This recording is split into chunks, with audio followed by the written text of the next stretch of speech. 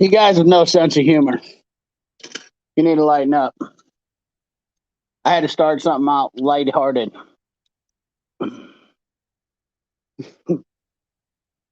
You guys have no sense of humor. And all you guys that said I was late, I was right here on time, watched you. I've been on time. I'm on time every time. What up, guys?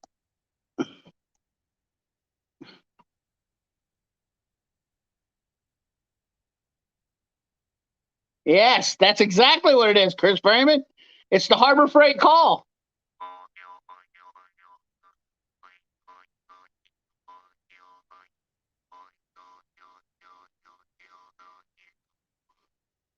Turn your headphones down. Have a little fun. All right, board. See y'all later. See you later, Tarek. We're gonna go in the house here in a second because we're gonna get on the computer because we're gonna get down and dirty here with the old. We're gonna get down and dirty with the old business. Get down and dirty. We're gonna get down to brass tacks. Kentucky Tech, what's up, brother? Had my hand full, clicked on the video, grabbed stuff. Couldn't drop it all quick enough to get the old mouth harp out of your head. Finally able to catch a live black stream. Tool demos. I can't believe it was that loud. That's the other thing.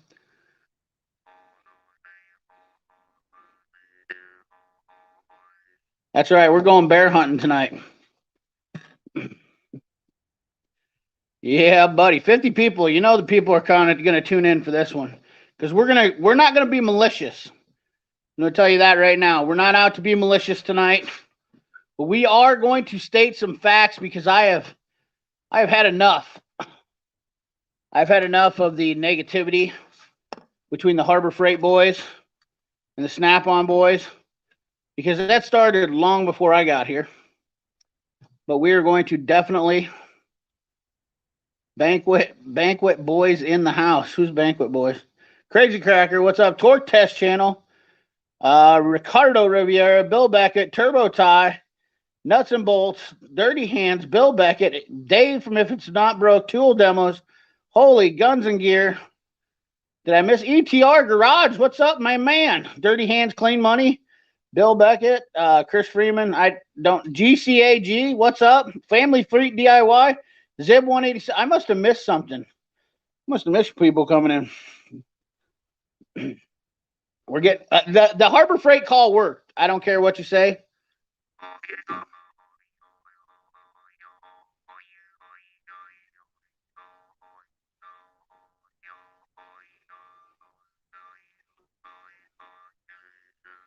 The Harbor Freight call. Grimm's Auto Service, what's up? We're having fun, guys. That's what this is all about. Having fun. Having fun. You know what I mean? Like, we got some more instruments. I picked up some instruments. I don't know why, but I picked up some instruments. The call works. Yep. Joshua Brandenburg, not tonight, buddy. I definitely will have you come on again, but just not tonight. I'm sorry, Josh. Love you. Always do. Love having you on. But we're going to get into some stuff tonight that is just not a good night to have you on. Louis Casienda, want to see some blood. The call works. Yes, sir. I hope you understand, Josh. We love you, buddy. We always love you. Haven't checked out Josh's channel. Josh is a fun, happy inspiration. Diabolical, what's up? Got that Vice finished up there. Pretty awesome.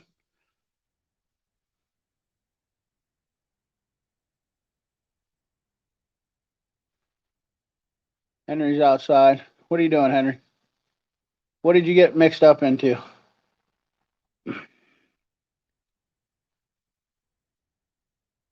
Goes back to William Ronan. What's up? What's up, dude?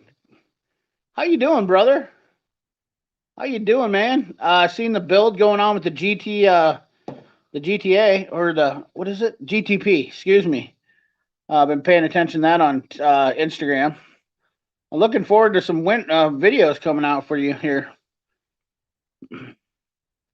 Does a bear crap in the woods? No, a bear craps in towards near a Snap-on truck. That's a fact. A bear will pretty much crap near a Snap-on truck. I'm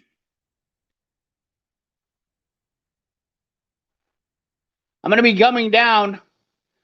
I'm going to be coming down to, hopefully coming down south here within the next couple weeks. Sometime. I don't know. I want to get down there here in August. So if you guys that are in Oklahoma, Southern Missouri, that are on your way to there, let me know so I can come. I really want to come to Oklahoma and see Diabolical. But love the neon side. Thank you. Dropped a live stream. No, you haven't, buddy. Definitely good to see you, though. Looks like you've been doing pretty good.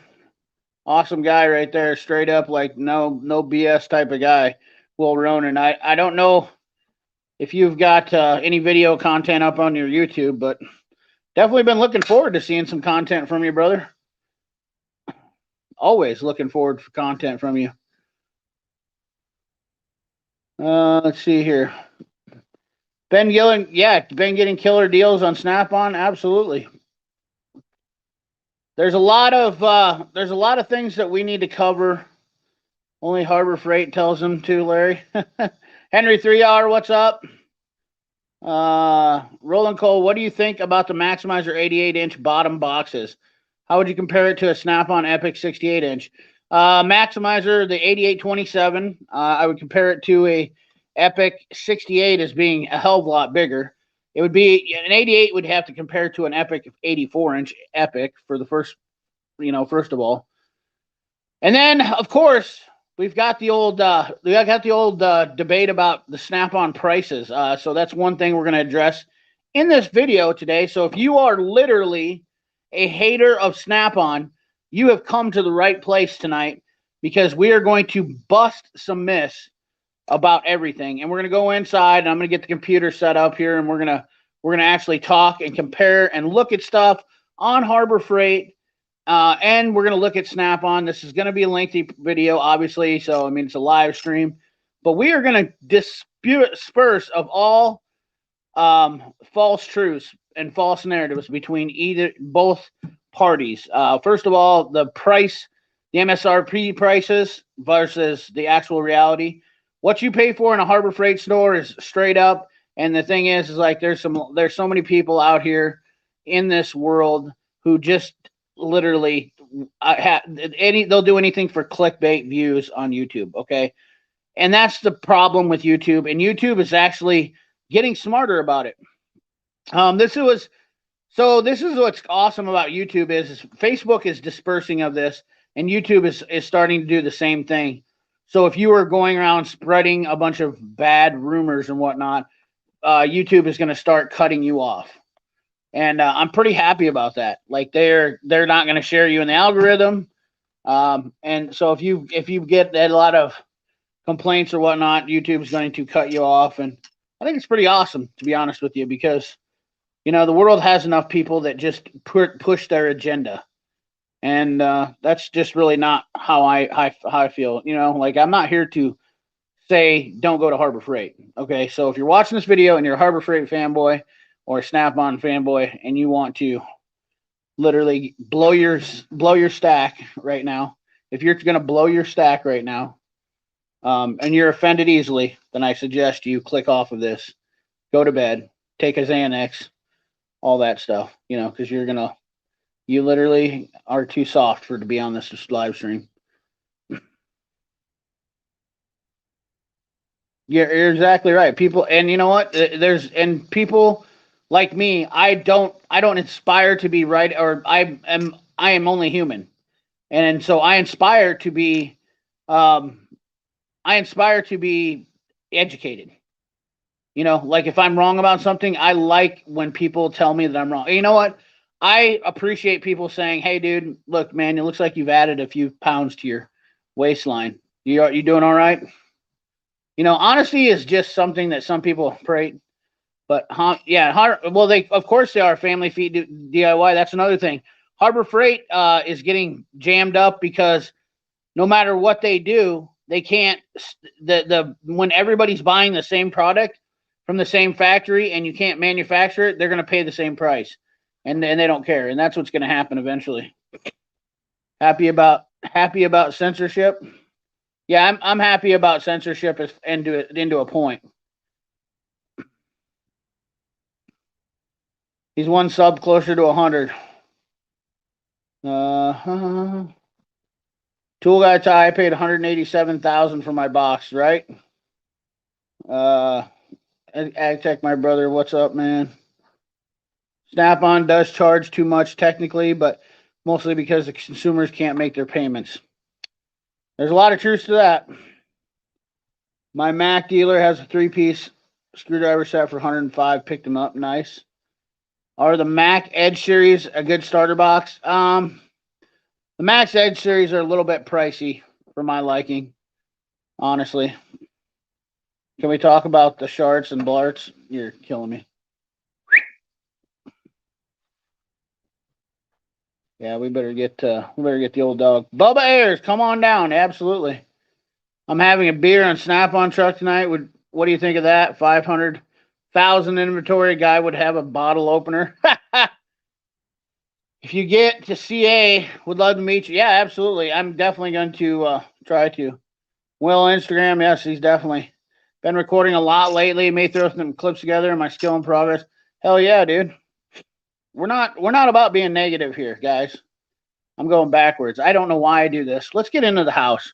We're going to take a step back. We're going to get into the house because we need to get the computer set up. Hopefully, we're going to have a guest on.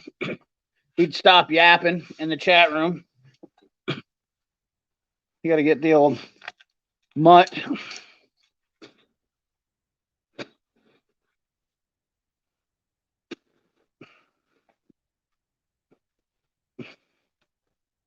You're soft as a peanut butter cup. Oh, by the way, what do you guys think of these lights? Those things are bright. I know they can't see them, but they got little. I put these up here, and they got those little. I don't know if I can kind of.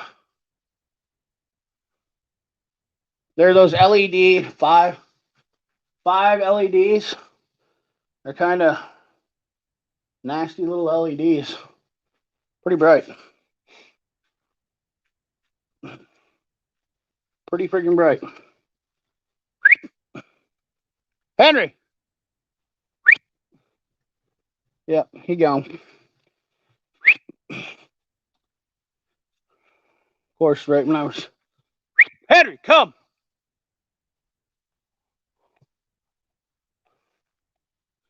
Hold on. Henry, come.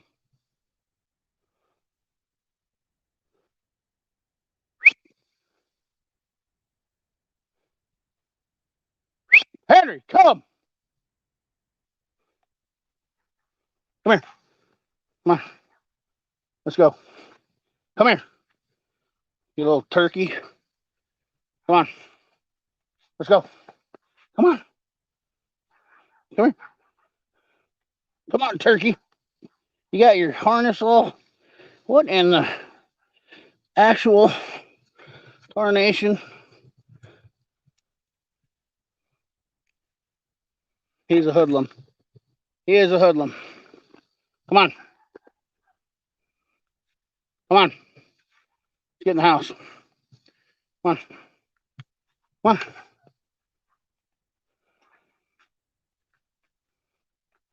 Sorry about that, fellas. Dog trouble.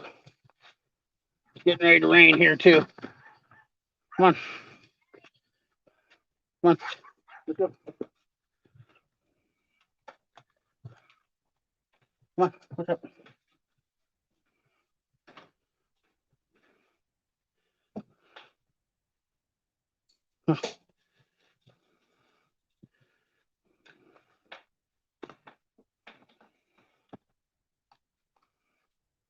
All right. Of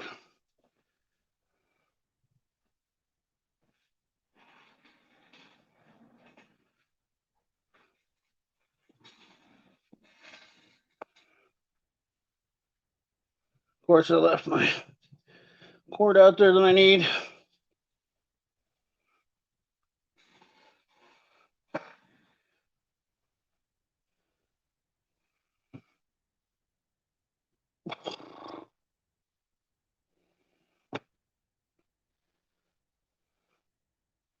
Hey, congratulations.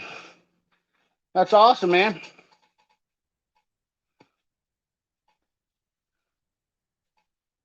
I shot you a link already, Tarek. Check your DMs. There's a great line by Judge Rowland and Reinhold Ruthless People. He says, you can't afford financing it. Yeah, absolutely, dude. Exactly.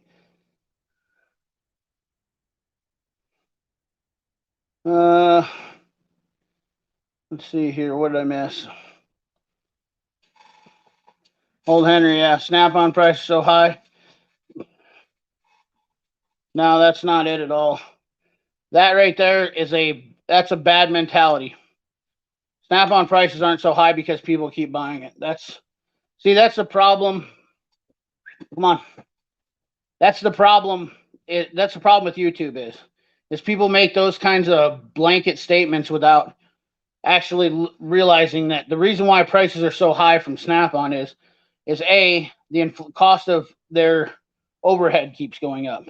There's a lot more to business, okay? So let's say for instance, for me, okay, I'm a small business guy. I try to keep the cost down so the customer doesn't pay for it. Whereas Snap-on, so their cost is going up because of manufacturing. Not only that, the biggest problem why prices are going up with a lot of things right now is because of lack of people that are working, okay? So you're going to get, when the demand goes up and you cannot supply it, the only way to offset it is to raise the prices. That's a lot of the reason. And then the other thing is with Snap-on is they do so much engineering and manufacturing. That's another reason why it costs so much. They're paying guys to spend extra money on engineering. A lot of reasons. Like Harbor Freight doesn't have to pay for engineering. That's the difference with them. Harbor Freight literally opens up a catalog and says, oh, this is what's coming out this year. We'll take 10,000 orders of these. And that's ridiculous. Like they don't have any investment. They don't employ engineers. They don't employ college educated people like that. That's the problem. And you know what? None of this stream, once again, if you didn't catch this and you're just jumping in right now, none of this stream is to degrade people that buy Snap-on or Harbor Freight. It's only to actually bring out the truths about what you're watching on YouTube. You literally are listening to these clowns that are doing clickbait because they thrive off making money off YouTube. And I say clowns openly, I guess, but these guys literally are making videos on YouTube. Harbor Freight is the #1 clickbait thing for the tool review because it's a highly searched term. Okay, and a lot of people do that because that way they can get views. They're trying to get views because I don't do anything for views on my channel. I don't do anything for like clickbait views. I do things that I want to show. I do things that'll help people out. I do my own content, and that's all there is to it. But when I start to get a overflow of people that constantly come in the comment box and go, Harbor Freight, in which all my old Harbor Freight videos, that's exactly what's happening. Is people are coming in, they're like, Harbor Freight sucks, you're an idiot, or Harbor Freight's awesome, you're an idiot. No, it's not. Harbor Freight is for a guy who's cheap and doesn't care about quality, and he wants to waste his money. The bottom line is most of the times in a professional atmosphere, a Pittsburgh wrench is not going to get me through the day on a job. I'm going to round off fasteners, then I'm going to have to drill and tap the fastener. Like, that's the biggest thing is everybody's like, well, Harbor Freight works just fine. Wait till you break that one, or when you round off that one bolt in a situation where you have to drill it out. Okay, let's say for whatever reason you could have got a manifold bolt off with a normal wrench and you rounded it off with a Harbor Freight wrench. Now you have to drill that thing out. You have to tap it, remove it, all that stuff. And it's because you used a Pittsburgh wrench. Okay, and because you used a lesser quality tool, now you've cost yourself more work. Oh, sure, the tool's lifetime warranty. No, they're not all lifetime warranty. Another huge misconception with it, unless it says Pittsburgh Professional, most of the tools in Harbor Freight are a 90-day warranty. That is a fact, without a doubt. You can literally look at most of the tools that are in there, and they're 90-day warranty. The majority of Harbor Freight's tools have a 90-day warranty. We're going to look at it. We're not just going to sit here and blow smoke. We're going to give you the facts. Not only that, another thing is, big misconception is everybody goes off MSRP prices of Snap-on. Okay, so if you say a 68-inch Epic costs $16,000, that's retail price, manufacturer suggested retail price. Okay, so here's the deal is, if it says $16,000 and you're paying $16,000, you are the idiot. If you are the person that believes that toolbox is $16,000, now I'm not saying that buying a Snap-on box is what you need to do. Okay, here's another problem is just because I'm not a Snap-on fanboy, but I am a person that believes in honesty. I believe in giving the fair shake. Now, being ignorant, I am definitely lack of knowledge. I have definitely been guilty of that over the years, without a deal, Right on, and you should. That's fine. I had a Harbor Freight cart, it literally, like, you should, because it's clickbait material. 100%, Will. Like, anytime you do with anything Harbor Freight, if I wanted big views on YouTube, all I would do was do Harbor Freight stuff. Like, I've got a video that I've already got made for Harbor Freight that I haven't put out yet, and I guarantee you guys, I promise you, it's gonna be a big one. Like, it's gonna blow up because it's Harbor Freight, and it's gonna just excite people to no end. It's going to get them all roused up and this and that. It's controversial because people do not like when you talk bad about Harbor Freight. They stick up for them. The people that are getting paid for them on YouTube, the people that are getting paid for by those, it's going good. Tool Truck rebrands. Yeah, I've never paid full price for a Tool Truck toolbox. Not only that, when it comes, there's so many entities in Tool Truck toolboxes. For instance, lifetime warranties, okay? They're called limited lifetime warranties on toolboxes. People talk about this, and their total ignorance for not ever being on a tool truck is absolutely ridiculous. Saying that Snap-on doesn't warranty. Well, here's the thing is, we don't know the facts on what happened. First of all, I'm not going to warranty something if it's been abused, okay? If I was a tool truck dealer, if I'm a Snap-on tool truck dealer, and I look at a toolbox and somebody's been using floor like soap on their floors and they're constantly getting it on their toolbox and it's peeling the paint and rusting it, I'm not going to warranty that toolbox. Okay, that's clearly misuse and mistreatment of the toolbox. That's on you, dog. That's on you. That's the bottom line, homie. Because CP said so. That's right. And that's the real deal there. The greasy shop rag. We're already up to 103 people in the chat. Oh, by the way, quick shameless plug. I did turn on memberships, and we are going to have private live streams. We'll see if we get the old shindig fired up. We're going to have private live streams for people. You know, we're going to have private live streams for members only.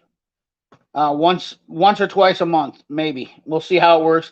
The trial period, if I don't like it and I don't feel comfortable with it, I'm not going to do it. I didn't want to turn on memberships until I got to 10,000, but I decided that there was just a lot of people. Like, I miss people when these chats get going like this. I'm getting so I can't keep up with the chats anymore. It's just so freaking hard. It stresses me out. And people even say it that know me. They're like, dude, they're just getting off, you know, because I read the chat and there's something that comes up and it throws me off topic and whatnot. But I'd like to, you know, clothing optional. Snap on. Yeah, and that's exactly true too, Walter Frederick. Buying a used toolbox, if you're not the original owner, which goes in, you will literally not get the warranty on it, and it states that on every contract. But another green wrench time. That's another problem with people that give things on YouTube is they don't know. If they don't deal with tool trucks, or they haven't dealt with tool trucks long enough that they don't know what they're talking about. So they give out all this false information and people blow up on YouTube. And now you've got these people that come into my videos and all they do is stir the pot. So I'm going to give it right back to them. This is what they deserve. Honestly, this is exactly what they deserve. They want to create turmoil and not be honest, and they want to make clickbait videos. That's fine. I'm going to fire it right back to them. You know, just don't be ignorant. What's up, Power Stroke Jude? You just hit occupant. I don't. If you click the join button in my deal, and it'll ask you to do some stuff, I guess. Your brunch turns green when you're a member, right? Yeah, there's some kind of little things or whatnot they turn on. But we're going to get behind the scenes on some stuff, and I'll let you guys in on other stuff. Not insulting Snap-on buyers, but I personally own several high-end tools, and there are many high-quality manufacturers that design without insane prices. Yeah, you see, you're exactly right, and you just understand we're only talking about Harbor Freight versus tool truck brands tonight. Okay, so keep that in mind. I can go into depth. There's so, you know, this statement right here, if you're just jumping in the stream, 20 minutes, good Lord, this comment right here is definitely a big one. It's a huge one. Like I said, I'm not trying to be malicious on this. I'm just being factual. That's all there is to it. And the biggest thing is, you know, there is a lot of good tool manufacturers, especially Taiwan is producing a lot of good tools, and they're really having good quality for the money. And I try to show that on my channel. So yes, we're not talking, and I don't buy all Snap-on. And if you're a follower of my channel, you should know by now that I'm literally not a Harbor Freight or a Snap-on like huge Snap-on guy. You know, I'm an advocate of saving a little bit of money, but also buying the best bang for your buck for quality. You know, I just want to get the best bang for my buck. You know what I'm saying? You know what I'm saying?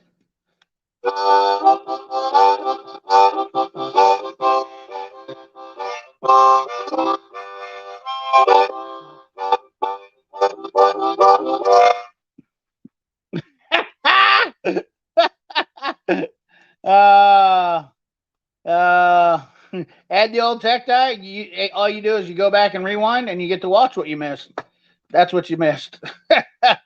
Also, got to shoot a shot of prayer out really quick. What's wrong with being a huge Snap-on? Nothing's wrong with being. That's the problem. There's nothing wrong with being a supporter of whatever tool you love. But the people that are, that's the problem is, I'm gonna really, this is really gonna stick some people. I'm gonna tell you this much right now: the jealousy of people who can't afford Snap-on is absolutely ridiculous. You people that literally cry about buying Snap-on, if you're gonna get offended, you're that soft that you're gonna get offended. Okay, if you don't want to buy Snap-on, you can't afford to buy Snap-on. You trying to hate on Snap-on is absolutely the number one thing that I literally get tired of seeing. Like, I can see right through it. It's just the most transparent comments that come onto YouTube. Okay, like, Snap-on's overpriced, bro. Snap-on sucks, bro. It's a blanket statement that has no filler to it, no backing to it. Okay, so why'd Snap-on suck? Long time ago, bro, I had some Snap-on tools, and my guy wouldn't warranty them. You know what I'm saying? Oh, okay, so you called the 1-800 number?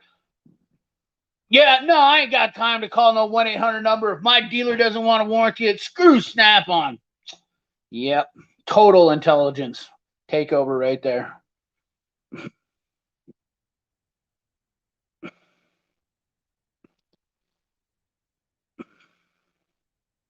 Randy Duncan, what's up?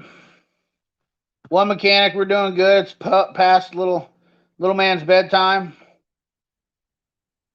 We're having a hoedown. We're talking about Harbor Freight versus Snap-on, or the Icon impact sockets rusting. Snap-on sockets are horrible the last 2 years. Yep, and there you go. Once again, we have a legitimate discussion to have about Snap-on tools that don't that don't fit the build for the quality. Why do I buy Mac sockets? Why do I have Sunex? Because the Snap-on ones, they got me sketched out. Their impact sockets seem like they really do feel cheaper for the money. Like buying a socket that rusts by just setting there if it's not completely oiled. One of those things. And that's me being not a Snap-on fanboy. Thank you, Captain Jet. Let's see here. If you're offended because someone doesn't like your tools, you're soft. You can just stuff a body in a Harbor Freight toolbox for like 300 bucks. For real. The sad part about it is, you know that like these guys are guys that I can completely enjoy. Power Stroke Jude, Will Ronan, these are guys who are friends of mine, have Harbor Freight tools, and not once do you see me dog on them you'll never see me talk shit to them about having Harbor Freight tools. And yet we've got people out there making videos dogging on actual professional mechanics. Here's the best part is the same people that are talking about Snap-on tools sucking are the ones that go and get their cars repaired from mechanics that use Snap-on tools. And that's a fact. That's a fact, because I literally have a guy who's a customer of mine who does nothing but talk shit about my tools, buys a bunch of Harbor Freight stuff, but can't fix his own car, but tells me how great Harbor Freight tools are. You're not a professional, dude. That's all there is to it. I mean, face the facts. And he doesn't like it when I tell him that. You know, he says he's completely capable of it. He just doesn't have the equipment. And I said, well, Harbor Freight provides you with everything you need. Like if I had to fix a car with Harbor Freight tools, 100% would. I could get by. I could get by with fixing Harbor Freight tools without a doubt. That is a fact. I missed some comments in here tonight. AgTech45. Hey, Jude. Scuba diving fishing, but I also spent like 20K in the last few years. Yep. Mark Galatine, what's it up? What's up, brother? Nuts and bolts with Tone. My dealer has never given me a problem warranting any tools ever. Snap-on. No. There is bad dealers out there. Without a... Oh, we got our guest on here. Add him to the stream. Yo. Yep. What's up, my Not ninja? Too much. What's going on, my ninja? Not too much. Let's see here. playing my with. audio quality just went to crap. Oh, you got your hammer. Damn it. Now you're going to make me go get my hammer. Got a couple of them in. How many did you end up getting? Well, I ordered all four of them, but I got 2. I got the 9-pound and the I guess the 9-pound and then the 12-pound. I doubt I'll see any of the other ones, but right, better than nothing. I'll order the other ones off of. I'll wait like another 4 weeks. If I don't get them, I'll get a refund, and then I'll order them from Trusty Cook. And then I got the. This is the biggest. This is the bigger. Oh my God! This is the biggest hammer they had. A full 8 ounces. Wow. I mean, what are you actually going to do with that? That make a sweet auctioneer's gavel. No joke. I thought it was 28 ounces, not 8 ounces. I actually kind of like it. I'm not disappointed. I have some other.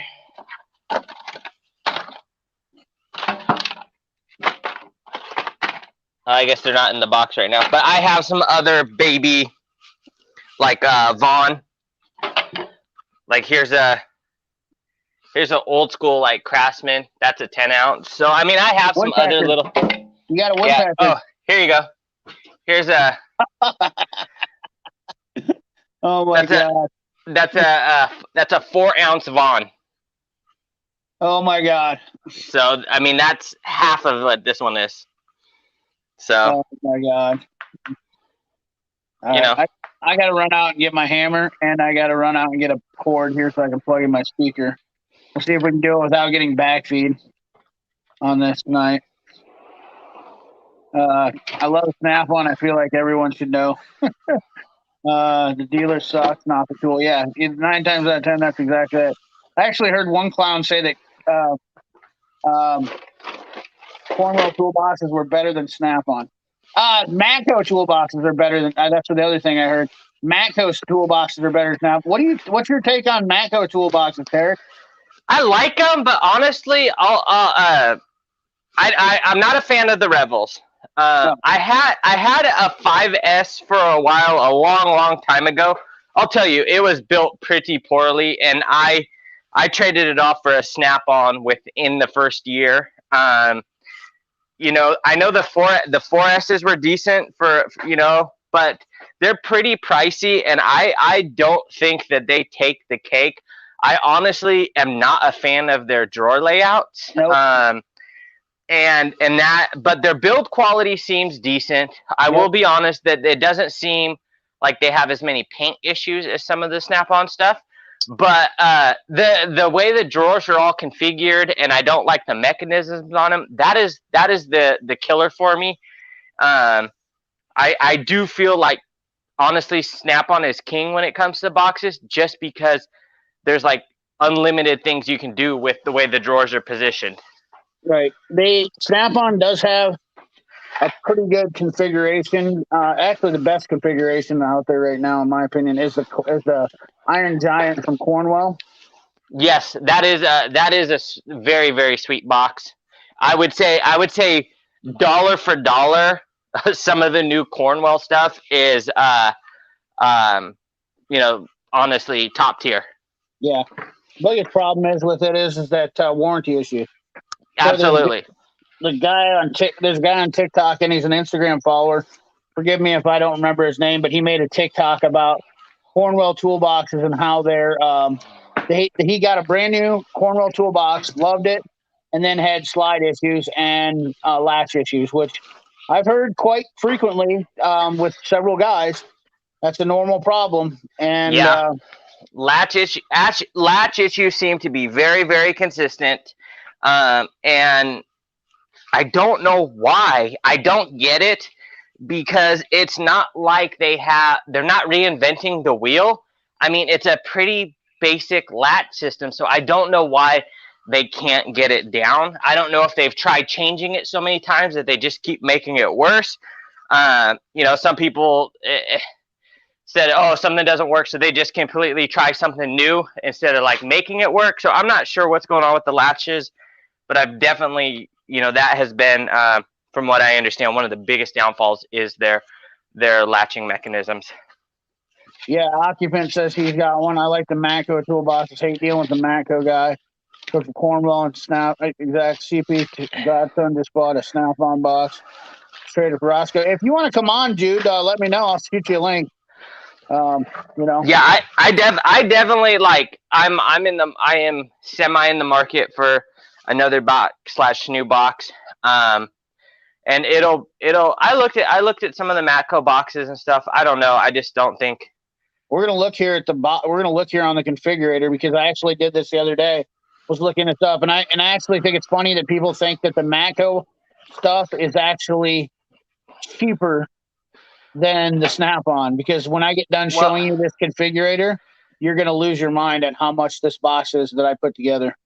I don't think that I really don't think, if someone said, okay, if you bring all the tool trucks, what is the cheapest box you're gonna find for a quality box? I'm not talking used, repoed, classic series, things like that. I'm talking mid what they would consider mid-tier and up.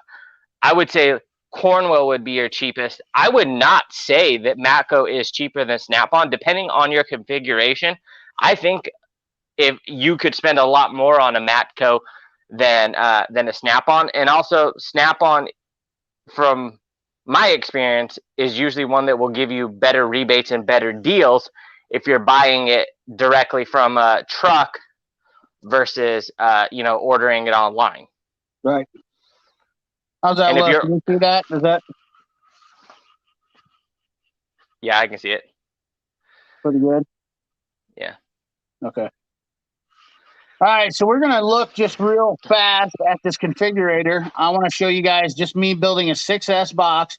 Now, here's the best part about this custom. The one thing that, and you can chime in on this anytime, Tarek, but one thing about this custom toolbox order from Matco is it's not custom at all. This is the one big thing right here. You only get to choose from these two style drawer layouts. And here's the best part is, notice these drawers are all the same size. So they basically move them from the center to the side, and they basically move these. I mean, that's the same bottom box right there. What they do is they build that box right there, okay? And this whole bottom box is the same. And then the top part of the box, they put different slots in here. So when you're ordering a box from Matco for custom, all you're basically ordering is this top half. That's your only custom. You know what I mean? Like, you don't even get to...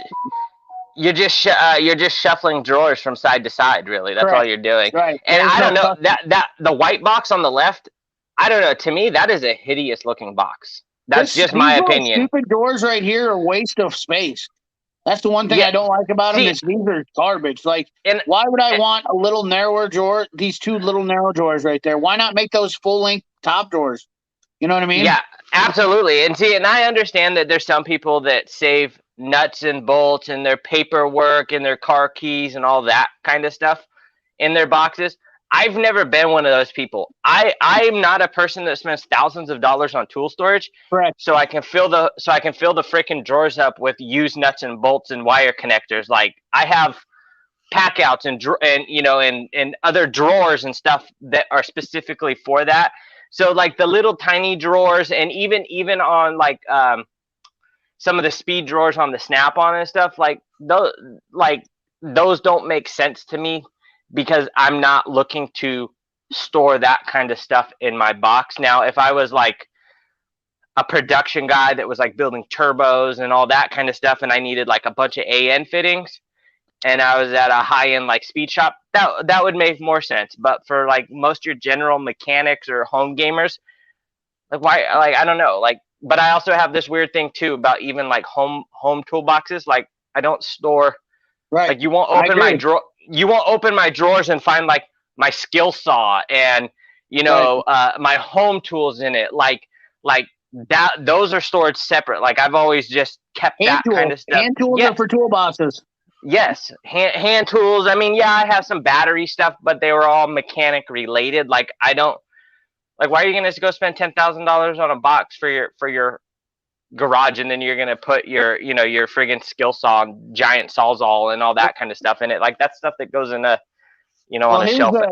here's another little thing too. So when you order this custom build your own, this says build your own toolbox.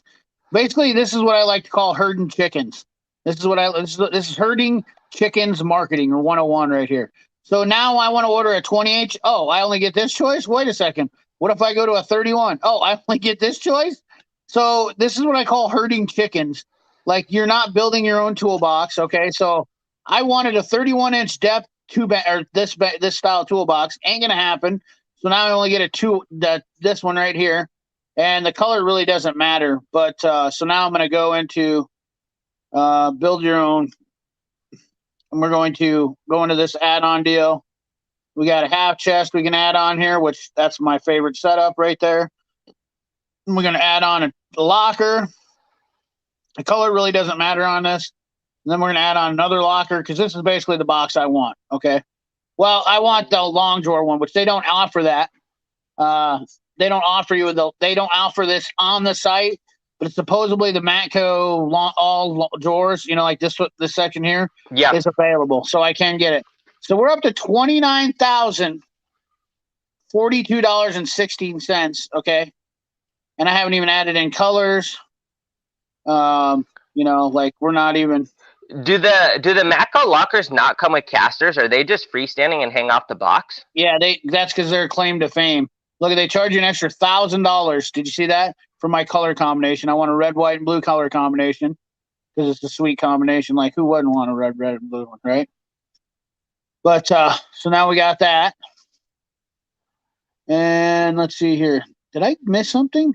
The first one I did was 39,000. The first box I ordered was 39,000. Oh, there might be something I missed on add-ons. Maximum storage volume.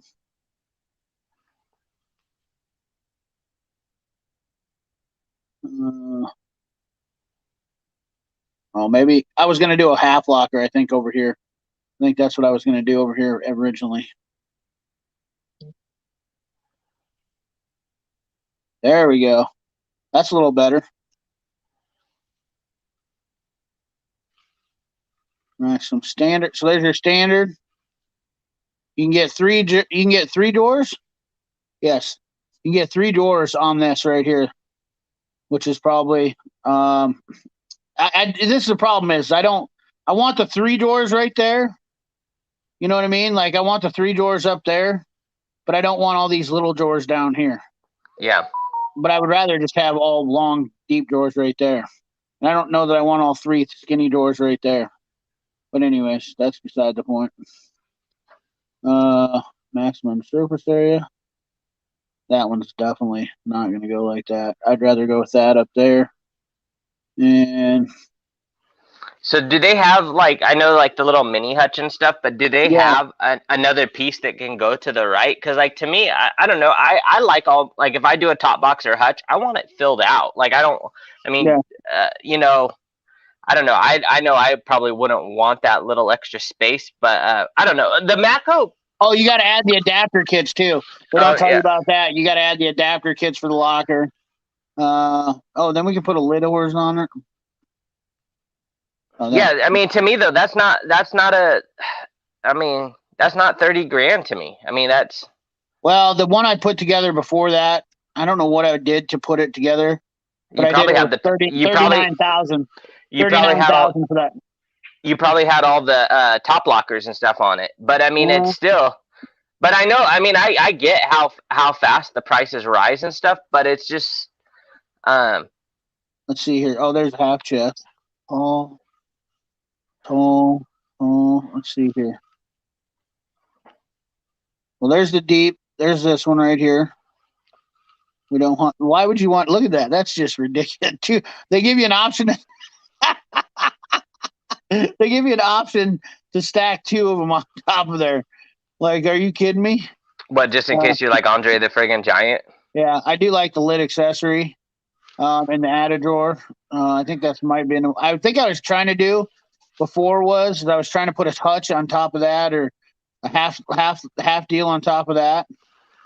I mean, the one thing I do like that Matco has is where you can order that midsection, which gives you 2 extra drawers or whatever. That part is cool, but I don't know. I mean, I don't even like on the 4S and the 6S because I know the Revel's a lot different. I don't even like the way the pulls are and the finish and stuff on them. Like I don't know. They feel cheesy to me. You know what I Right. mean? And and I'm not dogging on Matco because I do think the boxes are good quality. I think No, that they are. they're That's the just thing is, yeah. that's exactly it. The quality's good, but what you're getting for it, okay, so maybe that's what I added on. I think I added this one on. So this is the 3 bank wide one, and I was doing this right here. Pretty sure this is how I was setting Yep. this up. And then I added in a But litic, think about like litic if filter. you called up someone like Champion Storage or one of those places, which you could have Oh, truly, I'm saying truly one-off custom built for 30 grand. You know what yeah, I mean? absolutely. Absolutely. You could have the absolute box of your dreams and still have money left over, and you know that no, I mean the one thing, I mean, and I get it. Then you go back to warranty. Well, if it's hard to warranty through Snap-on or Matco or Cornwall or any of the other guys, then it's going to be hard to Yeah. warranty through these other companies. But I just feel like if I was going to drop 30 plus grand, I probably wouldn't buy it off of a tool truck. I would probably go the full custom route. Well, here's the thing, though. As talking about toolboxes as the crows fly, we see the MSRP on that. I guarantee you, I'm not buying that. If I had cash and I'm buying that, what do you think you could pay for that off the macro truck? If I had cash, I wouldn't want to pay more than, honestly, that says looking at the almost 34,000. If I had cash and someone said I can order that for you right now, I really would probably want to be in the 18,000 range. Not I don't think you'll be able to get it bought for that because that's probably right around cost on it. But so I would say that probably $22,000 is what's going to buy the yeah. 22.5 would probably buy that. If I had $22,500, I could probably buy that cash off most Matco guys. So that's actual MSRP price on that, or that's actual price on it. If you're going to pay cash for it, like you were going to Harbor Freight and buying it, that is the ugliest toolbox I've ever seen. Have you seen yours, Montevello? You have a Harbor Freight stacked on top of a Mac. Come on, dude. Are you freaking kidding me? Freaking. Let's see here. If you're going to Harbor Freight, so let's look at the Harbor Freight website now, shall we? Let's get into the Harbor Freight Icon series, and let's talk about the warranty of that one, shall we? Anybody want to talk about the warranty of Icon? Because that's the most highly not talked about situation all the time, right? Well, isn't it supposed to be lifetime? But like my fear is I like everyone else. I know that everyone loves to say, Dude. "Oh, I have the worst Snap-on dealer. He won't warranty anything because I don't have a receipt because I bought it from the last guy." Blah blah. But I hear the same stuff that happened with Harbor Freight.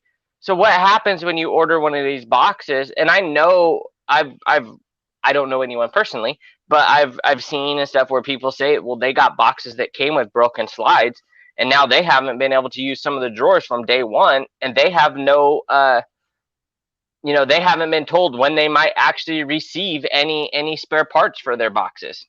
$3,000 for, they don't even offer a 3-bank top. Oh, they do now. $3,000 for the bottom. Okay. $2,000 for the top. So you're at $5,000. Just for shits and gigs. Let's go back to the Matco site because we're not building a custom. Let's go back and let's do apples to apples. Let's see. And then you also want to talk about being seriously limited.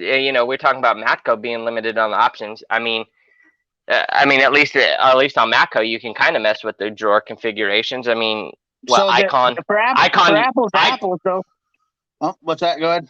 I was like, but on Icon and stuff, if you want some deeper drawers, then you have to, don't you have to buy the deep drawer kits? Yep. So we have to go down here to the 4S because the 4S is the only thing that would be equivalent to this one, and that's the facts, boys.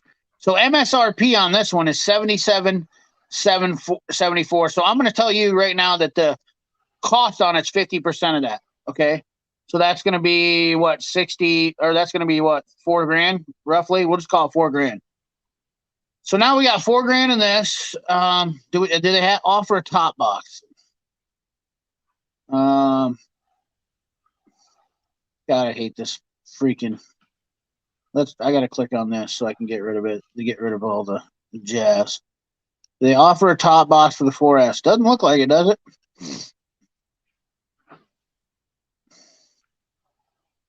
I don't think you get a top box, can you? You get a 28 inch deep, but we know the icon isn't 28-inch deep, so we can't. What is the icon, like 25? 24.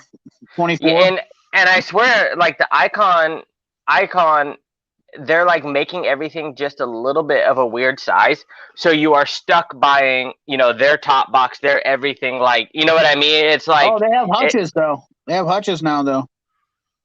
73-inch professional hutch for $11.99. Let's click on this because we haven't seen any warranty. I have not seen anything that says warranty on it. Rust resistant industrial grade specifications. Where's the replacement parts? I mean, where in here does it say lifetime warranty? Or lifetime warranty. Down. We guarantee this tool to be free from defects in material and workmanship for the life of the project. Limitations apply. Yeah. Does anybody know what lifetime warranty? We guarantee this tool free from defects in material workmanship for the lifetime of the product. Okay. Now let me go to Snap-on because I'm going to snap right now because this is no different than Snap-ons. They'll say the same exact thing. I mean, just this is the ignorance that gets blown up on YouTube. It's people just are like, oh, bro, like, dude, this is the same exact thing Snap-on says to theirs too. No, I can't navigate the site probably because not to change the subject, but dude, look what I found on the side of the road the other day. A Yeti? A Yeti, man. That's a lucky find. Dude, I bet whoever lost it was pissed. There's some road rash on it, so I'm assuming it fell off the back of a truck or a trailer. But yeah, I looked it up, and this model's like well over $200. So I'm like, here's another good one, Tarek. We compared an Epic to an Icon box. Okay, you compared a piece of shit to a top of the line toolbox. Like, how many times have we seen that happen? Like you're not even comparing apples to apples. So you'd have to compare a Heritage series to a Snap-on 73-inch toolbox right here. 73-inch. That looks as close to a Snap-on as there is. Let's look at the warranty here. Warranty. Field repairable. Warranty. The item will be audited and replaced in processing center. The tool storage alive. Now, this one doesn't say the warranty on it. This one does not say the warranty, lifetime warranty on this one. Maybe it's not. Maybe Snap-on doesn't have a lifetime warranty on their toolboxes. Anybody ever? You mean maybe people just assumed because their hand tools do?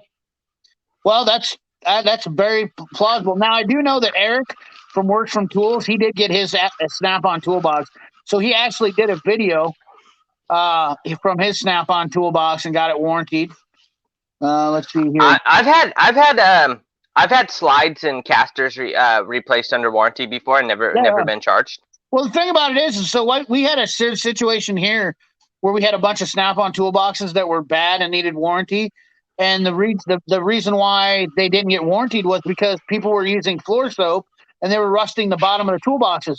So the kick panel, the kick plate down here got chipped, and then you're washing the floors, and then floor soap and water got up in there, and it started rusting and bubbling the paint. And they said, Snap-on said, we're not warranting your toolbox because your janitor, like sprayed water on your toolbox and it got rusty.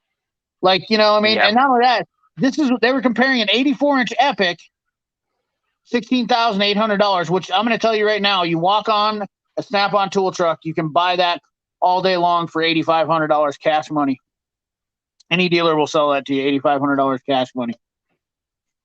Guaranteed. Especially, and right now, because the tool fair is about to happen, there's tons. Like if you were thinking about a Snap-on box, this would be the time to talk to your dealer, because there's huge rebates on boxes and carts right now. Yep, absolutely, and that comes from people who deal with tool trucks, though, versus these morons that are on YouTube that are just spewing out their negativity. You know what I mean? Like this is the one problem with it. I want to look at the cost of this. So we've got $11.99. So if I was to buy an Icon toolbox, which here's the best part about it is they don't give you. Let's see if we can get a data sheet on this. I'm sure they won't give you actual 24 and an 8 product height, which I'm guessing that's the depth, the width, 25 inches, 73 inches. I don't know what is going on here. What's the height of 24 inches? What's that even mean? Like, do they even know what? Do you understand width and height? What's going on here?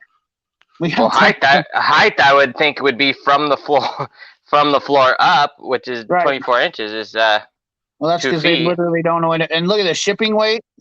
Oh, that's because this one's the yeah. So that's not even a tall hutch. That's exactly the hutch is only 2 feet tall. Yeah. So it's just a head bonker. Yeah, it's a head bonker. But now let's look at the box. Get back here. Sorry, I was off on that one. Let's look at the actual box, because they don't. I want to see if they won't give you the metal specs. But here's the thing about Icon toolboxes.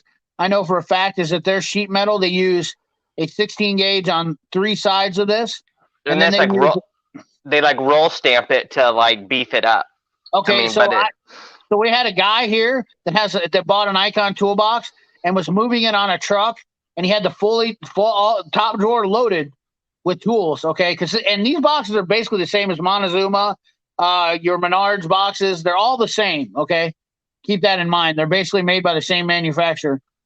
He was moving this, and it buckled the middle drawer. Buckled it. I've never seen a toolbox ever do that. It buckled the middle drawer down the middle, and guess what they're doing? So Harbor Freight's sending him a new drawer. I would have returned the whole freaking toolbox. Well, I'd be afraid if it buckled drawers in the middle, I'd be afraid that it screwed up some of the framing, and that it's like a car when it gets in an accident and you tweak the frame. Well, you know what? The Harbor Freight people told them that it wasn't made to be moved on a truck or a trailer, fully loaded. And the sad part about it is, this is the reality about the tool trucks, is they know that guys move their toolboxes, and that's what you're paying for. Yeah. With a Snap-on or a Matco or a Mac. So the top 3 brands in my eyes, hands down, Mac, Snap-on, Matco.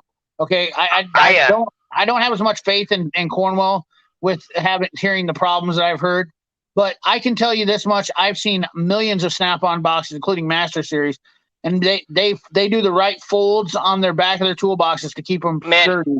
Even my first Snap-on box was a Classic 78, so a 54-inch Classic Series.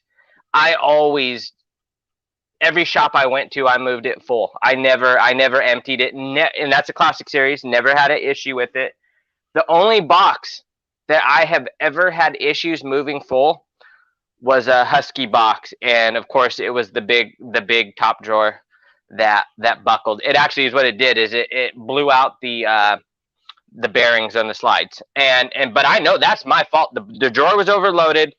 I was loading it on an incline, so it had to go down a driveway, then up a ramp, and basically when it hit the ramp, going downhill and then going uphill on the ramp, it just caused it to do probably exactly what that box did: fold in the center and blew out the bearings. But I mean, I'm not crying because it's a $700 Husky box, and that's my fault. But if I was going to pay even $3,000 for something that is saying that is equivalent to an Epic, I should be able to do exactly what Snap-on did and park monster trucks on it.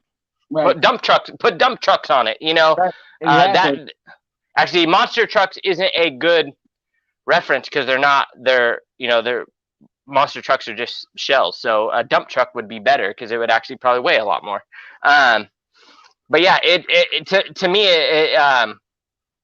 anything that is considered professional, or you're going to compare it to one of these truck boxes, you should be able to move it full. Now, I want to get into looking at some of these warranties on tools here, because I know for a fact that most of these tools, and I don't know if they'll actually say it on them. I want to find a good example, because check out like the ball joint press and stuff like that. Yeah, there's not a lifetime warranty on it. Yeah, stuff that not only that tool alone will literally get you hurt. I have saw that tool blow apart, and literally, like, that's the worst part about Harbor Freight is I don't like seeing people get jacked up, but I've heard of like all sorts of horror stories. I don't know how Harbor Freight hasn't been sued. That's literally what blows my mind. Is I should have sued them back in the day when I had a Pittsburgh socket blow up in my face. Why can't I had one of the biggest reasons I stopped using. Look, they're selling grippy mats now. They're selling what? They're selling grippy mats now. Oh, grippy mat. They ripped off grip mat, but now they got blue ones. So we got there's two. And they're trying to. Are they trying to make their nailers look like Boss Stitch nailers now? I'm sure that's their name of their game is everything that they do is to look like somebody. Well, like all their marketing. Green, like their green welding stuff that I've always thought was to mimic Forney. Yeah, that's true. That makes sense. Where are we? This is all new tools. And I know the thing about it is people like watching these videos. I've noticed, like, I could do this video on YouTube where I'm talking about, oh guys, check out new tools at Harbor Freight. Look at them, they're so freaking awesome. I've never like the tool truck stuff. I can kind of understand because the tool truck websites are always so late to update, and it is hard to kind of navigate some of them. But like, I've never understood like 90 days, boys, right there. You see that? 90 days. This tool is warranted from Astro for lifetime. This is 90-day warranty from them. You're going to pay $20 for this tool and use it on the third time it's going to break, and you're going to spend another $20. I bet you could buy that same basic riveter from Astro or a company that's reputable for probably close to $40 and have a lifetime warranty on it and never have a break. Yeah, if they said exactly, that's the greatest statement right there, JD Tico. If they sold a parachute, would you buy it? And nobody will tell me that they will buy a parachute from Harbor Freight. You know what I mean? Like, that is 100% legit statement right there. I need to find this damn diagnostic and testing scanning. Like, why would you buy a scan tool from Harbor Freight? This is the biggest one, is because these things are trash. They're Novas, and I don't even want to get on. And of course, people can say what they want to, but I know my shit on diagnostics, and I can tell you that. Oh, I know people. Tester. I know people that used to try to tell me that those Zurich scanners were good, and my exact point was, why wouldn't you just go buy the ANOVA, which a lot of times is cheaper, and you don't have all the extra bullshit software to make it say Harbor Freight and Zurich versus the real shit. Can we see that? Can you see where I'm highlighting that? Can you see that? Is that coming in clear enough? 90-day warranty. 90-day warranty on a diesel compression tester. 90 days. First of all, you're using a tool that literally could blow your head off. Like, that's the best part. So the Astro 1422 3/16 riveter that the Harbor Freight is ripping off, and I'm on Zorro, I'm not on Amazon or eBay. It is $24. Yeah, there you go. $18 on Harbor Freight. So, or you can buy one with lifetime warranty that one is mimicking for $6 more. Look at this diesel compression tester set. First of all, $50, and they're comparing it to ADT. This is the best part about. Can I zoom in on this? I don't know how to work my computer, guys. So forgive But me. the Astro is a 1 year warranty on the river, not lifetime. But still, 1 year versus 90 days. We need to see. I need a guy to run a computer for me so I can talk. But ATD, they're comparing it. Save $291. Okay, but you only get a 90-day warranty, and this tool literally could kill you if you're using it. This literally, you know how much pressure injectors have? Like this is a hazard. And then look at the reviews. This literally has 37. Let's read the reviews. I had threatened to do this a long time ago. Let's do it right now. First one, gauge did not work. Very disappointed mechanic. This is a new straighter valve. This product does not work. Glow plug adapter for Isuzus. This is literally does not work. Gauge bounces, will not read compression. Not built right and missing a key piece. No check valve. That's a big problem. How do you actually check compression without a check valve in a compression tester? Did not work. 5.9 Cummins. This does not work. I'll be returning. I'm waiting for one that said this one put me in the hospital. My question is, think about how expensive it is to work on diesels. Exactly. Are you really gonna trust a $50 tool to test your compression and do testing? Ruptured a hose at 100 psi. Return for another one. The same result. Yeah. Ruptured a hose. Dude, are you kidding? He returned it for another one. Like this guy is literally not only is he not smart, but he actually put a bad review on it and told on himself for being ignorant. Yeah, I've never understood why people think you get a bad one and when they're so horrible. I mean, sometimes you can just tell like, oh man, it was a bad one, like I'm going to try it again. But there are some things that it's like you could get 500 of them and they're all going to be bad, and it's, yeah, I don't know. When it comes to testing equipment, I have always gone the Astro, the OTC, the Lang, Here it is. Here's the ball joint kit. We got the ball joint kit. Let's see if we can find any reviews on this one. So we have 1-star reviews on this one.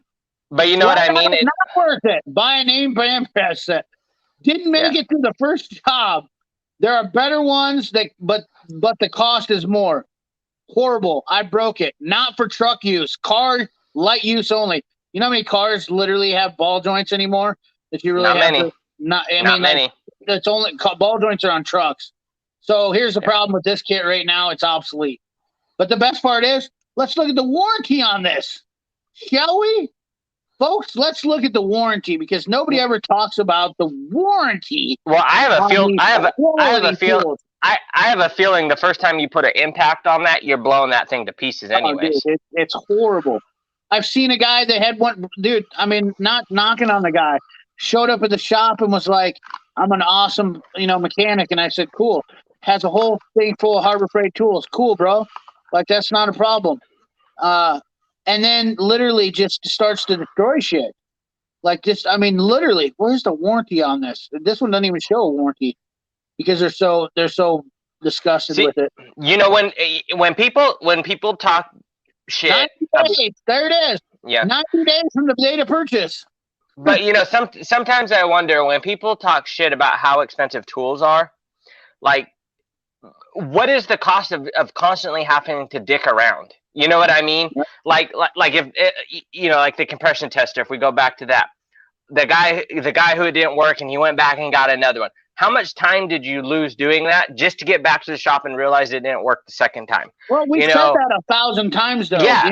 We said that what I mean? times, and nobody ever listens. Yeah, and so at what point do you finally realize you pay more because you're getting more? I don't care if they look the same, they're painted the same color, all of that kind of stuff. I mean, the thing is, a lot of these tools, like when you buy the name brands, they're tried and tested. They're not just cheap ripoffs, and I'm all for saving a buck. I have no problem if you want to run Harbor Freight tools and all that. There are just some tools that I would definitely suggest they're not appropriate to buy there. This is vintage CP, love it. Oh, we got Jude coming. Especially if you are actually making money with these tools. Now, if you're just a weekend home gamer doing your own stuff, yeah, you could probably get away with some Matic stuff, you know. But I would not, if I owned a shop or worked at a shop, I would not be putting my trust in these products on a daily basis. Yep, absolutely. This is, the best part about it is these tool storage units. So let's look at the new Harbor Freight U.S. General cart, because that's another hot topic on YouTube. I noticed people just blow. Oh my God, dude! Look at that thing! It's a Snap-on compared to the KRS 39. Oh, okay. You're gonna save $1,000. That's $1,750, and this is $699. Let's actually break it down in an unbiased format, because you guys know that I don't have a Snap-on flip top cart, and I would never buy one because I have no use for one because I don't like them. And I hate the Snap-on carts anyways because of the little stupid. I hate anything with the plastic deal. Unless it's an Epic and a Snap-on, I wouldn't have it.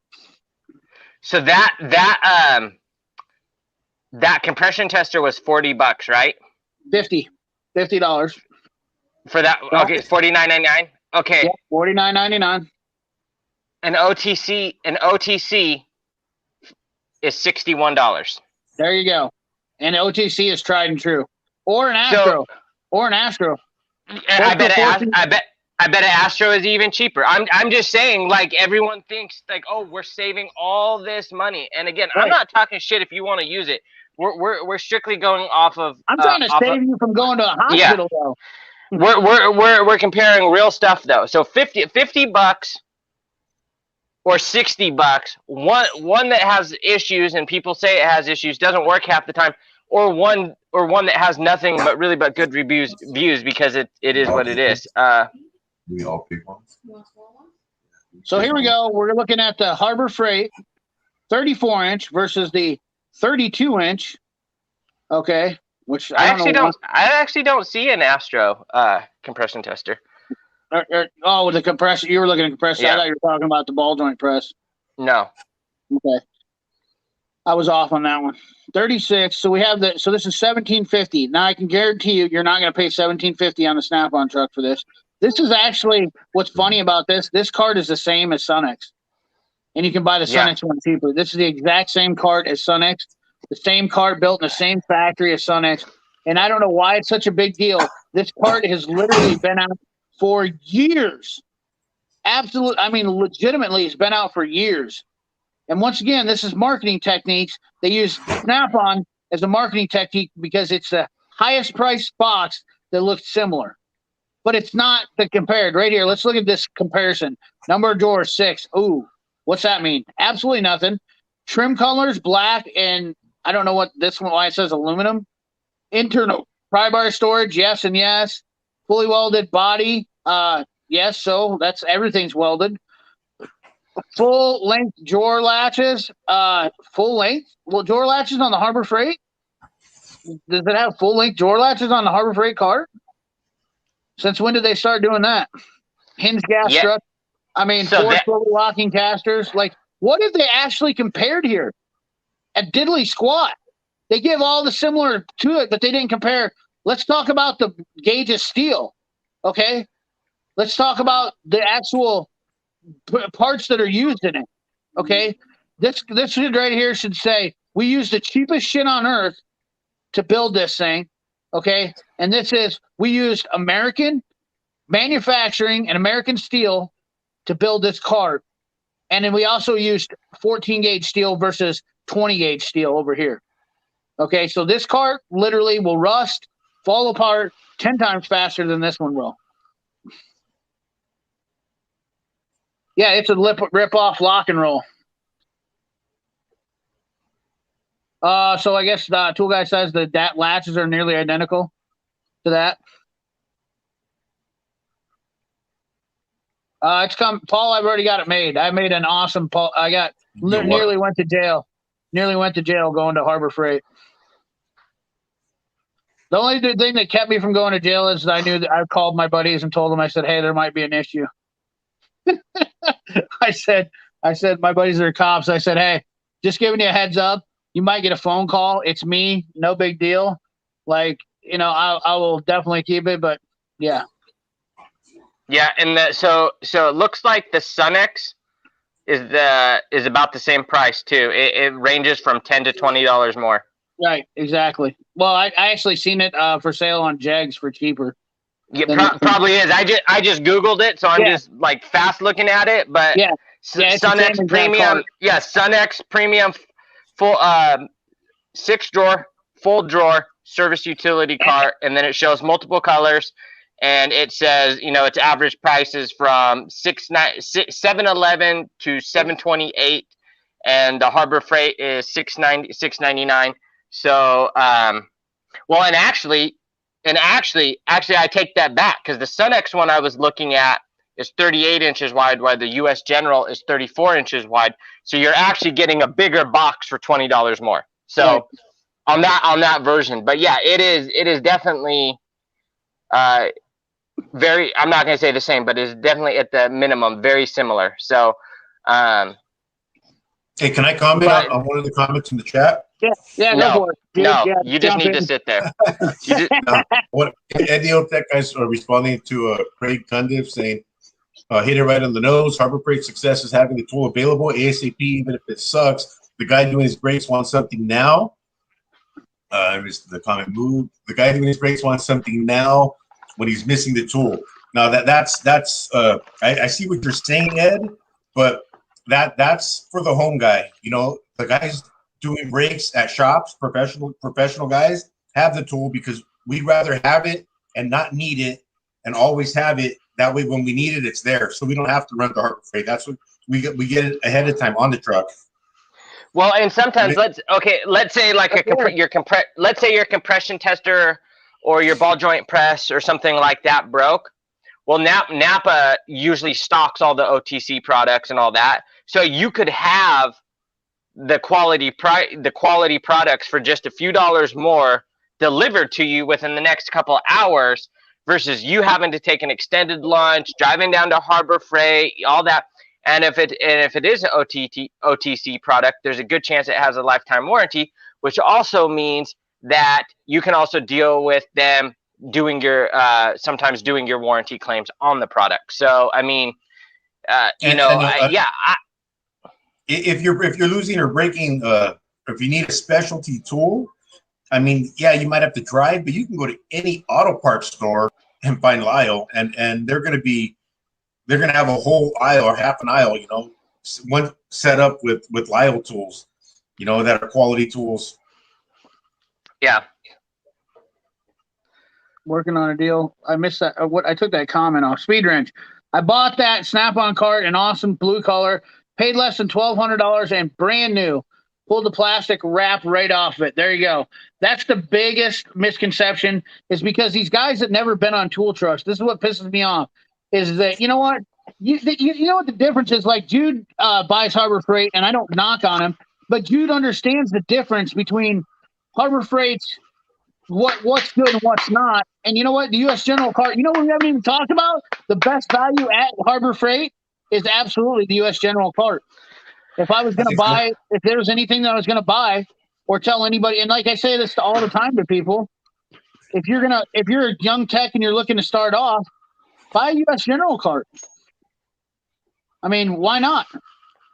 It's a good little way to start off and get your feet in the wet. And now they're jacking the price up on it, but $239, you can't go wrong. It's the best value. No. It's one of the things that literally all Harbor Freight has going for them.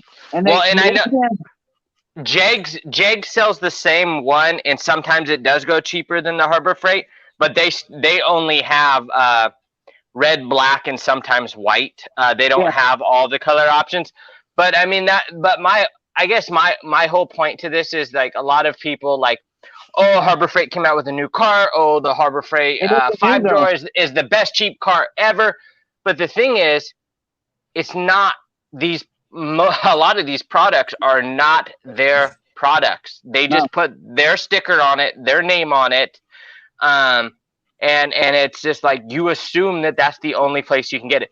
Now, that is most likely the most convenient place you can get it, but that does not mean that that's the only place you can get it. And those Jag carts, I know that some of the Napas used to carry them, And for a while, they were on clearance for like 90 bucks a lot of places because they were blowing them out when they really brought on like the Homac and some of those other lines.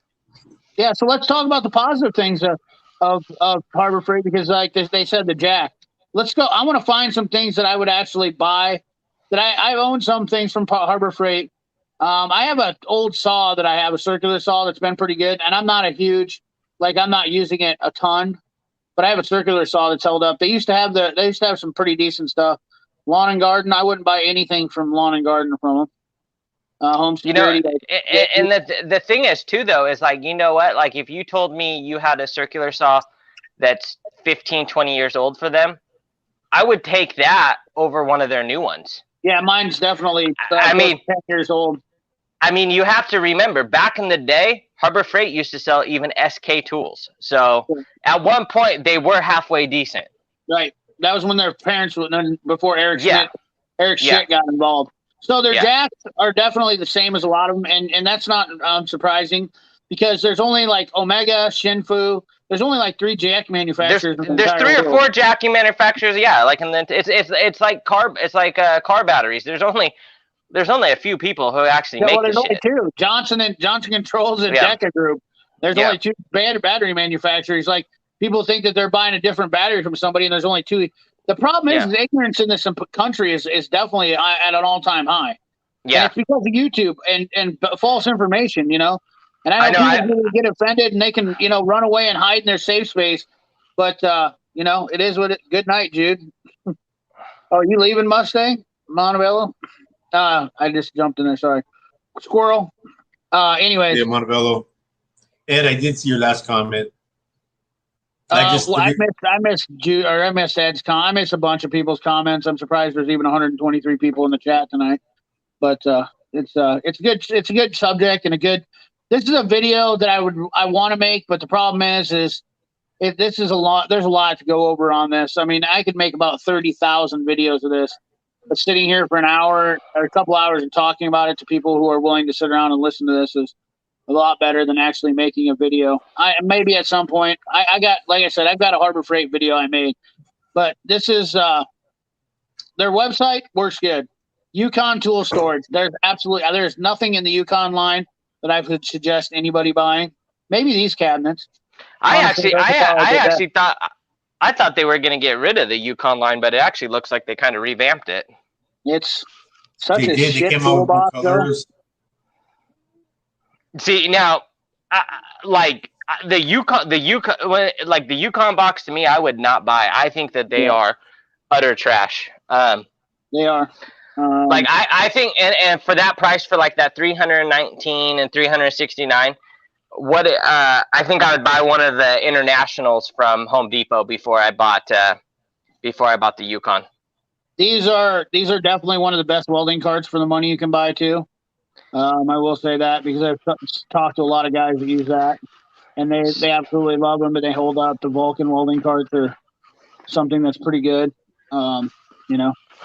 Just to show that I'm not against all of everything.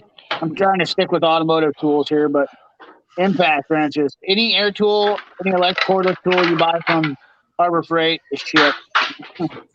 Obviously Torque Test Channel did a review on that one. Waste your $129 on that one. And then let's look at the reviews on this. Let's check out the reviews are what's really good to look at. We have 2 stars. You were talking about those Vulcan welding carts. So I bought my welding cart from Northern Industrial. It fits 2 MIGs. And I want to say it was close to like $75 cheaper than what Harbor Freight had for those Vulcans. Let's go back into this. Welding supplies. And not Northern Tool. It's actually from a place called Northern Industrial that does welding supply. What was the name of the? Because there was they had one that they compared to there, so I'm just curious. Oh, let's look at this real quick. Squirrel. They got a plastic welder in here. Squirrel. I want to see how big. I want to see how big what they have for plastic welding shit. Looks like a bunch of garbage. Cheap shit that will break in like no time. Their plastic welding stuff is absolute shit. Where's the welding carts at? How do I not find that? There it is. All right. So $369. Blackstone? Is that the one you got? Was it Blackstone? Northern Okay. Industrial. Oh, right. I don't know. They got a Blackstone they compare in here at $421. Either way, you got it for a little bit cheaper, you're saying? Yeah, I'm gonna look it up right now. I think those kind of deals though, you're splitting hairs for a little bit cheaper. You know what I mean? Like, I mean, it was like 75 bucks cheaper though. I mean, that's quite a bit. yeah, to save yourself some money. Which, once again, you're getting the same thing. Ooh, Apache squirrel. I also liked. I'll be honest too. I also liked the drawer layout better because I have 2 long drawers and then a full cabinet underneath versus the skinny drawers and then the small cabinet. Welding cart. So like the Vulcan car, it's half cabinet, half drawers. So mine has 2 long drawers and then full cabinet underneath, which was nice. I got Eastwood. I think you're lying to me. I'm not. Heavy duty welding. This one's like the same one as the Vulcan for $231, $239. This is like the same exact tool one right here. The exact same thing as the Vulcan cart for $239 on U Tool. I don't even know what the hell that is. Come on. That is like the same cart. Looks like it. Unbelievable. So this is like some backwoods China site. Yeah, probably end up with a virus over a computer virus or a hack. Let's see. Welding carts, Northern Tool.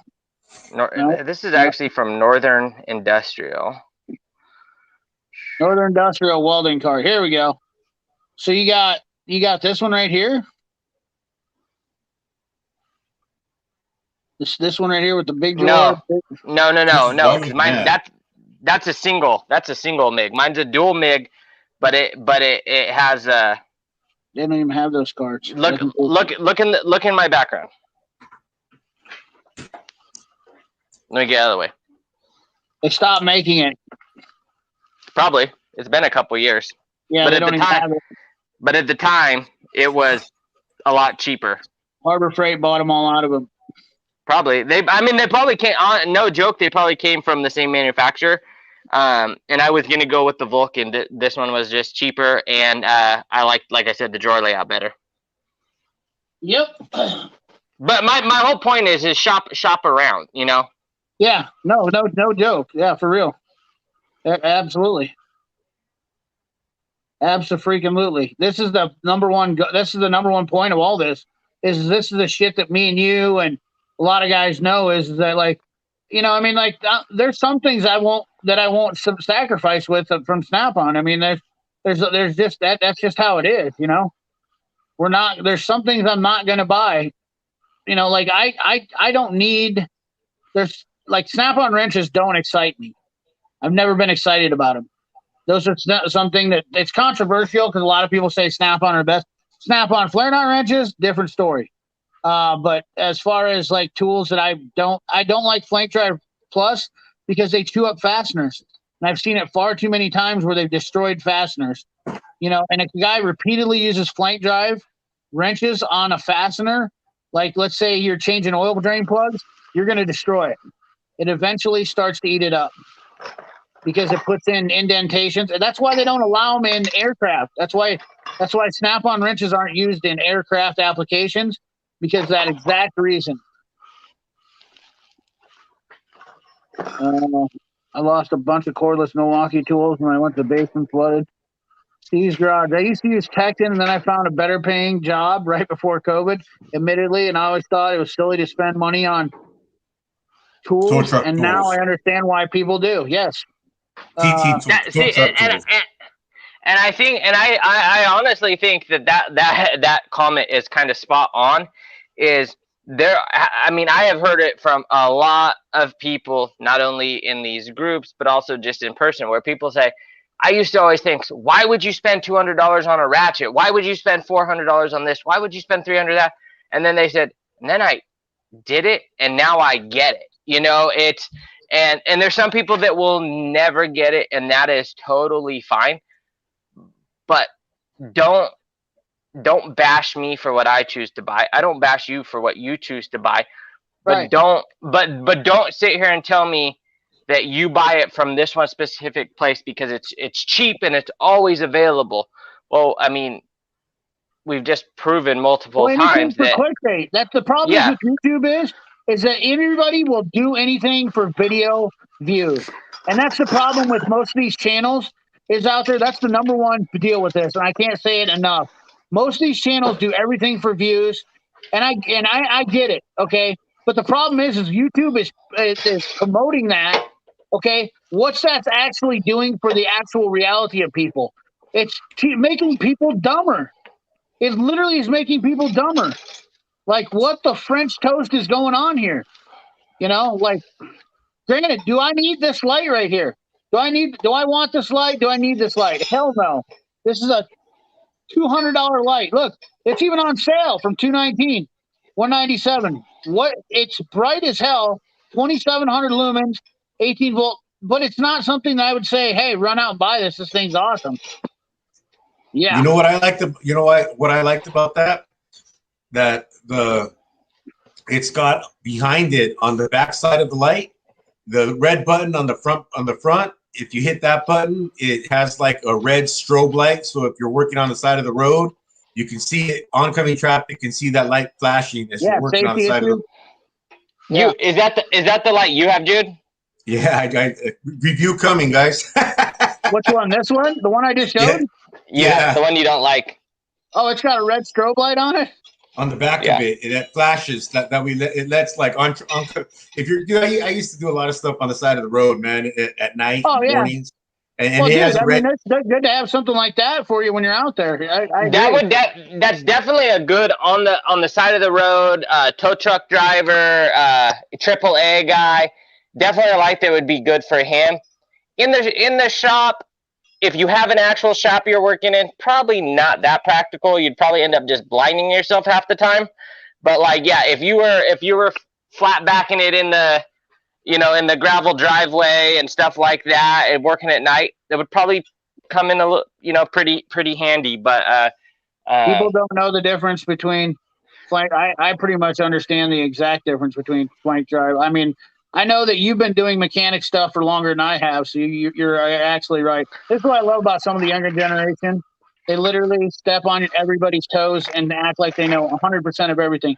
I've got zero experience with 100% valid information.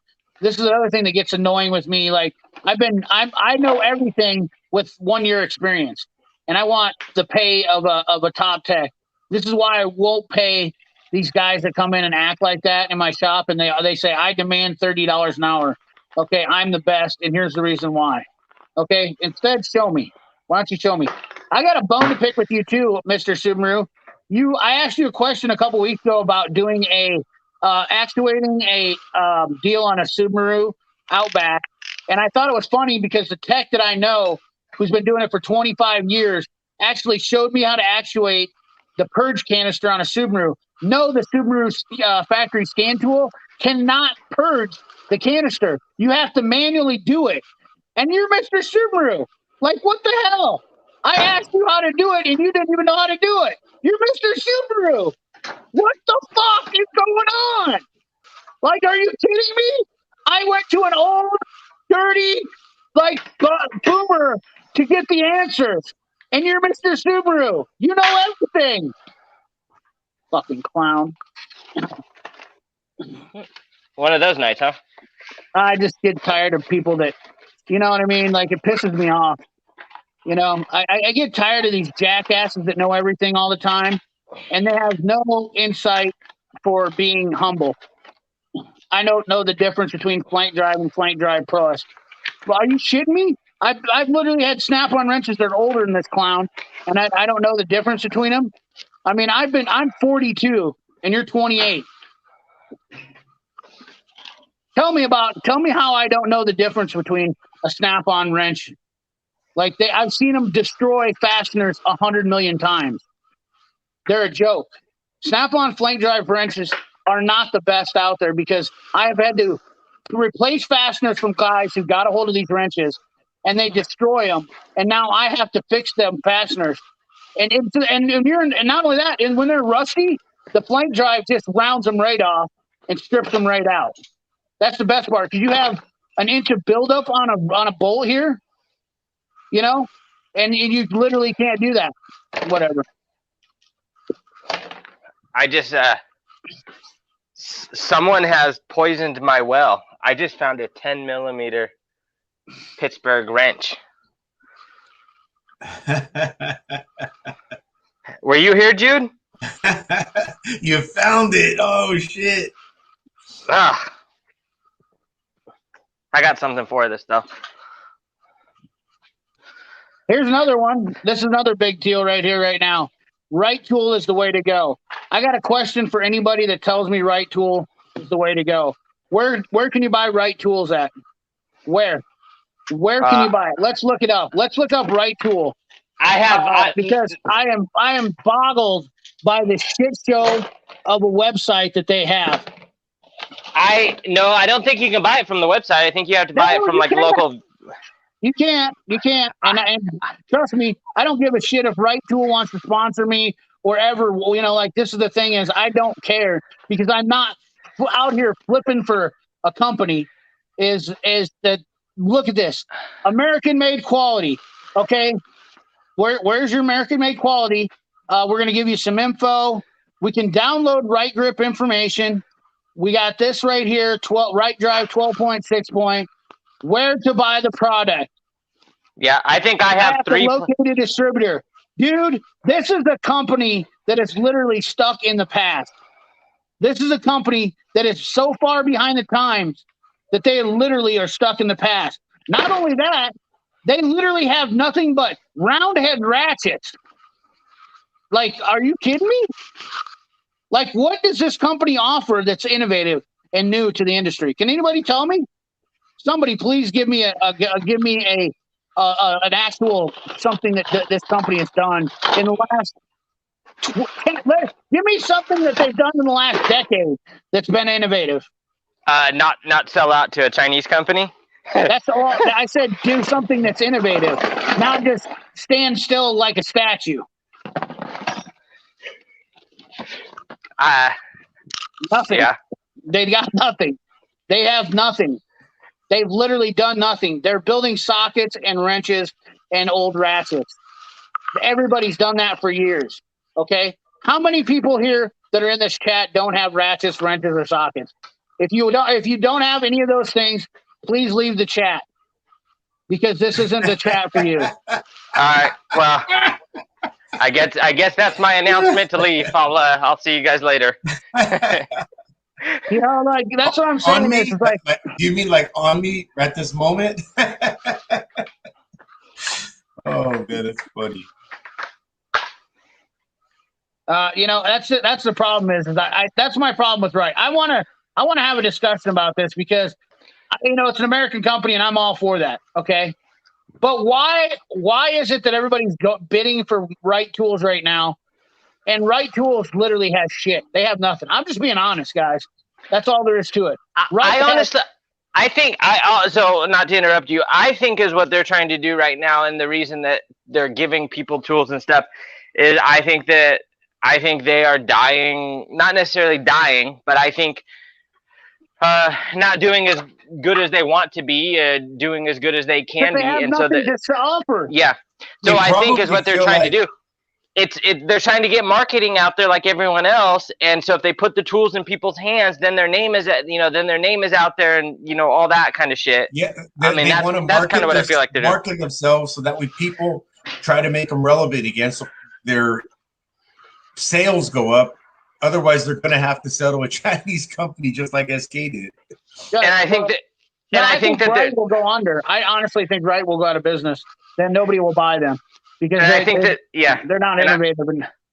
I also think is like what they're trying to do too is by putting putting ththese tools in the hands of like normal everyday people. They're trying to show like, oh, look, anyone can buy these, when it's not. I mean, The they're problem is not being able to buy them. That's the thing. yeah. Like that's my biggest problem is I'm not knocking on Right Tools because I know like I just lost 100 subscribers, which is cool. I don't care about that because Yeah, honestly, at the end of the day- Kentucky. I'll tell you right now, Kentucky Tech, he's out of here. yeah, he's gone. He's gone. Let's see here. He had gone. He's gone. What was I going to look at on here? Dave too. I think Dave didn't Dave just get some right wrenches. Let's go to that. Yeah, but at least Dave, Daddy Dave bought his. And Let's he's look got a at that. snap-on cart. Let's look at the chat over here. I haven't looked at the chat really very good today. So let's see Yeah, what's Ed, going don't on worry. here. Man.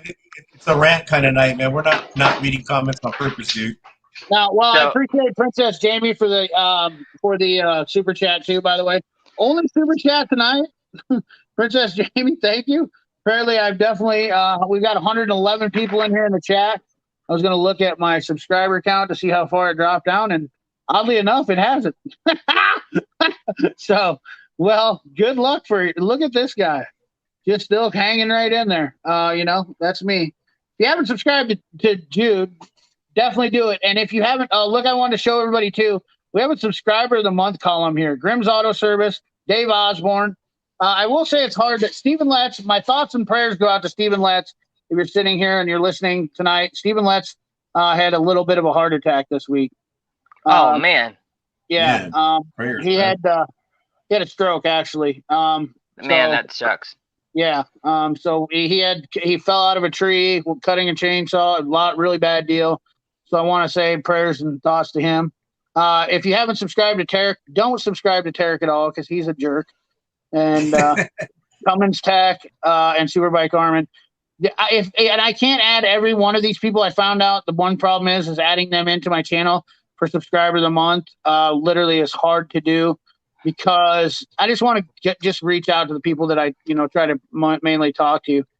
The biggest thing is like these guys. I just want to try to give them thanks for just being good people, good subscribers. One thing is I will say is I can't get everybody's name on here for some reason. Some channels won't let me pull them up on here. I found that out. I was going to honorable mention to Larry Croft. I was trying to put him up here, but it won't let me pull him up here. And a couple other people. Larry Croft is awesome. Yeah, he's a great guy, and I would try to put him up here, subscriber of the month, and then but it is what it is. So, how do you have to be monetized to get that on your on YouTube? No. Oh yeah. This is probably part of all your channel for adding in your channel. So like I added in right here, featured channels. Look at that, huh? Who's that guy? Hey, look at that. Featured channels. These are the guys that I watch all the time. One Mechanic, Tools and Trash, Hard Knock Sports, Nick Pixel, the Free Tools. I should have put Stephen Letts up there, but he's already up there once. So you've actually been up there for a long time, dude, on my featured channels. To be honest with you, Thank you, that's man. That's awesome, not new. That's not new. I just put you to the first spot now. Hopefully that we can get some in there. Man, look at that thumbnail though. That's bossing. Look at that thumbnail right there, boys. That is bossing, that thumbnail. Look at the giant grizzly bear. The grizzly bear, huh? Giant grizzly bear. Speaking Well, I of mean, jokes, if it was a cartoon, I'd be a pedophile. If it was a cartoon bear, I'd be a pedophile. Here's exactly. Here's where the bear can stick that Pittsburgh wrench. Hey, thank you for the $10. Yep, tools are the best. You have no right. Right tools are the best. You have no idea what flank drive and flank drive plus are. Boomers alert. I'm so sick of boomers and all this. Like, I thought it's funny. We talked about this before. Not to get off on a rant too much, but it's funny because it doesn't matter who you are, what age you are. Everybody literally cries. I've heard it. Eric, tell me I'm lying. Tell me I'm lying. Like the crybabies are all ages. It doesn't matter. I mean, there's no age discrimination on this no, stuff. No. I mean, you're 42. I'm 30. I'm 36. Not acting like I don't cry. Yeah. I mean, You know, the thing is, I think, and Jude's even older than all of us. So I mean, but the thing is, it doesn't matter. Generation Y, Z, X, millennial, boomer, fucking whatever you want to call it. Yeah. Everyone these days is so sensitive and so like. So, again, it goes, I think, back to the entitlement. Everyone is so entitled that if you think different than anyone, you are the problem. Well, what happened to this nation being formed because we were all free thinkers and tired of the King of England and Europe oppressing all the people that wanted to have different religion and think different, you know? Well, now it's like if you think different than anyone, then it's your fault. It's like, no, that's. Well, the thing is, I'm not supposed to say anything. I'm not supposed to say anything if you're offended. Like, I'm not pissed off at Mr. Subaru. I just basically I see he made a comment that he wasn't directing that to me. Okay, that's understandable. And that's cool. I wasn't saying that you were directed to me. But the thing is like, it's not saying that there's a lot of ignorance, and I understand on that, but I'm not offended by that statement. What I'm more offended on, I was just going off on a little bit, but I'm not pissed off. Like, people get me mistaken. Like, I raise my voice and I get a little excited. I'm not the type of guy that gives a shit. I'll laugh my ass off. So, but like, I let it go. Me and Tarek are the most foul people to each other all the time. And do I ever like Tarek calls me? Jude gets a little taste of this of us going back and forth and stuff, but yeah, no, I mean, the thing is, there is nothing. I'm not worried about shit. Like, I don't get offended by somebody. If somebody tells me that I'm stupid or whatnot, I'll get a little bit pissed off and but I get over it. I mean, I don't give a shit. Like, the thing, I don't get offended. The only time I get kind of, I wouldn't even call it mad, but just kind of like, oh, who do you think you are? Is like when you're talking to someone, like CP knows, like, we have some inside joke stuff like that, or like Jude, we have some inside jokes, and so we talk about that kind of stuff, and then it's like someone tries to interject themselves like they know what they're talking about. It's like, man, you have no idea, like, and that's a big reason why I write, like, a lot of people know I write these really fucked up comments for people, and it's more for a reaction to see what do people say and what do people think. And it's like the stuff that people write back, it's like, you would have to be, number one, a pretty low life piece of shit to write some of these, but ask questions. Like, you're just assuming that you know a person and you know what's going on, and it's just kind of funny how everyone like wants to interject themselves and I guess be part of like the spectacle per se, or something like that. But it's just like, I think everyone needs to just kind of tone it back a little bit. And yeah, no, I agree. I mean, I'm not saying I'm not guilty of it. I mean, I probably offended. I probably should have went off like I did. Like, I just kind of snapped a little bit. But when did you start your membership stuff? I started it late of the week last week. So Diabolical looks like he's the first member. Let's double check this, just to see, because we're gonna have private live streams. We are literally gonna do. Is there only one? Is there just only one that you can do? It says I got no. So yes, Diabolical is absolutely the free. Yeah, I only did one because I was just trying it out. It's just a $2.99 a month. Yep, Diabolical is the first member right there. He's the first tool novice, 0 days in. First member, Diabolical, right there, $2.99 a month. And so what I'm going to plan on doing is we're going to have some private live streams, and we're going to have more discussions. Huh? Oh, private live streams on Tarek signing up. It's like OnlyFans. Yeah, no, that's the only it didn't. It's funny. It didn't come up on the screen, but I did. And Tarek is a new member now. Tarek is member number 2. Tarek is member number 2 now. So yeah. I mean, and that I usually like it in number 2, so it works for me. Oops, sorry about that. Yeah. So, look at that. So now So now once you're a member, you get a little thing by your name in my Yeah. chat. Well, that- yeah. number 2 of OGs. Look at that. I'll be dipped. So that's the perks you get of it. You get a little bit of you're getting hyped in the chat. I'm gonna be able to talk to more people, help guys out. The reason why I'm doing this now, I really had reservations about doing this.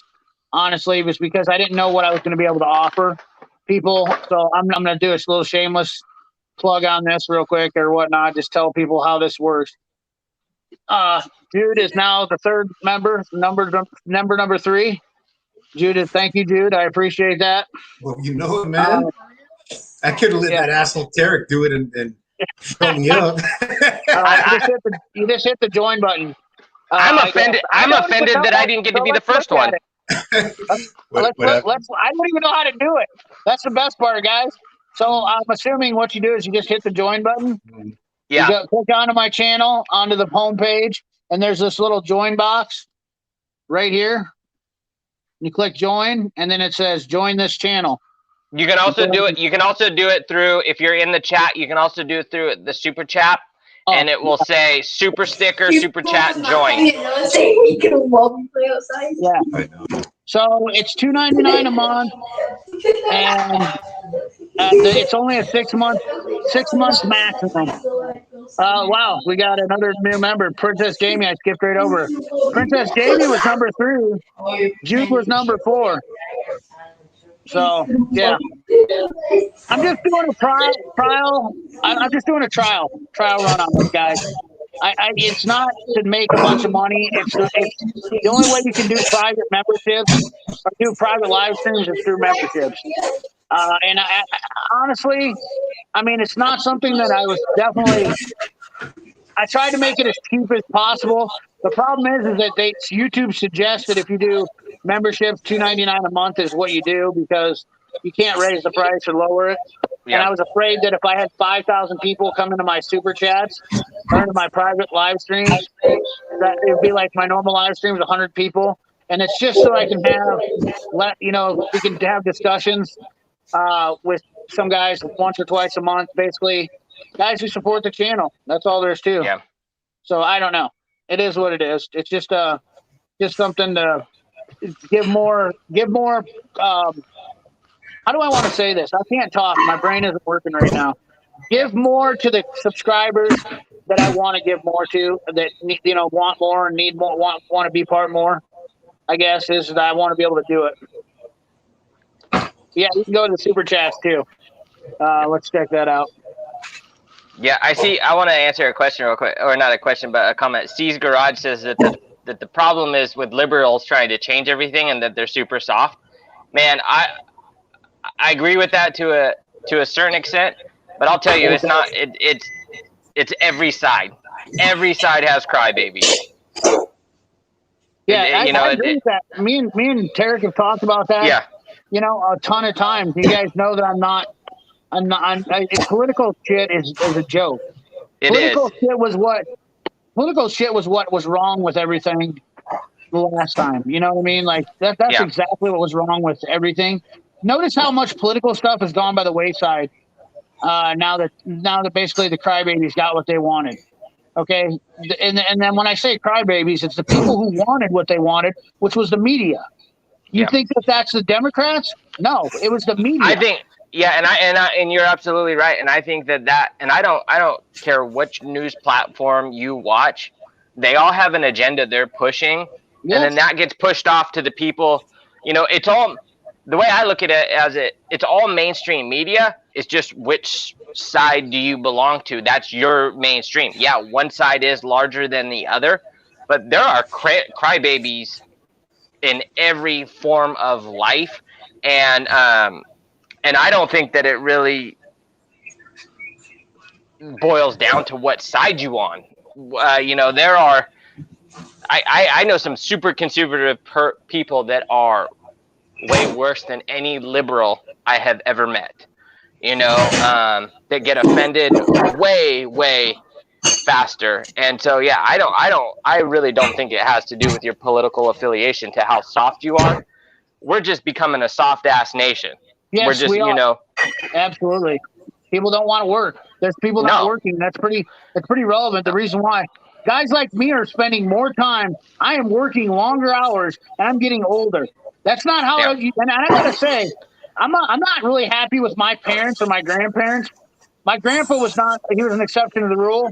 But I got to tell you, like my dad, he slowed down working when he hit 59, and he wasn't doing. And that's exactly. This is exactly why the society went downhill. In my opinion, is that those guys were given cushy jobs, those baby boomers, which this is. It's not about their age, but it's about the generation and what was going on. Those guys were getting cushy jobs when they're in their late 50s, and they were taught that they could slow down and let up a little bit. I'm not saying that's exactly true, nor do I'm not saying that I don't want to be that way. But I got to be honest with you. When the average age of an electrician right now is 60, yeah, I believe it's 60 years old for electrician. Let's even look it up. Klein Tools was just here, and they opened a school up. Average age of tradesmen, average. Well, and the thing is too is like, another thing as far as like the younger generation and stuff, like we have instilled it over the last few decades that like it's gross to get dirty and make money, doing labor, whether it's manual labor or, skilled labor, that's a dirty way to make money. And you need to basically go to college, get a degree, and sit on your ass all day. That's the new America. Look at this. Do you see this right here? For every 3 tradesmen who retired, there's only 1 trade person to fill his boots. The tradesmen, the labor statistics, more than 1/3 of tradesmen are over the age of 50. I'm 42, so I'm getting up there into that point to where I'm going to be in that statistic too. There's not guys coming into this. Unemployment rate stands at 7.5% in America, the highest it's ever been in decades. There are 600,000 jobs available in skilled trades. Senior level executives are looming. Here you go, right there. These guys right here. This is the problem. Senior level executives. These guys, they're the ones that need to be gone. CEOs, they need to be gone. Those guys are the ones that are literally that cause this movement to start to happen. High schools have been all eliminated shop classes. Another big problem. That high school shop classes are eliminated. Why?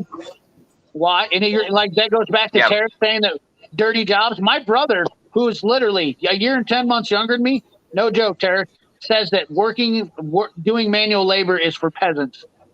A year and 10 months younger than me. Yeah. Well, it's funny when my brother, like I'm the total black sheep. Everyone else is my brother, my sister, my dad. They're all software engineers. My mom works for the government, good part of the government. And anyway, so I'm the total black sheep though. But what's funny is like both my parents ever said, they've never worried about me because they know that I would always figure it out. I'd always make it. Okay, well, when my brother and his wife wanted to buy a house, Mr. Software Engineer who's making great money, well, who did they borrow money from so they could have money for the down payment? But I'm doing the dirty job making money with my hands. So it's like, well, if I wanted to buy something, shouldn't I be asking them for a loan, not the other way around? And so it's kind of funny. I mean, it's some of us are book smart, some of us are hand smart. I'm smart with my hands. I make money with my hands, and I did the whole desk route and stuff. I hated it. It was a slow death. Right, and you know what? But this is real facts. This is what I hate. This is what people on YouTube talking about Snap-on tools and whatnot. The trades guys that are using Snap-on tools, you got these clowns that are coming in talking about the Harbor Freight stuff. But guys like me who are older that are using these skilled trade stuff, skilled tradesmen can make above average incomes. For example, look at this. Read this. This is facts. Skilled tradesmen can make an annual salary of $51,000. By comparison to capita, for the U.S. income in 2012 at $27,000. I mean, these are facts. These are 100%. This is done by Irwin. My thing is too is though, I know a lot of people say, oh, these again, it comes back to, oh my God, these tool truck tools are so expensive. They're so expensive. I could never afford this. I could never afford that. Working at jobs that are paying them. Well, not only that, but I mean, it's like, okay, even okay, anywhere else for the most part, you're gonna have to pay for that tool up front. Where else can you put stuff on a layaway per se, interest-free layaway, but you get to take the tools right away? Sure. You have that, and not only that, like, this is literally my 20th year of buying professional tools. Okay, I started out sweeping floors at an auto body shop, and I was affording Snap-on back then. I've never really had like a tool truck debt. I've always tried to pay for everything in cash. Yeah, there were some times that I did carry a little bit, but never more than a few $100. Like, if you spread it out, it is doable. You don't have to go spend 10 grand on the truck all at once. Spread it out, get the stuff you need. But if there's a will, there's a way. And the thing is, I think so many people just look at the sticker shock and then they're turned off by it, but it shouldn't be sticker shock, because go look at the prices of everything else these days. I mean, stuff is getting expensive in general. Look at this. Average employee age. Look at this. This is tradesman's demographics, and I'm not sure what this is about on this demographic here, but see if I can get this in there without being. I do think we should bring. I think that we should have some kind of government-run program where we open up trade schools and stuff, and we get some people running through trade schools. Let's get some free programs to community colleges to get people through trade schools. Let's put them through some mechanical classes. Let's put them through some age. Let's put them through. Age over tradesman is 46 years old. I believe it. Yeah, that's ridiculous. Among tradesmen, we discovered 5.8% of them are women, while 89.4% are men. The most common rare ethnicity of trade is white, which makes up 71% of trade. Comparatively to that 19.2% are Hispanic or Latino, and 5.5% are Black or African. I got a question. I got a question, because on that when you put that male and female together, we're missing some. So what do you mean? What are they? 89 is 6 equal 95. What are the other 5%? Those chicks with dicks? Oh, I can't say that. Never mind. I'm sorry. Yeah, they're probably, I guess, yeah. Caitlyn Jenner? Oh, no. Male to female. Yeah, that's exactly the they don't identify as either. High school diploma. 23% have an associate's degree, a high school diploma, while 16 have an associate. The annual average salary is $30,000, which I don't believe that's right, and the hourly rate of $14. No, because if you look, this a lot of this stuff was taken a long time ago. Like, a lot of these were going off. I should have looked at this. This was probably an article that's been out since A lot of some of this stuff you stated was going back off of 2012. So yeah. I know that Klein just did a really good deal, and I know that it was 100% spot on. Tradesman average age is 55. That was for the electricians. I know it was 60. Plumbers, is there shortage for plumbers? Yes. The National Home Builders Association spring of 21 market found that stunning 55% shortage in plumbers. Yeah, I know. Plumbers and like industrial electricians are very, very difficult to find right now. Right, and you know what, dude? I could literally go into doing any trade. I'm not gonna toot my own horn and to say, like, I'm not an electrician, but I know that I'm mechanically inclined enough that I could literally take on any of these trades, and I could excel at them. And like, I hate, I spent years. I'm not saying that I'm going to be a skilled electrician or whatnot, and like like I'm coming up, because I know like there's some plumbers and whatnot that just be like, CP, you son of a bitch, like you couldn't. And Derek knows I'm not carpentry skilled or anything like that. I hate doing, but with a few years, because I have worked with my hands, with a few years, I could be a decent, a good laborer for any of these trades. With a few years work, even at 42 years old, I could go into, and by 50 years old, I would be a very. I'm just saying, by the time I'm 50, I could literally retire from that job with a good career. At 42 right now. So if you don't like working on cars, you have options to go into any of these trades: electrician, plumber, and look what happened to me. I got burned out dealing with customers, dealing with bullshit. So I went the corporate route in automotive, stayed in the office and stuff, hated it, and I did that for a long time as well. And then I just decided, you know what, I'm going back to banging hammers. You know, I just got so burnt out with it, but it's always been a hobby and a passion. So I stuck with it as that, and stayed up with the times and stuff. But yeah, go look at like your average community college. You know, the average student age is like almost 40 years because people decide, you know what, either I need to better myself, and get some more schooling under my belt, or they said, you know what, the shit I was doing sucks, and they want to change their life. But you're not, you don't need to be. You are responsible for yourself. You are responsible to make the changes you need. And that comes back to our nation in general being soft. It's not, again, not a side thing. It is just in general. If there is something in your life you don't like, only you can make the changes. Exactly. None of us can make the changes for you. By complaining, that doesn't help anything. That generally just makes this situation worse. Nope. So if you want to do something different, sacrifice and go do it. Don't be mad because someone else you see is doing what you want to do. Go give it a shot. No, I agree 100%.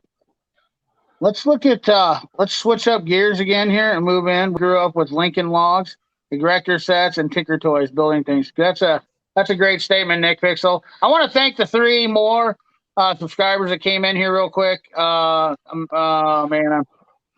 get an erector set every morning. Shut your whole mouth right now. Anthony Robles, I want to say thank you for joining, and Larry Borgstrom, Steve's Garage, welcome to the deal. Welcome to the chat. No more shop classes in school. Tiffany, welcome to the chat. Tiffany, I appreciate that. Steve's Garage. A lot more people I thought were going to become members than I realized. Yeah, I think it's sad that all the shop classes like across America and all these schools are closed down because unless you're in like a brand new high school, you most likely have an automotive and full-blown wood shop right behind the school. And why don't we put those back in service? That's the thing is most kids these days don't ever get to put their hands on tools. They don't ever get to put their hands on wood. They don't ever get to put their hands on metal and cars and welders and stuff. And so they don't even know, they don't even get to experience that they might like that avenue. They just hear it pounded into their head, college, school.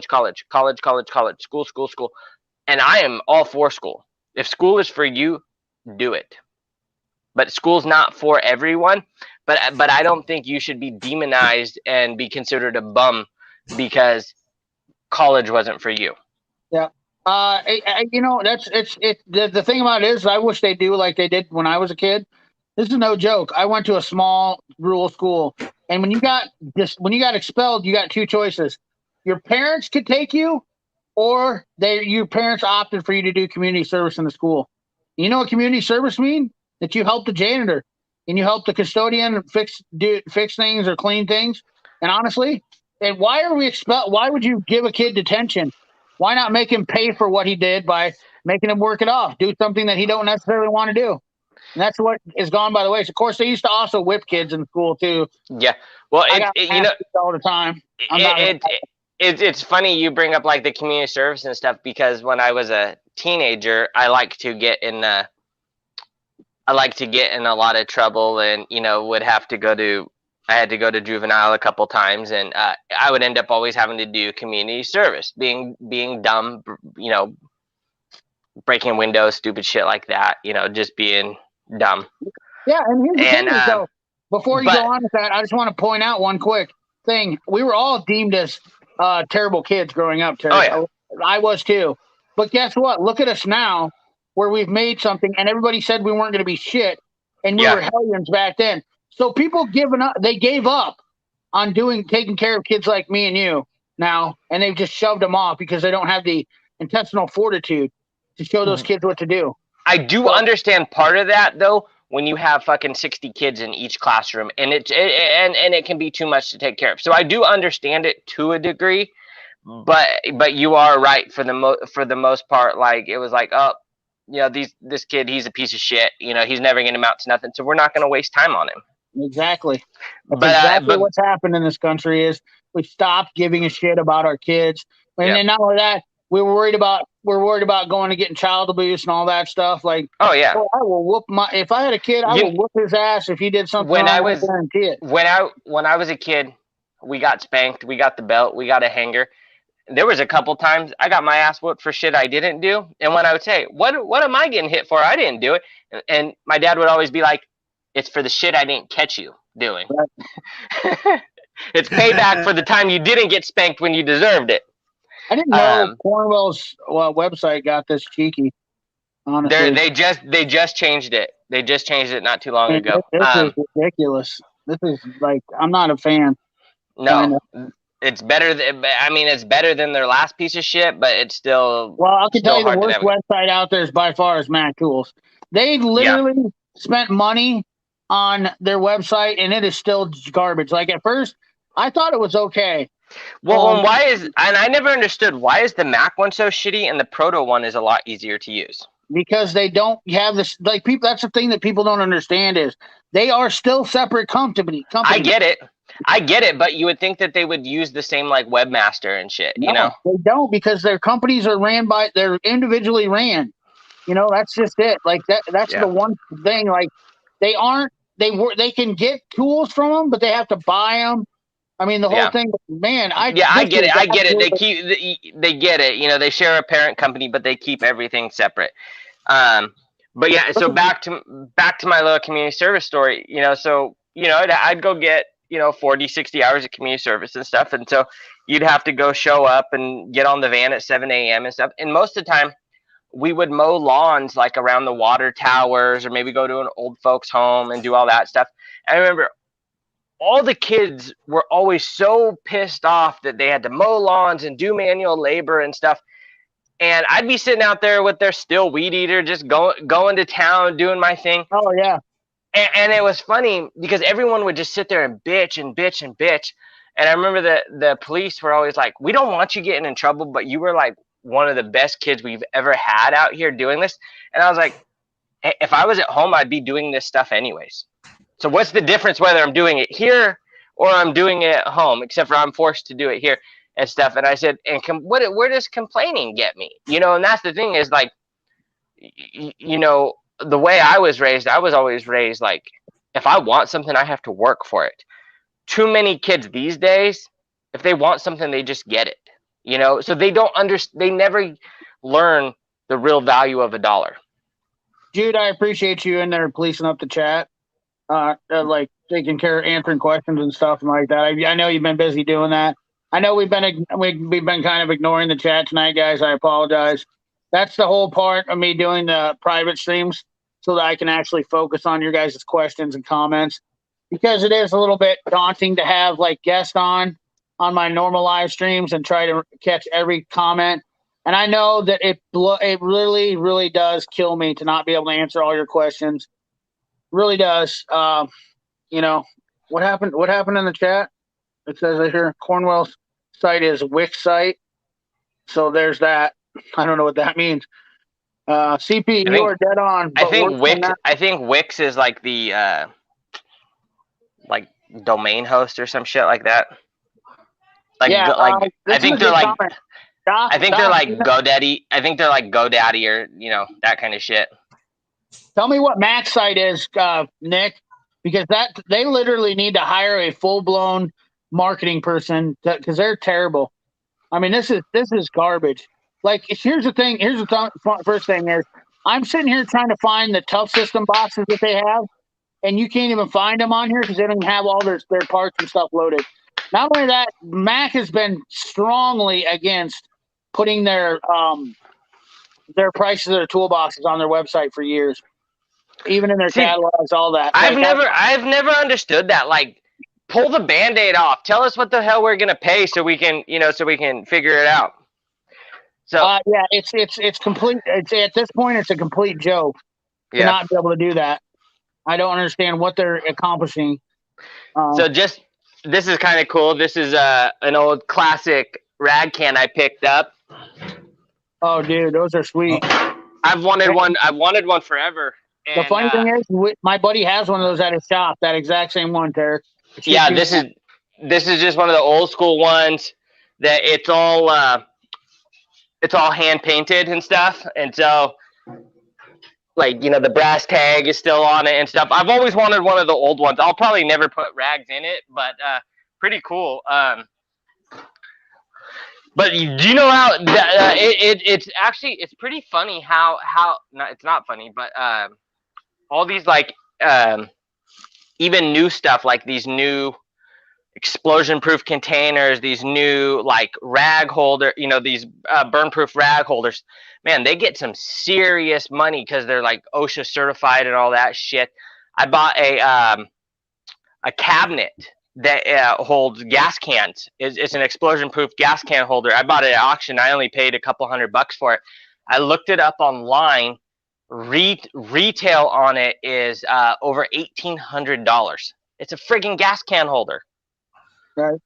I only wanted it because I used the Metal Eagle gas cans and it fit the 5-gallon ones perfect. And so I was like, oh, that's cool. If it goes pretty cheap, I'll get it. And I would have never. I expected maybe $400 or $500 new. I never looked it up, and I was like, I'm willing to pay like $225 for it, and that's exactly what I paid for it. But then I looked it up, and I was like, over $1,800 for this thing, man. Not happening. I want to address this comment right now from Doc, because Doc really has really good insight. I don't know if you guys don't know his channel, and somebody made a comment about us having a little bromance. That could be because Doc is a lot more well-spoken than I am. It takes a lot for me to get everything out that I express, and then I express it wrong, and then people take me wrong, and then I'm an asshole. But it is what it is. But you are dead on. What's worse than not caring about kids? Instead, we are directly competing with our kids, and they trust us to push them forward, not hold them back. Very true. Very true. Thank you for Occupant being a new member. How is dude? You've been so quiet. Time for you to let you have Mac Tools. Looks like an ASP Microsoft with a Shopify integration. I'm good. I've been talking with the chat a little bit. How's the Harbor Freight Killer or the Milwaukee Killer? Excuse me. Oh, that thing's pretty much a beast, man. Milwaukee is king. I am gonna. I get totally confused Impact Radio right now with Torque this channel. I'm like, hey, dude, you want it for a couple weeks? But yeah, I'm gonna reach out to Torque this channel and see if I can't send it out to them. Yeah, I got some stuff going out to Torque Test channel too. Yeah, so that should be cool. But man, it's pretty good. I got a video that I'm putting together probably tomorrow with the big bad Milwaukee. Yeah, and I got a DeWalt and an Ingersoll Rand as well. So we'll we know the DeWalt ain't gonna make the power. Yeah, it's only the mid torque too, but I just wanted to throw some yellow in there. But no. We'll see. So, I like my DeWalt. The only reason I like DeWalt is because I know that my DeWalts have held up for years. That's my biggest thing with them. I had the IR for a little bit, and they're not, the IRs are not cheap.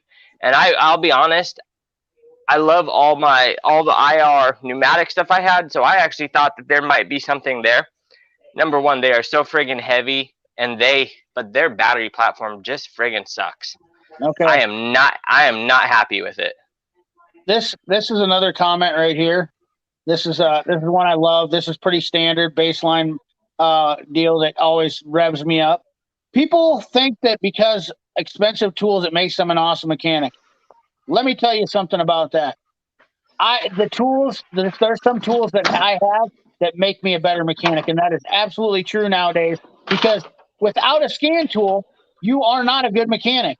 So tell me how a $3,000 scan tool does not make you a good mechanic, because it absolutely does. I So think this he's is an old Yeah. blanket statement that people like to put out there that is absolutely not true 100%. Now, buying an expensive toolbox, does that make you a great mechanic? Absolutely not. Buying in a toolbox is just showing that you're taking pride in your craft. That's all Yeah, I see it as. It is and that's Pride in your something you do craft. for yourself. and I know Huh? and I think he's not really talking about probably the specialty stuff, the scan tools and stuff like that. I think he's talking more of the sockets and Right. No, I get ratchets that. and stuff like that. And I understand that to a degree, but like I also think like you said about the pride thing. It is pride to me. Like, yeah, you're right. I could get it done with Great Neck, Harbor Freight, Well, Hart, whatever. You can buy 3 U.S. General like 56-inch toolboxes, and they, you could keep putting them, band-aiding them back together when the rails break on them. I'm not even talking about toolboxes. I'm just talking about tools in general. Because everyone says like just not even talking about storage. We're just talking about just the hand. Like we'll narrow it down to just hand tools. Like people always, you always hear like, well, why do you need Snap-on? Because I can do just as many things with my Harbor Freight or my gear wrench, my Tecton, whatever. Right. No one is saying you can't. But I'll tell you, like in my experience, like the more like the more expensive stuff like the Snap-on and all that, it might not make you a quote unquote better tech, but it usually makes stuff easier. Hold on, before Ed has a full coronary, he's spinning out on the comments. Great mechanics are able to use any tool. Now the question is, what tool do they prefer? I didn't get to finish it, Ed, so I was just addressing the first part of your comment. See, once again, this is exactly how CP gets into big trouble. Ed literally was spinning out. I bet he was screaming Dude, at him. read the comment! Read the comment! Right. Like, this is where I misunderstood the most. This is where I misunderstood the most, okay? And he's appreciative of you at the right now. Come on. It's hard unless you know me and understand me. Like, I think Jude gets me. That's why we're friends. Eric gets me. That's why we're friends. People get me. That's why we're friends. Nick Pixel.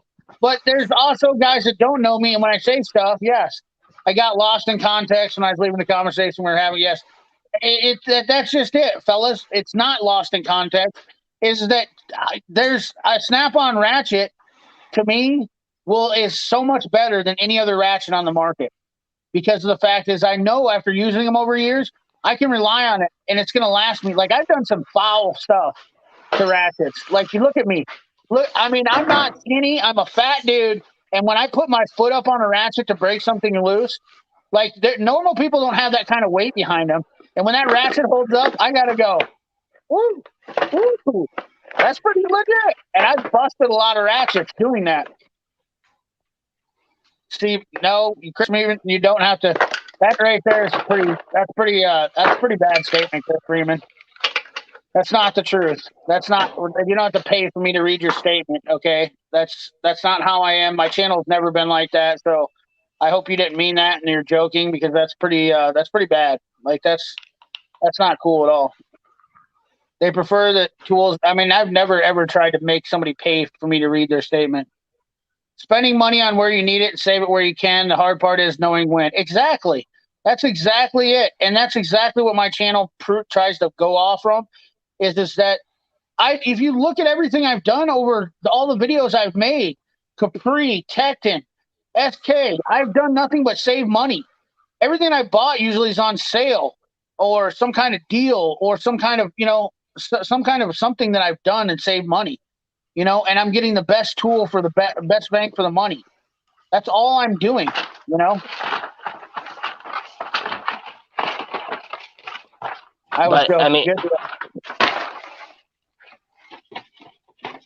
Those are all I grab at work. Yeah, I mean, guys that are professionals, dude, you've used, is it the pre-ratchet good? Yes. Will it get the job done? Yes.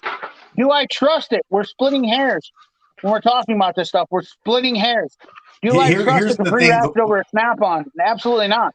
No, here's the thing. The way I look at it, would I trust a Capri ratchet over a Snap-on? No, fuck, I'm not going to trust a Capri ratchet over a Snap-on. Would I trust it over a Pittsburgh? You damn right I would. Absolutely. That's You one of know, those things that goes back to Jason. similarly priced to the Harbor Freight Icon stuff, and I wouldn't be bad enough using that over the Icon stuff. He's excited. Hot today. He's excited. I'm not. You know, guys. I just get tired. I get kind of blown up at trying to. You know, I'm bad about giving out words. That's all there is to it. I'm bad about expressing myself, and that's my fault. That's my biggest weakness is that I'm like Doc is such a good. Like I like watching Last Best Tool because he's so good with expressing the words that I really want to get out there, and like say it in a non-offensive way. But I do not. But sometimes I get so tired of trying to express myself that I get offended or I get offensive. You know, like I just say, you know what, shut up, you're an idiot, like quit it. And that's my problem is like I get frustrated, and then I say stuff that like I'm frustrated about. But the reality of it is that I believe that like Matco is the worst ratchet out there, hands down. I literally not I like my 1/4 inch one that I've used for a long time is good, but I don't put it up through a lot of torque. But the 3/8 ones, when I put up the 3/8 ones through torque, they strip out every time. There you go, same ratchet. No joke. No joke. This is number 5. Yeah. It is broken. I have used it twice. Yeah, it's just not a durable ratchet. And the thing is like, yeah, you can get it warranted, and that's all fine and dandy. But when it's breaking constantly, like that's not a good tool to have. Like that's not a good look. Why do we spend the money on these tools if we don't want to use the lifetime warranty? That's another great statement that I've heard over and over. So why buy the Snap-on if you're going to get a warranty on it and it's going to get replaced? Like, you know what I'm saying? Like, okay, and so think about how expensive that Matco 3/8 ratchet is. So this is probably one of the shittiest ratchets I have, which is a super long cobalt flex head that I used to use as basically a flex head breaker bar. Don't give a shit about it. Okay, I've never broken this, and even, you know, I'm 218 pounds. I'll step on this thing all day long. I haven't broken this, but you're telling me that this ratchet that is no exaggeration, 5 times what this one cost, breaks every time I use it, and the only thing I'm paying for is really a name. I mean, it comes from AJ Manufacturing. I mean, we all know what I do at this end at night, but we're not talking about that here. So, I mean, it's just. I bought the Matco ratchet, so I guess I have the right to give my opinion about them. For access, not durability. There you go. And see, that's just it. Some guys like them for access, and they have a thinner profile design. But I mean, honestly, we can look at it and say, if a ratchet has half the teeth count or half the material in it, how could it be stronger and durable? I mean, that's just logic. You know, we're trying to use logic here. Breaking news: M18 21-inch lawnmower coming soon. Yeah, Snap-on and Mac for the hard stuff. Absolutely. I mean, if I own them, I guess I have the right to talk shit about them, right?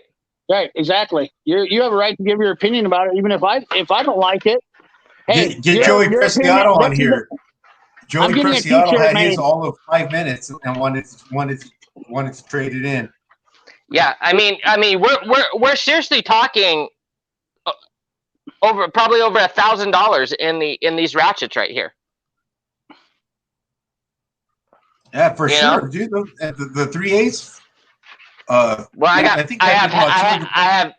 have half inch, 3/8, 1/4 inch. I have a bunch more. This is just what I grabbed real quick.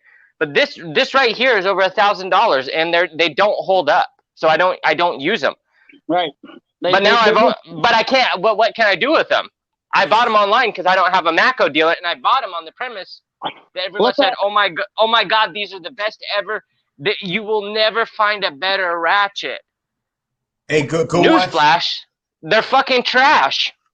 Justin Dow has a video saying that's his favorite ratchet. I love this thing. He's like, as I warranty out the gears, you know, once every 6 months. Yeah, and that's what he said. That's what he says. He says I have to rebuild them, a few times a year. Right. And that's the That's thing not. is about it is that's exactly it.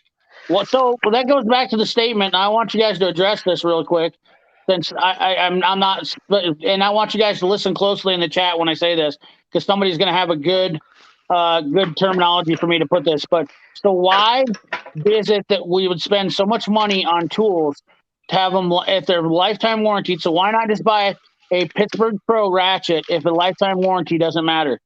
The easy answer for me to that is the reason why I buy a tool is because a lifetime warranty is an insurance policy that I Yeah. never want to use. Yeah. Okay. And I don't know if I put that out there right.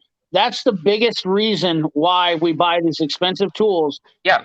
These higher end tools is because it's an insurance policy that we do not want to use. And for example is the Snap-on ratchet. I know that it's going to hold up 90% better than all my other ratchets. Like my Mac is probably the next one. It's pretty close. My Mac, the new 92 Macs are pretty legit. But the bigger thing is that I know that it's going to hold up, and that's exactly. Well, and then my question is why should, with as much as these ratchets cost, these professional ratchets cost, why should it be okay that you have to have one rebuilt once a year, a few times a year? When here I have this SK that I have literally beat the shit out of for over 20 years, and I've never had to rebuild it. So why is it that this one is okay to rebuild every couple months, but then this one can live 20 years that has probably seen way more abuse than this one? Actually, I know that for a fact, but I've never had to rebuild it. I mean, we should expect more for what we're paying. We should expect more, and it shouldn't be like, oh, it broke, we'll just rebuild it again. I mean, that's not what it should be. Because I have Snap-on ratchets that, for instance, besides the instinct handle, because that's all I could get for it, this is the first Snap-on ratchet I've ever bought. Again, I've never had to rebuild it. The only thing that happened, I ran over the old handle and it shattered. Right. And the other style, the original soft grip handle wasn't available, so they give you just a universal instinct that you drill and put on it. But that is the only thing I have ever done to this. It's still the original guts. So I don't understand why it's okay that we have to that a forever tool is no longer forever, but that's okay. Yeah, I mean, I love this. I love these guys that come in here. Why was I shut down? What do you mean? What the heck? Why was I shut? Who shut you down? We got some screwy going on here. I like Fred Talon's reply to this. Tools don't do you any good if they're broken when you need it, and that's exactly it. That is 100% the deal. Still uses his tools from the 80s. I got tools that are old as hell too that I still love. Well CP'd, but I don't have expensive tools, but I don't want to use the warranty. Exactly. And that's the bottom line is triple commenting. There's a reason we all have over a dozen ratchets, no matter what brand they break. I have well over a dozen ratchets. Oh yeah. Eric has well over a dozen ratchets. Yeah. I have different ratchets for different reasons, for different lengths and different accesses. I mean, I went overboard because I started liking ratchets. One of my least used tools nowadays. Jude's video that he just did on his cordless ratchets, those are my favorite. Those are my go-to. Yeah, I mean, I buy ratchets for all different reasons. I buy really old ratchets. I buy new ratchets. Exactly. One has a different angle for the dangle. One does something a little bit different. One might be a pretty color I like. Maybe one is for nostalgic reasons. But yeah, I mean, it's just like I buy them because I buy them. I mean, this one drawer I'm in right now probably has 50 ratchets in it, and this drawer probably has 12 in it, and then there's a bunch over in my half-inch stuff. I mean, it's just I don't know. It's one of those things. Those and screwdrivers for me. It's like every time I see one, I need a new one. No, hey, the screwdriver thing. I saw a video on Man Caver Tools today. I think that dude will give you a run for his money. No joke. Yeah. He probably will. And but I wonder what I'll have to watch it because I wonder what he's running. Like what Well, I was saying one of his buddies had a toolbox, an Epic, and that thing was just filled, chock full with screwdrivers. I mean, 90% of the shit he had was screwdrivers. I'm not even joking. I stopped watching the video about a third of the way through because I was like, what in the hell is this guy doing? I mean, it's not like he had sets put together like you, Tarek. He had random screwdrivers thrown in drawers filled with screwdrivers. It's like, And I was oh, like, it's like, oh, another. That's cool. Another drawer of fucking Goodwill screwdrivers. Oh, another drawer of no, garage. they were all Snap-on. They were all Snap-on screwdrivers. Like he was just buying one at a time, or You got me, dude. I was like, Tarek is gonna want to check this out. You're gonna have to look at it. I will. Because it's like it's clickbait title and it says $40,000 in Snap-on tools and I like Man Caver Tools. He's all right. He's a good dude. He's a good dude. So nothing bad against him because he was just I don't think he really understands Snap-on stuff because he was kind of going through the drawers. But I was like, holy shit, Taki mushroom! This dude's just got a freaking ton of like single screwdrivers random single screwdrivers like piled up. I mean, I have like somewhere, I have like a black tote that is just full of like random old, like Stanley screwdrivers and stuff like that. But I have like so many like professional screwdrivers that I'm like, I don't even use that. I mean, even me, like I'm at the point, like I don't even use like, if I'm at home, I don't even use like Milwaukee screwdrivers anymore. Like I keep those like out on the van for like work stuff. I have tried to be a lot better about not taking like my Snap-on tools like to work and stuff. I've been trying to use cheaper stuff because every time I take them out to a job site, they end up missing. So I have been like buying some cheaper stuff, not Harbor Freight stuff, but cheaper stuff to stock the vans and stuff because it's getting too expensive replacing. But screwdrivers are even limited use anymore, dude. I mean, flat blades are like a waste of money. If you buy any screwdriver sets, all those flat blades are garbage. Well, you know what I mainly use flat blades for is I only use I use a little one, and it's usually to put like plates on friggin' wall plates on and stuff like that. And still some electrical fixtures still have flathead screws for some dumb reason. Right. But besides that, yeah, I mean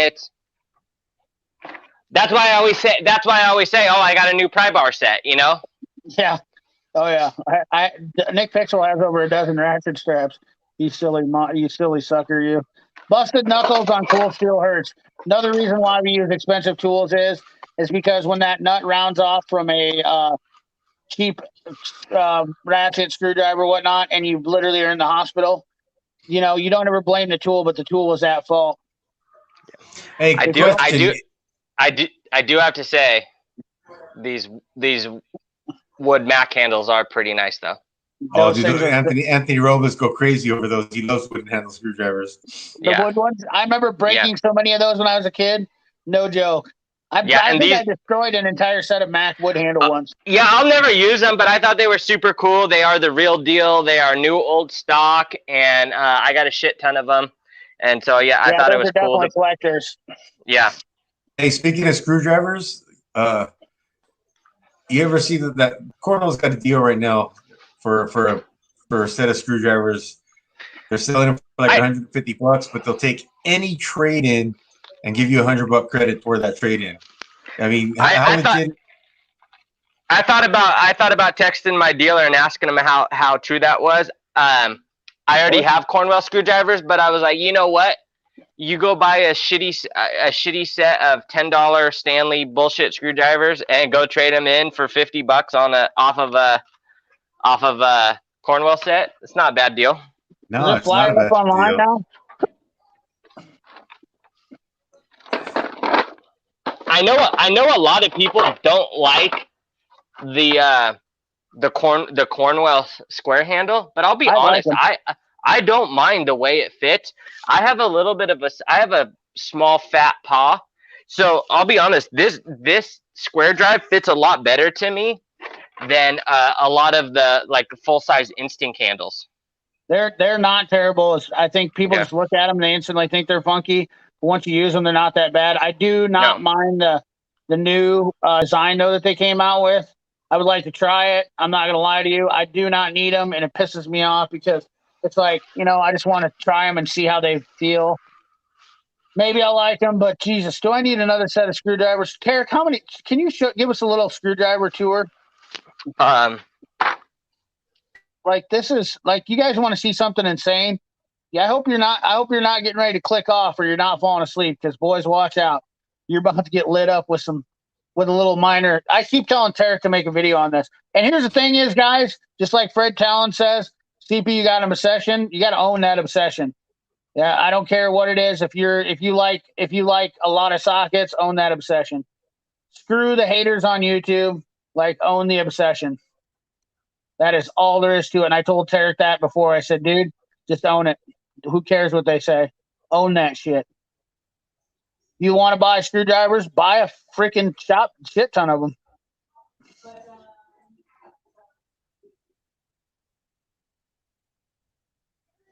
Is he working on it? I think so. The suspense is killing me. Oh, and then he fell off. Uh-oh. That's because he's getting ready to unload on us. He's like, oh no, that's gonna be my greatest content when I have my channel, man. I'm not gonna do that on live stream. I can't get to the new Cornwall flyer. I can't get the new Cornwall flyer pulled up. Still pulling up to July. What's today's date? The 30th. So it'll be live on the website tomorrow. Where did you see the Cornwall flyer from your dealer? Yeah, I got the paper flyer. I don't know if it was the July one or if it was the August one. It's a new one. I got a screenshot of the front of the flyer, and I seen it. I know what you're talking about. Oh, okay. They got the new handles on the deal, but my dealer just stopped coming around now. So suspense to see his his collection's ridiculous. CP Tool Addict asked if he needs another set of screwdrivers. What part of God do you not understand? Right? I'm not gonna lie to you. With YouTube really makes you want to buy more tools because you really want to get down to the nuts and bolts of it and see what's good about it, what's not good about it.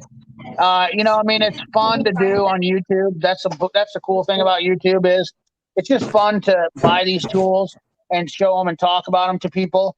And that's exactly what I really do like about it. The bad part about it is I feel like an idiot because I buy this stuff and I'm like, half the stuff I'm not using if I buy too much of it. Not only that, look at the amount of space I have to use in the toolboxes. I have 218 inches worth of toolbox space that I have already filled up. That is a lot of money in toolboxes that's taking up space. Like, I just don't want to, I need to figure out a better storage solution for that stuff. Yeah, exactly. Snap-on only warranties the tip, not the whole handle. That's exactly another thing how Snap-on avoids lowering cost. That's the thing what they do to lower cost. It's actually not terrible. It's a smart idea. But I guess in the long run, you don't get that replacement if you're wanting it for your Snap-on. That's the bad part about it. But yes, that's always been a thing with I don't know. They've been doing that since they had the hard handles, right, Jude? If I'm not wrong. I believe so. Yeah, and they'll. Yeah, you're right about that. I think that's smart of them too.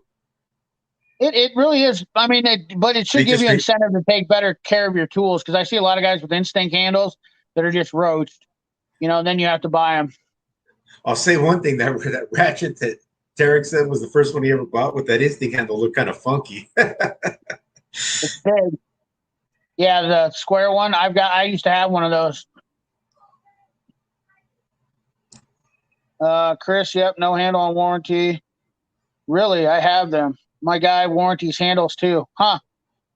That's interesting. That's the first time my guy doesn't. I put pants on for this. Hey, Pat Paulson, what's up, dude? You guys have shitty reps. I don't. Some of us do, yes. My rep, it's all about. Oh, there's Turkey's back. Hey, sorry, I don't. Fucking cats disconnected the modem in the house where it hangs. They like to play behind the desk, and they ripped the power cord out. I knew exactly what happened when I went offline. So that's funny. So, all right. So you wanna You want to? I'll give you. You want just a little tiny sneak peek of screwdrivers? Yeah, we don't. I mean, I want you to make a video of this, so I don't want everybody. I mean, we only got 90 people in here watching, so it's not going to be a. So, we'll start here. So these are some. Those are new SK. So we got some longs, shorts, minis. They come in the foam trays now? Yeah, that's what I was saying. That's what I was saying last week. The new foam trays are awesome because it's soft foam on the bottom, and then like a hard foam up top. They're really nice. Oh, that's like they're really nice. Cornrows do the same thing. Yeah. Damn, that set looks sick.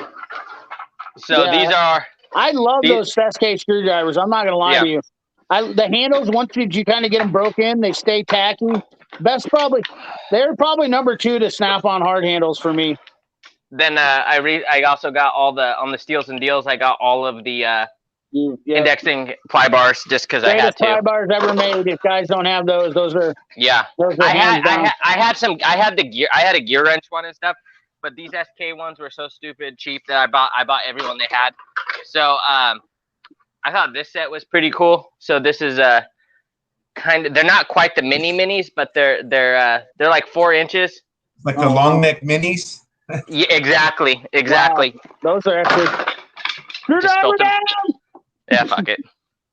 And then the long ones, dude. I wish I had those set of long ones. Were those on the Steals and Deals? No, these are the ones I ordered after Steals and Deals. Oh my god. So these are just cabinet ones.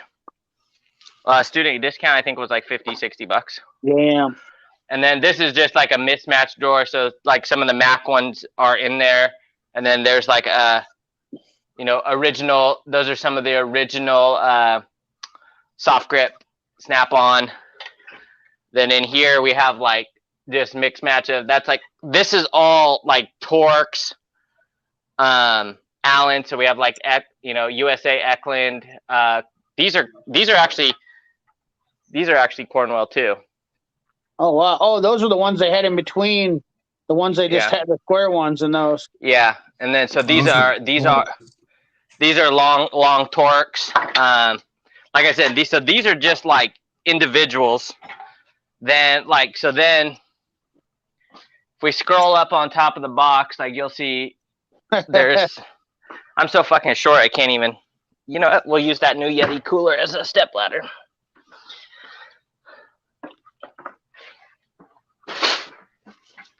And this is just screwdriver. This is everyone. Tarek really is short. He doesn't have a hutch or a top cabinet on that box.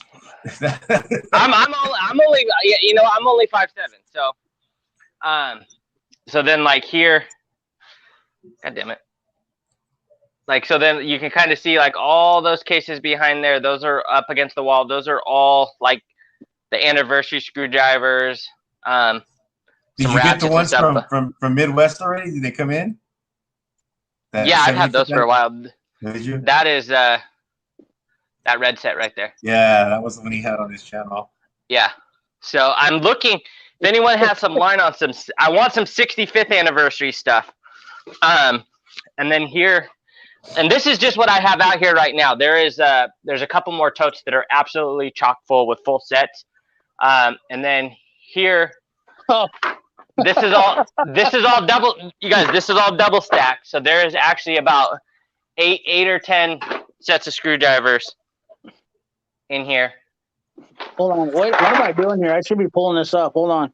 Yeah. Solo layout. Yeah, there we go. So this is all double stacked screwdrivers. Yeah. So I got a couple, and like I said, this isn't even the half of it. There's still more, but I'll wait to make a video. And right now I'm no joke, and not counting individuals or even the ones that are not in a tray, there is close to 30 sets. So yeah. Largest screwdriver collection. Oh, look at that Mayhew set, dude. Jealous. Yeah, nice. Hey, take a quick shot of that, because I want people that are Matco guys. If you have a Matco tool truck, go look at your Matco tool truck, and it is the same exact display. No joke, is that one. And I priced out the Matco display from them. No shit. That set ran like what, $300? Yeah, I got it. So I had been looking at it for a while, and then randomly which I'm ashamed to admit this because this is the first thing I've ever bought from Walmart. And I'm not saying I'm ashamed because I bought it from Walmart. I'm ashamed because I bought it from Walmart because I never shopped there, never planned to. But they had it for $2.99, where everyone else was close to 400. I think was the cheapest we had found it anywhere else. Yep. Yeah. So I got it for $2.99 from Walmart. And lately the price on it's just been going up and up. There's a couple other Mayhew displays that CP was so gracious to show me that we'll be adding soon. Yeah. So, but that same set from Matco, which they use that same exact display. When I priced it out from Matco, was like almost $1,500. I bet it, because they probably want to sell you each individual piece. Yep. Yeah. Now how do I get this thing back to layout? Yeah, I just felt like I kind of, at $300. I mean, that's a lot of punches and chisels. So I felt like it was a pretty good deal to have the display. I think I never liked cases and displays and shit when I was younger, but now that I'm getting older, like I kind of starting to like that stuff. So yeah, I'm so Speed Wrench is in here. If you guys watch this video on Curl Tools channel, he did a great video on moisture mitigation. In Texas, they have a lot of humidity too, which I have a problem with here. And I started putting all my stuff back in the case and said, screw it, which obviously is going to eat up a lot of space in your toolbox. But in the long run, it's saving me from moisture problems, from humidity transitioning.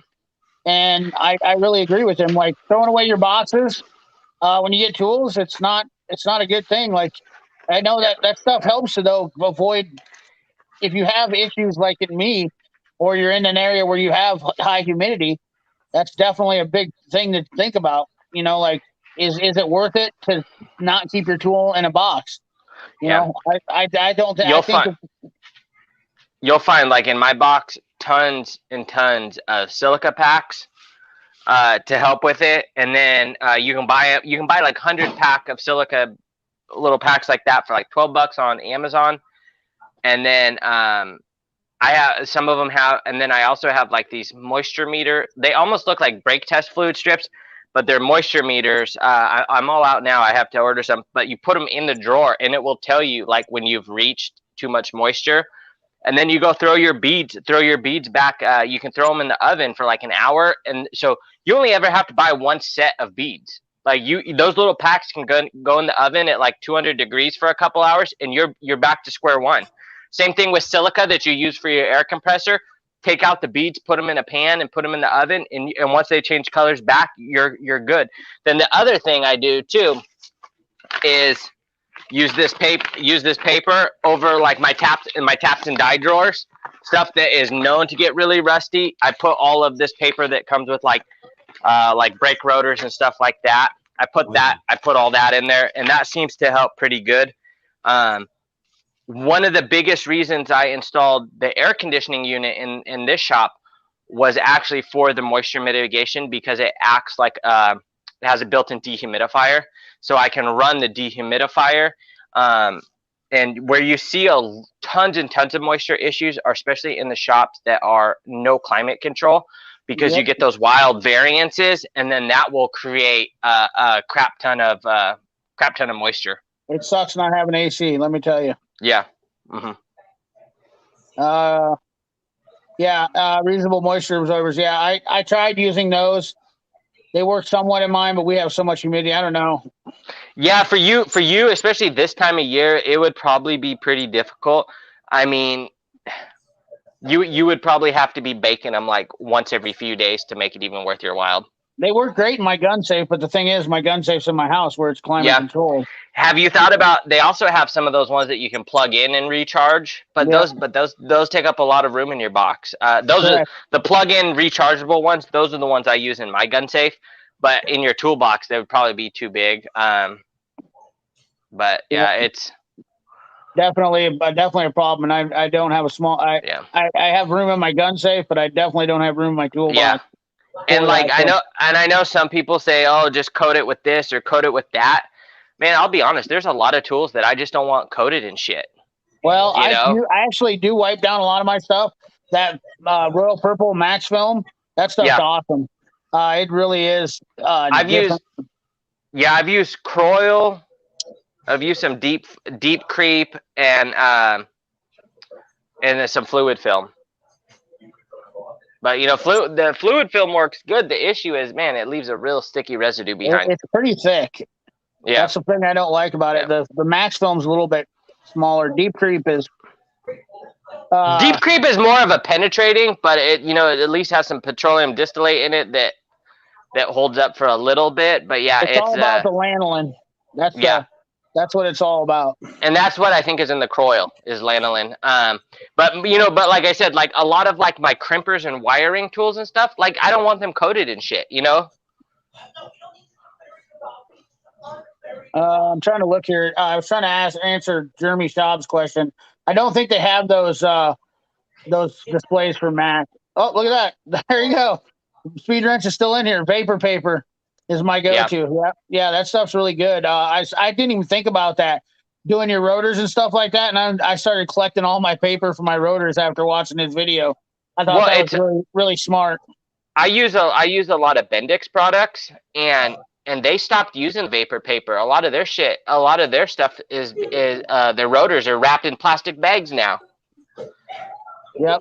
CP, VNCI emitters. I'm in Texas, but I keep those silico packs just in case. PCI emitters. I use damp rid. That's not a bad one. Making it worse, stack on moisture absorbers in my future boating accident. Vapor paper. This year has been stupid human. I keep those silico packets. What's this right here? ArmorVCI.com emitters. Those bags are called VCI bags, huh? The funny thing is, I have to keep my cigars damp and my tools dry. I know. Yeah, you need a humidifier for cigars, and you need a dehumidifier for tools. I mean, it's. Well, back dealer had a display similar, but it was years ago. Yeah, might have been the old Mayhew's. Mayhew's pretty good at, like Mayhew's. They're the proprietor. Mayhew's pretty good about. Let's look at the Mayhew website. Because I don't never talk about them enough. They're a company that I really, really, really, really, really like. Yeah, I have some Mayhew products, not a ton. I do have I do have a set of the I have Dominator pry bars, the Dominator scrapers, Dominator picks. But I would say all in all, a good all around product from them. It is, and they're getting better. You want to talk about a company that's an American company that's really doing it right. Mayhew is the best American company that I think.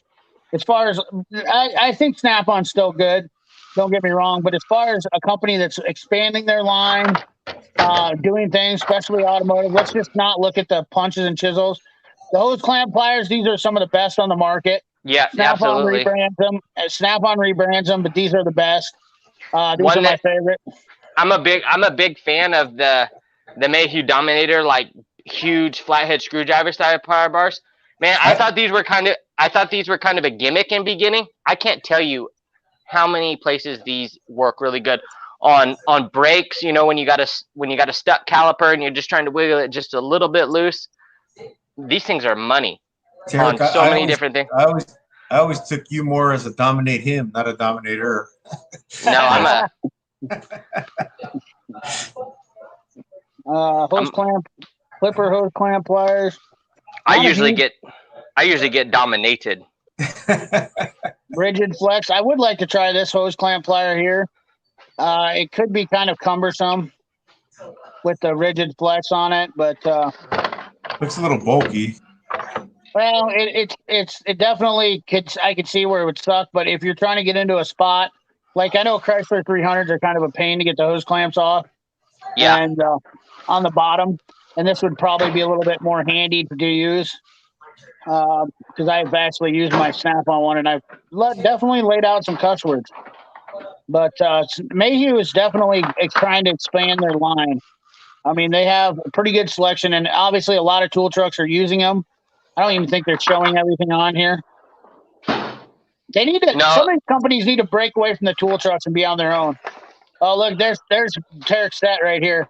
This is the one he wants to get. Let's see here. What happened here? Oh, I can't find that page. It won't show it to you, but right there's the set that Tarek wants to get.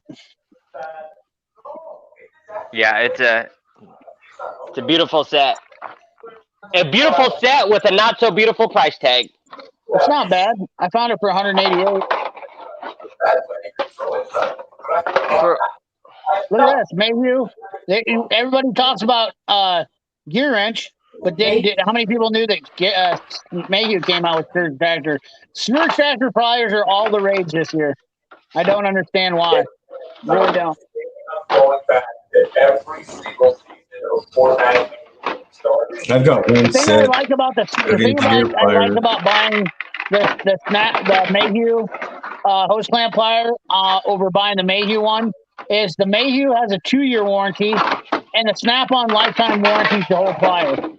And it's like $150 from Snap-on, and I've already had to warranty out my hose clamp. That's the biggest thing about those hose clamp pliers is they always stretch the cable and break. The wire always stretches. Yep. But look at this. They have new fixed torque screwdrivers. Look at this. Now, can I pull this up? Come on, fellas.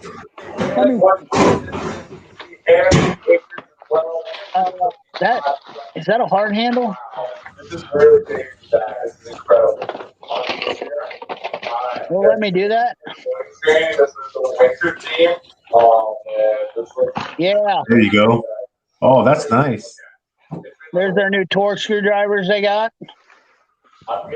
Hard handles. For a minute there, I was going to say, oh, this is where Cornwell's getting their new handles from. These bits are freaking the best in the world. I'm telling you, these things are awesome. These shorty, stubby bits. Mayhew's got the best. These bits here are just absolutely ridiculously awesome. I've done a video on them, and I thoroughly love using those. Automatic center punch.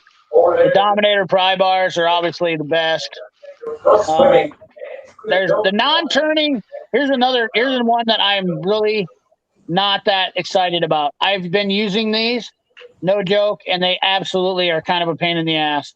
They get jammed up in the non-turning. I was excited about.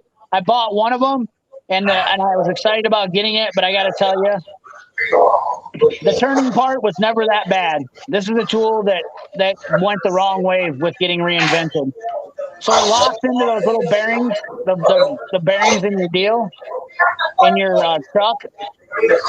But when you're trying to use it, you end up having it locked, and then you got to unlock it and turn it. So not quite as awesome as I thought. The automatic center punches. They've got new utility knives. They've got blue. Dominator come out with blue pry bar.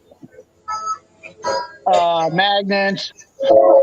They got a fly bar holder, fly bar cabinet, rack, heavy duty gooseneck wrenches, lights now, cat's paw lights, inspection mirrors. Excuse me. Yeah. I mean, they're constantly getting better. I think as far as getting more product out there. Yeah. One thing I got off of the Steals and Deals was the I think I showed you the full set of offset wrenches. Yeah. Pretty happy, but I don't know if it'll show up, but I mean the chrome looks like shit. Yes. I mean, do you see how dull it looks? Yep, it is terrible. They did not finish those well. I can wipe it all I want. That is the finish. And there's tons of like not like pits that go in, like external pits, like a bunch of slag and shit on them. I mean, every single wrench looks like that. Yep, I totally agree. But I noticed the same thing. But also at the same time, how mad can I be? Because I think the whole set was like $50 once it was all put together. So. Yep, look at that. Tease Gerard said the same thing. I had to polish my SK stuff also. Good chat. Got to work on my Veloster. See it. See you later.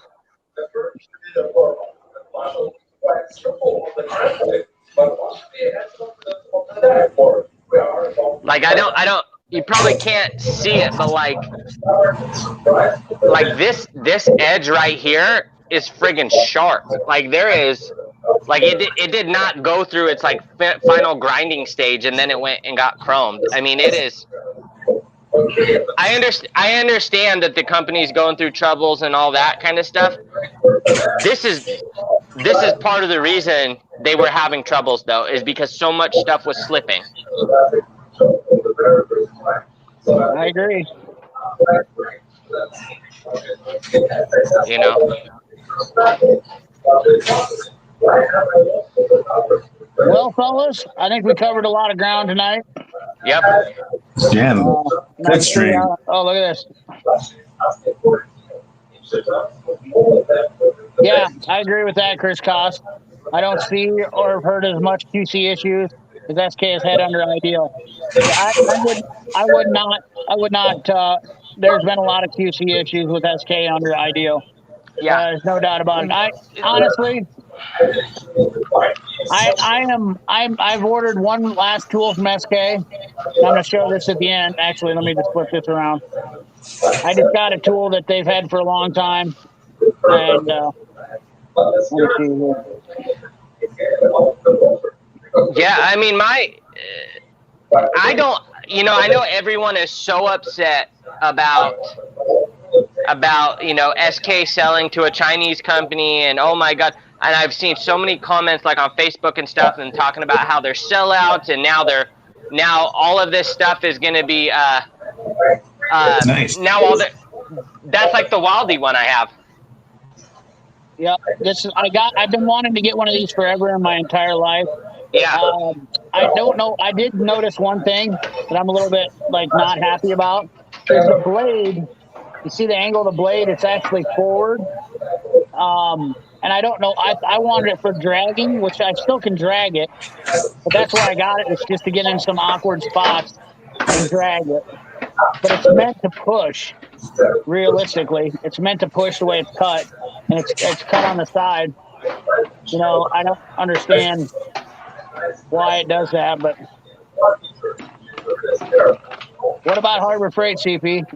Harbor Freight is just not a good tool that I would rely on. That's all there is to it. I think people understand where I'm coming from. It's probably not. Maybe Wildy is making it, or maybe SK made it for Wild. Wildy or whatever you call it, because that's the other thing is, I have noticed that there's some overlap, like locking extensions. It's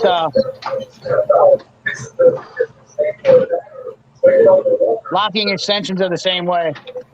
They're kind of they all look like the same of SKs. So I don't know if SKs manufacture them for everybody else, but yeah.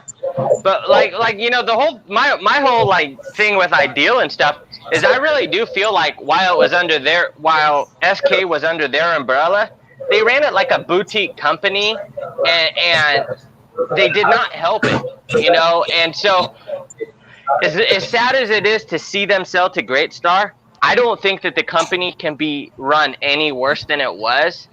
And no. I will wait to see what happens when the dust clears.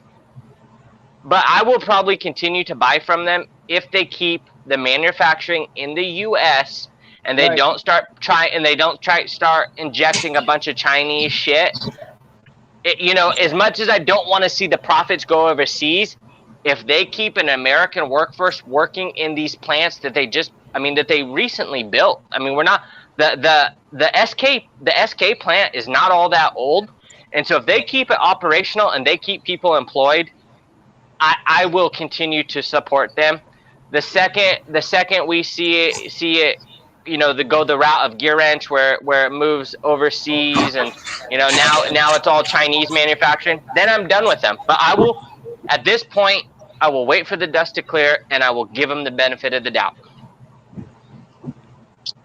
I can't say that you're not wrong, because we got to look at companies like Stanley. That's no different than Mac. They're an American company though, but the thing is like some of these companies that have sold out to overseas. I don't know. I guess I don't know have a good answer for that, but I mean, Don't. there's companies that have sold out that I'm still buying tools from that are getting manufacturing done here.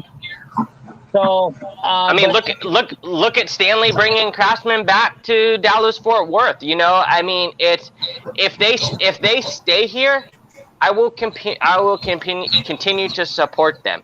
You know that because they will need our support to keep the American workforce. If everyone just drops the ball, that American workforce will go away. You know what I mean? So it's another controversial topic. It is. That I've heard a lot of people speculate on how Stanley's a shitty company. But once again, these are the same people that are promoting Harbor Freight as if they're some kind of great company. Like Harbor Freight has done nothing but basically warehouse tools and sell them to the public with clickbait marketing. That's their claim to fame. That's all they have to going for them. Well, all I'm going to say is you show your true colors when you have to put out a press release about how much good stuff you're doing for the community during a pandemic, scandemic, pandemic, whatever you want to call it. When you have to put out an email and press release saying all the good things you're doing, that answers everything I need to know about you. Because every other large company was doing the same thing and no one said a fucking word. Okay? Right. Because in those times and needs, you're supposed to do the good work in silence. You're not supposed to be praised for it. You know? And if people, I get people want good deals, they want cheap tools, whatever. 7:30. I wish they would look into what the real story of Harbor Freight is and how it got put in the hands of the current owner. It's a scam. It was a scam, and everything that was done behind it. The whole company has been ran off marketing. That's all that company has done is basically it's the epitome of what the American economy is. Harbor Freight is literally the epitome of why the American economy is crashed right I'm now. I'm not even talking about their market, their bullshit marketing tactics and all that. I'm talking about everything they do though is what the epitome.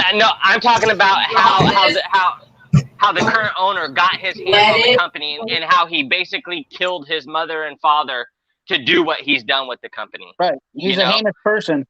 Yeah. And that to me, the same reason that up until a few months ago, I had never done business with Walmart because they had the same kind of guerrilla tactics. But at least Walmart was killing people that it didn't know. You know? Yeah, I agree. This statement right here, and then this one right here, Jeremy Taub's statement. I always thought SK was the same as Craftsman. I actually thought SK was never the same as Craftsman. The reason I started buying SK was because it was a better tool for the money. I could buy SK when I first started back in the late 90s for the same price as Craftsman, and it was a better quality.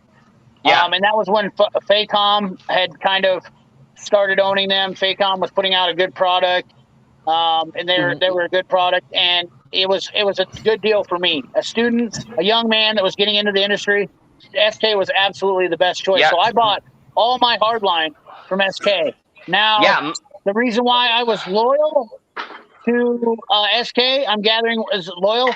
It was because of nostalgic reasons. It was because my grandfather and parents had used those tools, and I liked them. And the green, different color green than Jude's favorite green. But I did like the color of green back then because it was cool. But I was young. Absolutely. These are original smaller SK hard handles. I have a set, the very first professional set I bought myself, and I have a set that I got from my grandpa. When I learned about SK, I thought them more of as an industrial brand because my grandpa was a machinist, and they were running a lot of Proto and SK. And then we had a couple local parts stores that sold it. And so some of my first quote unquote professional tools were SK hard handle screwdrivers, which are still some of my favorite to this day, and SK super chrome wrenches. Right. And guess what? I still have both. I still have the original screwdrivers and I still have the original wrenches. They were an excellent product for the money. And I still think that they are an excellent product. But like I said, I really do feel like Ideal ran them as a boutique because people were buying them based on this nostalgia, and that like basically they got a little big for their britches, and they started commanding real money, but they weren't giving me that product that commanded that money. Absolutely, You know, I agree with that 100% agree. 100%. Yep, know? absolutely. The SK did get too big for their britches.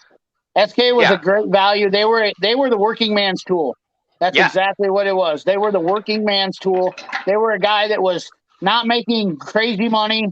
And the difference is now is that like a guy like me that's been doing this for a while, I literally make my tools pay for themselves. No joke aside, 100%. My tools that I buy, I have literally no money invested in them at the end of the day because whatever I make them pay for themselves.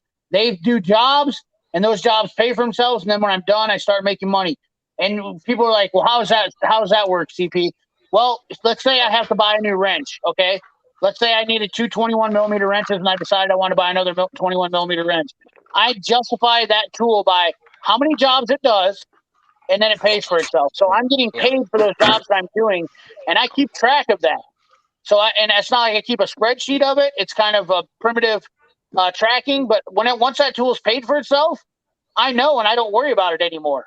So my new scan tool, it's already paid for itself. The Macro Pro Assist I got, done 6 cars for it. Okay, it's already paid for 6 month subscriptions of service with it at $300 a month, and it paid for the tool for $500 in 6 cars. No bullshit. Yeah. And and Jude knows last night on his stream and stuff, he was talking about Roscoe potentially would be selling his D10 demo and stuff, and that he could get up to $2,000, $2,500 off. And I said, that's a great deal if that scanner can pay for itself, because even at $2,500 off, that's still a big chunk of change that you're paying for something that might just be collecting dust. So you got to make sure that thing is going to be making you money. And a lot of people are just buying stuff to buy it. Well, when a set of screwdrivers and a scan tool is way different. And I'm all for good scan tools. I don't think that you can get much out of the Zurich. I don't think you can get much out of a lot of the basic stuff. But do I think everyone needs to jump into a $5,000 to $10,000 scanner? Absolutely not. It's got to be what will pay for itself and what will work.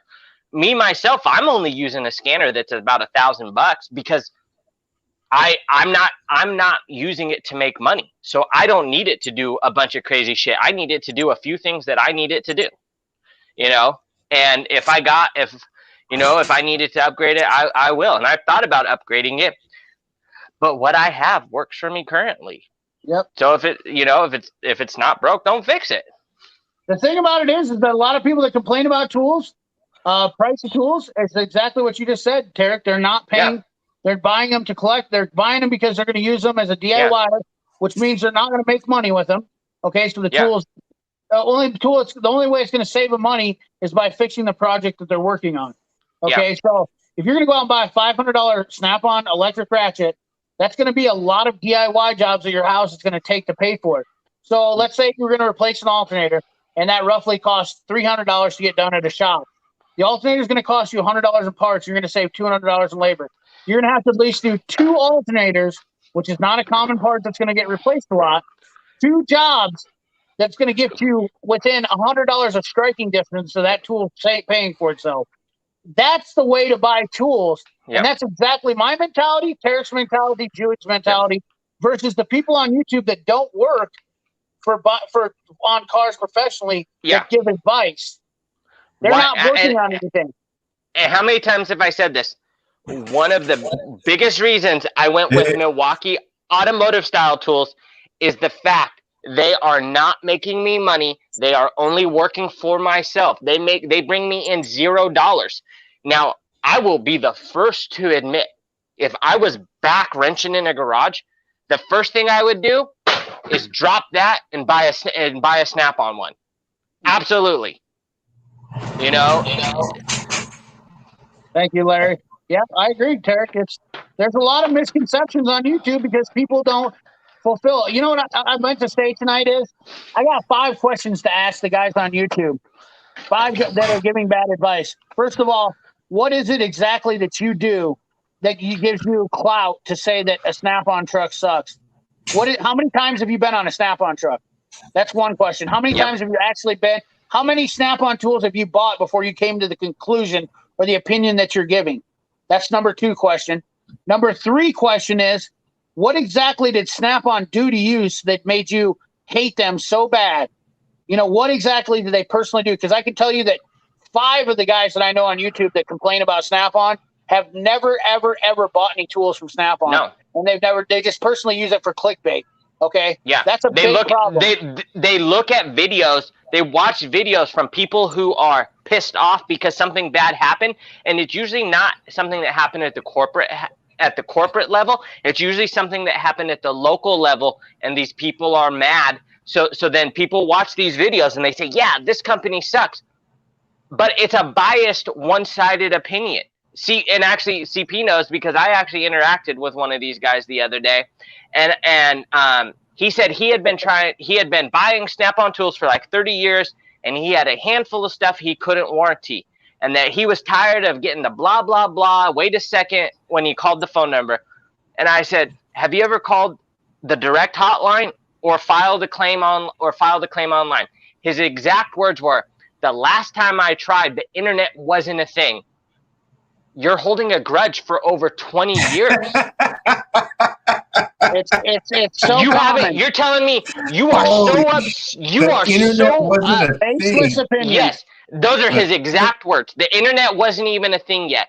So you're telling me you were so upset and so offended and so hurt that you have not tried. Well, and the funny thing is that he is still so offended. But his comment made it sound like he had an issue last week. And then I always hear this too about people having problems warranting tools when they're a walk-on. Do you know how hard it is to be a walk-on and all you want is tools warranted? Number 1, guy doesn't know you from Adam. Number 2, he doesn't know where to find you. Number 3, that is a lot of wasted time dealing with a guy that he will never see again. So they usually direct you to the 1-800 number or the e-service. But a lot of these guys are like, you're a Snap-on dealer, you're in my area, I want you to help me. You're not technically a customer. They have no bounds to help you. You're not technically a customer. Did I miss a super chat? I did. Blake, I apologize. Thank you for the $5 super chat, buddy. I appreciate that. Walk-ons are really hard for these guys. Yeah, it is. It is a fickle deal. Like, people don't understand the lack of actual information from what they're giving is the biggest problem. Is a lot of these guys, and I do understand Silverado's comment. Like, dude, there's guys that are DIY guys that buy Snap-on tools, and that's perfectly acceptable. And I'm not saying that you shouldn't buy Snap-on or that it's a bad thing if you're not a professional. Yeah. I'm not against people buying, and it always gets one of those things. It's my wording gets misconstrued, and I know. And once again, I'm sounding like I'm pissed off, and I gotta, I gotta be politically correct here. But the reality of it is that I'm not saying that you should, as a DIY guy, go out and buy Snap-on, and I'm not saying you shouldn't. All I'm saying is that when you're giving, this is about YouTube, the people on YouTube giving bad information, doing bad things, and telling people and stirring the pot on channels. This is considered me stirring the pot. This is a video that me considered stirring the pot. People who consider YouTube their job. Yeah, exactly. And that's the thing. They need those views. Yeah, they need those views, so they're going to do it. Yeah, and like Silverado said, Silverado, I used to be professional in the shop. I'm long out of the shop. I now bang hammers on houses for a living. Right. Okay. Some of us, even home gamers, I mean, I'd consider myself a step above home gamer, but I'm still like, I don't consider myself a professional in the field anymore. I still want to attain that highest pavilion of tools, which is the tool truck tools. And I chose to keep going down that route, even though they make me $0. And you're right, to each their own, because we all have choices. And I know exactly what CP is saying. He's saying it is our choice to buy what we want, but don't bash something you have no experience with. A lot of these videos and a lot of these people that are bashing these products have no experience with them, whether it's DIY or professional, and you're just taking a one-sided opinion from a guy who's mad about stuff that happened 30 years ago. But he's also doing it for clickbait views. Absolutely. That's the worst part. Well, that's the thing is, because when you, Go ahead. I was gonna say, because when you say I love Harbor Freight, I hate Snap-on, click, click, click, click, click, click. It's controversial. Click, click, click, click, click. And I get it. But the thing is, my combat to this is not to mean I didn't mean to cut you off, but no, you're good. I want everybody to make as many Harbor Freight videos as possible because I'm going to tell you this much right now. You want to talk about driving the algorithm down?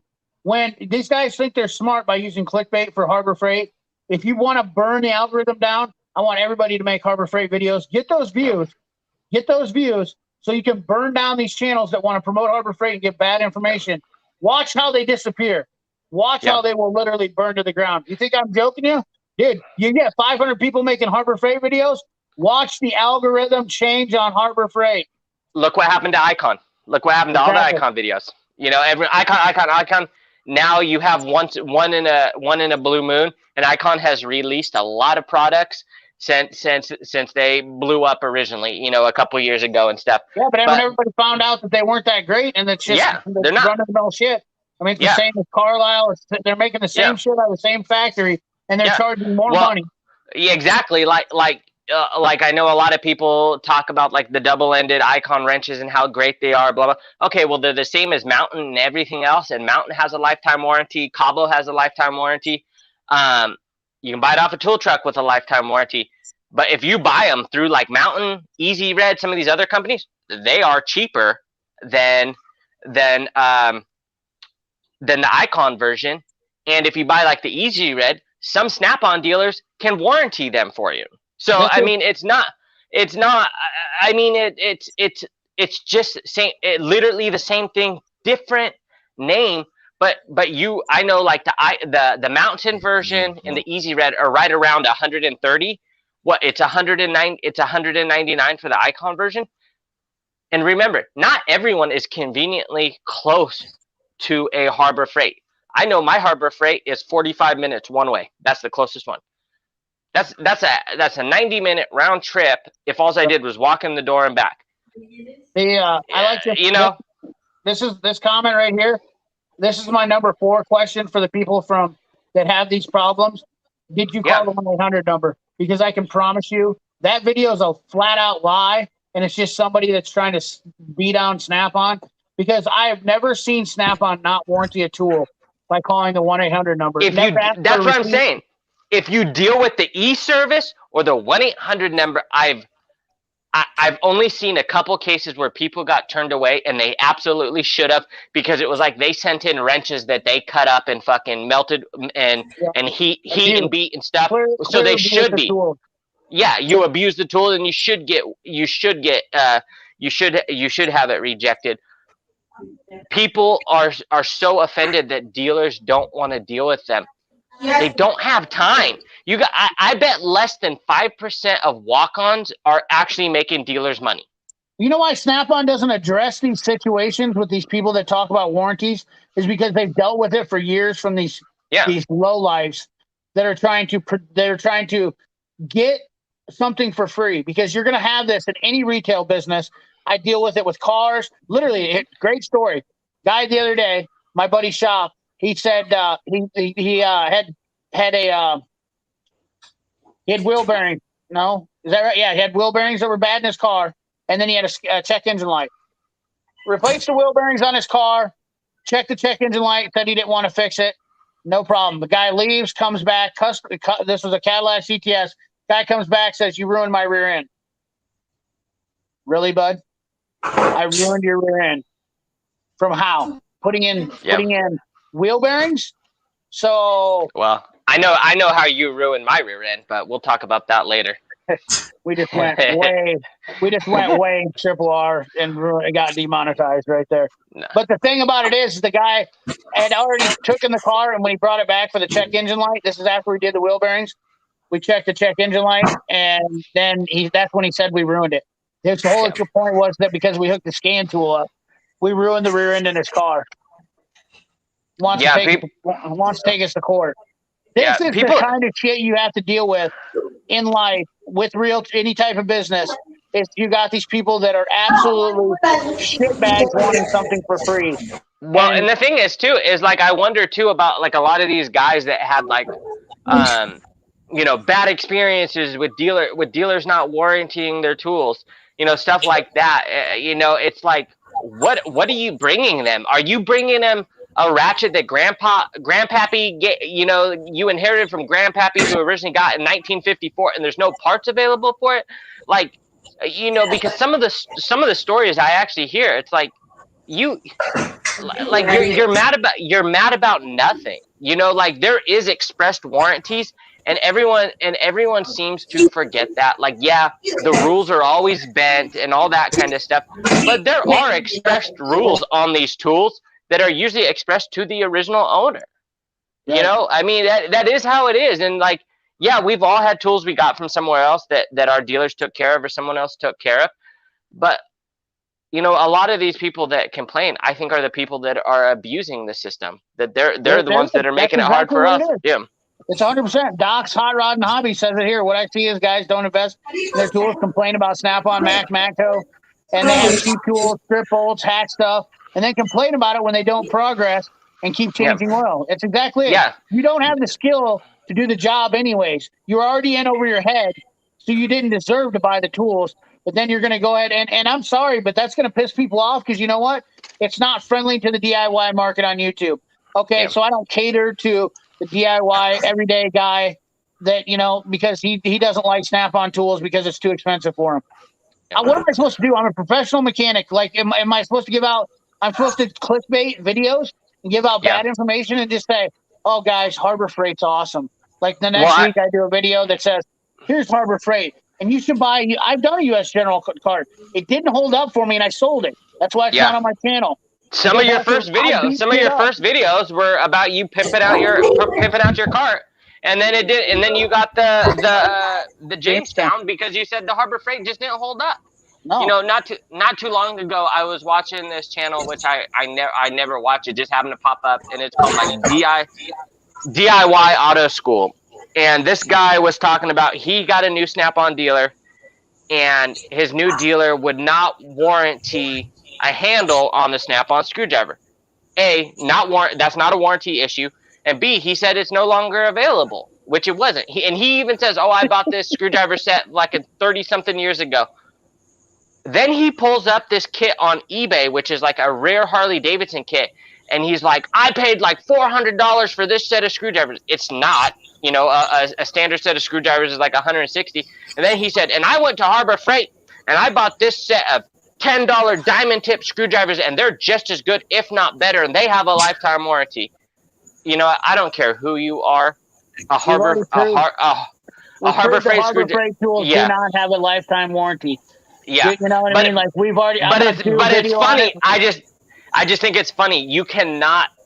Number one, and so many people were like, "Oh my God, $400 for a set of screwdrivers." Dude, you took a set of rare Harley Davidson screwdrivers, which you did not have, from the 1980s, that like 500 sets were released, and then you're saying that's the set you had. So number one, it's a way inflated value. Why didn't you just go on the Snap-on page and see what a new set of hard handles cost? And B, you're not out a set, you're out one screwdriver. So what does that one screwdriver handle cost? That's all you're out is a handle. But you make it sound like all of a sudden this guy screwed you over and you're out $400, $500, when technically you're out one $15 handle. Give me a break. Give me a break. That doesn't warrant a whole I Love Harbor Freight screwdriver video over a one $15 handle. Yeah, I agree. This comment right here is a pretty good one. This is exactly what I based my whole life off from. A good mechanic should reinvest 10% of his wages into their tools. I actually have done that my whole life. I can honestly say that last year my wages were definitely 10% were invested into tools, without a doubt. Oh yeah. But there has been a lot of years that I haven't invested 10% because I've gotten to the point now where I don't need as much, and Yeah. I'm planning on not investing as much this year because It goes. I'm more focused on. I've got all the scan tools and everything I need. I think that you can go every 2 years now with doing a 10% investment and a 5% maybe in between. But, If you've been in any trade field that uses tools, whether it's mechanical, construction, whatever, electrician, plumber, if you've been in a trade for a decade, you've already built up your arsenal. Now is what you have to do is you have to change with the times, which is honestly every 2 to 3 years something new comes out and you need to dude, electronics is terrible. yeah, so it's an ebb and flow. I would say your first few years, definitely 10% or more needs to be invested in that if that's the route you really want to go. After that, yeah, then it's maintaining. I would say you could get away with 5% or less because you're just maintaining what you need. And then every few years is where you have to sink that money in to stay relevant with the times, but yeah, it's and that's what it is. I mean, we went from, I mean, think about like the mid 90s and stuff. Besides going from ODB1 to ODB2, we didn't have a terrible amount of changes. But honestly, as soon as the mid 2000s came around, it was changes constantly, and now a lot of changes. So we are constantly having to change stuff to be relevant. And if you are a professional mechanic, you know how fast you can fall behind the times if you don't buy tools to stay relevant, and you cannot get away with borrowing and renting tools to make a shop run if you are a proprietor or an owner of a shop. It just isn't going to work. Hand tools and toolboxes are secondary to diagnostics now. The number one tool in automotive repair is the diagnostic scan tool. You cannot. We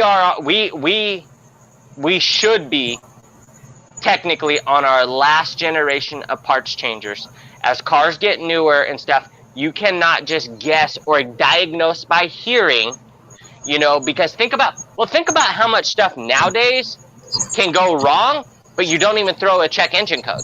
You know what I mean?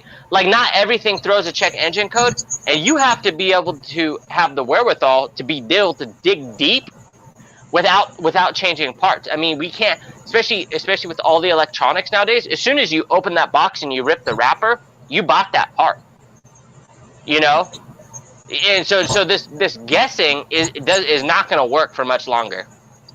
This comment from Chris Freeman is kind of, I'll address this. I think that the bolts are definitely failing, but the tools are not as bad.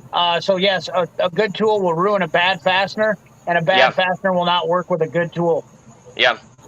I mean, but it's not. Yeah. It's not the tools. I think there's quality control issues with a lot of.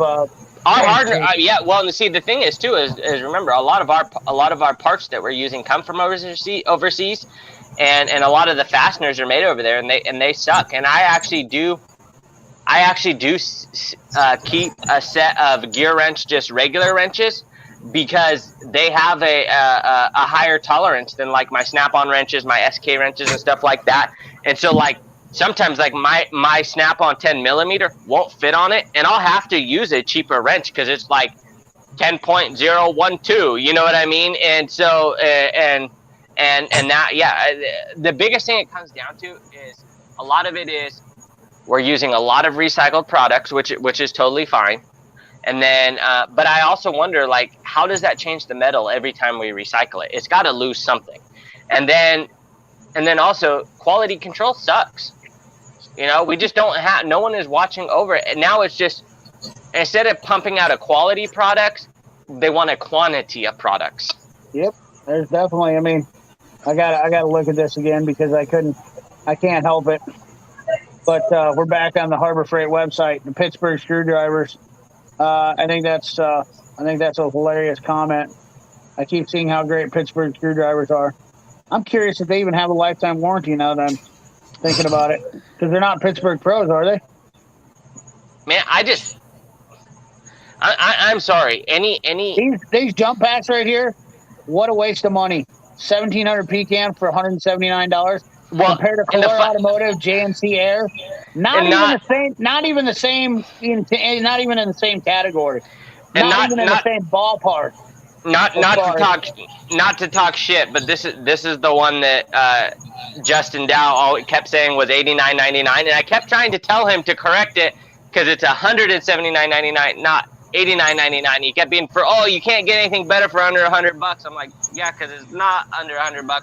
But I'm telling you, the JNC 660 or even the 530 that has the built-in compressor, you can get those for $150 or under. So I wouldn't even look at a Viking jump pack.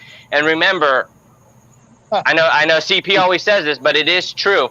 With the JNCs, the jump and carry products, no more than like $70. You could run that thing over with a fucking train, and they will rebuild it and send you a new one. Just send them the pieces you have left. Look at this, $30 for a 4-piece locking lug nut removal set. I paid $59 for the Steelman, which has got a warranty on it. Yeah. Okay, and it's a way bigger set. But look at this, 90-day warranty, 90 days from the date of purchase. Yeah. No lifetime warranty. I am doing a video on this. And we always know those are like a one-time use product. We know that. Yeah. Yeah, what a waste of money. Yeah. I mean, that's absolutely horrible. Like, absolute joke. Let's see if the Doyle's got a warranty on them lifetime. Oh, this one's life for the life of the product. My God, lifetime warranty for the Doyles. Hell and high water. Now let's go to the Pittsburgh Long Reach. Lifetime warranty. I'll be dipped. I'm just absolutely shocked that people find these tools. They talk about lifetime warranty on here, but I mean we've already looked at some major components in tools here that are not lifetime warranty. Master diesel compression tester set. Why would you ever do this to yourself? I don't know. 90 days. And that's $120. See, the thing is you know, like how SK was run on nostalgia, Harbor Freight is ran on its value. So everyone just remembers how cheap Harbor Freight used to be. So they just continue that assumption that it's still cheap. Well, I mean, I don't know how it's going to be proven time and time again that they're really not cheap. All they are is they are generally convenient. Well, yeah, you're 100% right. And they give you a tool for that's going to like maybe get you by. Look at this right here. Why would you? This thing's going to hurt you. $26.99. This is a Snap-on equivalent. And I know that 90-day warranty. You're going to bust that the first time you use this. And I know that I know there's a lot of people that will say, "Oh, I've been using Harbor Freight. I've been using this Harbor Freight tool for this amount of time, X amount of time. Oh, I've had that thing for 20 years." Well, I would take the 20-year-old Harbor Freight ball joint press over the new one. That one 20 years ago might have been built halfway decent, but the stuff that they're pumping out now, I think, is pure junk. I've been meaning to do this for a while, but I'm literally going to ride Harbor Freight I'm going to look at this 3.7 out of 5 on this one, 45 reviews out of 120 that are 1 star. I mean, I am literally going to ride them like I just broke back. I'm going to burn down the internet with Harbor Freight information that's so much truth. Like, look at this. I hope everybody does this. Like, I don't give 2 squirts of piss. Like, look at this right here. What is this? A gear puller set. Guaranteed going to the hospital for $40. The $5,000 you're going to spend at the hospital for your $40 set. Yeah. And guess what? It's got a 90-day warranty. Hey, oh you know, my God. Why do look at this? I literally can buy these for like $50 off the Mack truck. And they're lifetime warranted. Look at that, $90. CP, you're always talking about coast lights and stuff. Oh yeah. So this is the HP7. It's IP65 rated. I honestly think that this is one of the best flashlights you can get. Dude, they're coaster the shit. They're right there in Oregon, Yep. man. Yeah. They're right there in That. Oregon. I mean, I have tons of them, but like, I really think, but this little guy, man, it packs a big punch.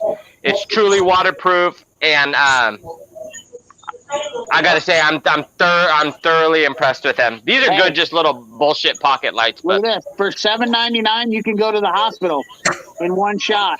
For $7.99, you can guarantee to have a trip to the emergency room, and oh yeah, you get a 90-day warranty.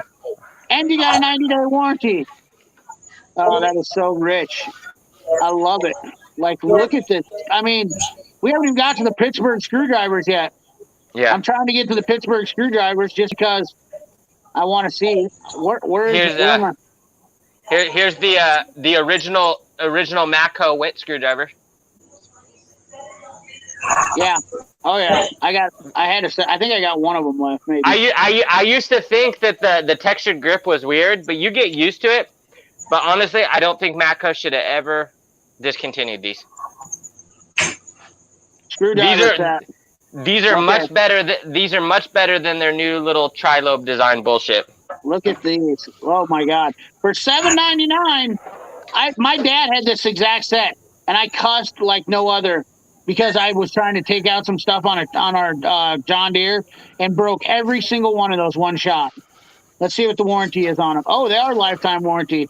For $7.99, you can literally break every one of these in the same day and then Yeah. drive back and get them replaced and do it all over again.